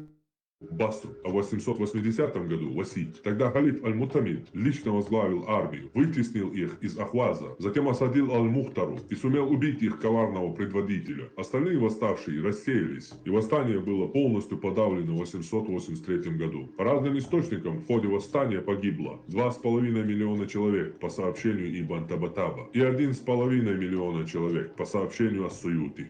Иншаллах, я сделаю отдельный ролик о восстаниях черных рабов в халифате. Но просто вдумайтесь в эти цифры. Только за одно восстание, длившееся 15 лет, погибло от 1,5 до 2,5 миллиона человек. Покажите мне в европейской, американской, испанской истории что-то подобное. В жизни не найдете. И эти шнири-антишугубисты рассказывают нам здесь сказки о том, как прекрасно жили рабы при шариате. Большаков. Рабство в странах халифата. Страницы 442-443. Как говорилось выше, после окончания завоевательных походов количество рабов в халифате стабилизировалось и значительно выросло значение ввоза рабов. При аббасидах рабов в халифат поставляли в основном тюркские степи Евразии и Черная Африка. Важнейшим центром торговли тюркскими рабами был Самарканд. Сюда свозили пленников из степей. И здесь же они проходили обучение у работорговцев. Юношей обучали военному делу, а девушек – танцам и пению, что значительно повышало их цену. Рабы самаркандского воспитания славились на всем мусульманском Востоке. Эти тюркские юноши, гулямы, пополняли гвардию саманидских эмиров и самих халифов. Другой поток невольников из Поволжья шел через Дербент. Черные рабы в основном возились из Восточной Африки, от Эфиопии до Занзибара. Аравийские купцы скупали рабов у прибрежных племен, а при случае захватывали обманом прибрежных жителей. Рабы поставлялись в Арабию через Аден и Зуфар или море, через Басру в Ирак. Рабы-негры или зинчи, как их называли в то время, как правило, использовались на черных работах, а негритянок охотно покупали в наложницы. Несколько меньший поток черных рабов шел из Нубии и западного Судана в Египет.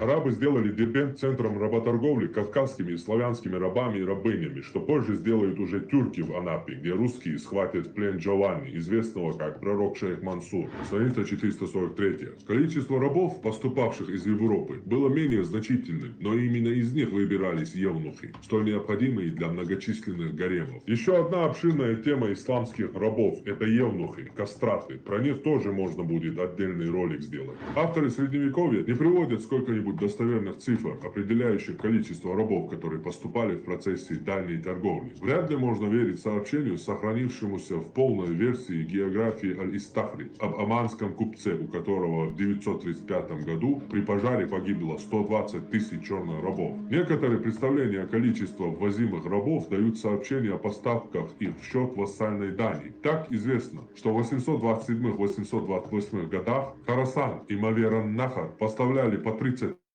тысяч рабов ежегодно, а Кабулистан 20 тысяч. Несколько позднее тахириды ежегодно поставляли из своих владений 20 тысяч рабов. Безусловно, это составляло лишь часть всего количества рабов, проходившего через невольничьи рынки Харасана и Маверан-Нахра. Цифры просто потрясают. Страница 443-444. В результате в столице халифата скапливалось огромное количество рабов. Низам Аль-Мульк в Слаясет-Наме пишет, что у халифа Му'тасима будто было 70 тысяч тюркских и берберских гвардейцев-рабов. Цифра эта явно преувеличена, но более достоверные источники позволяют насчитать при дворе до 15 тысяч гулямов и 7-10 тысяч слуг. К этому следует добавить многочисленных рабов у придворных и столичных богачей. Вряд ли мы ошибемся, если оценим общее количество рабов в Багдаде в 9 веке. 50-70 тысяч, около 15% населения. Примерно столько же рабов было и в других столицах крупных государств, например, в Фатимидском Каире. Однако следует заметить, что число рабов уменьшалось по мере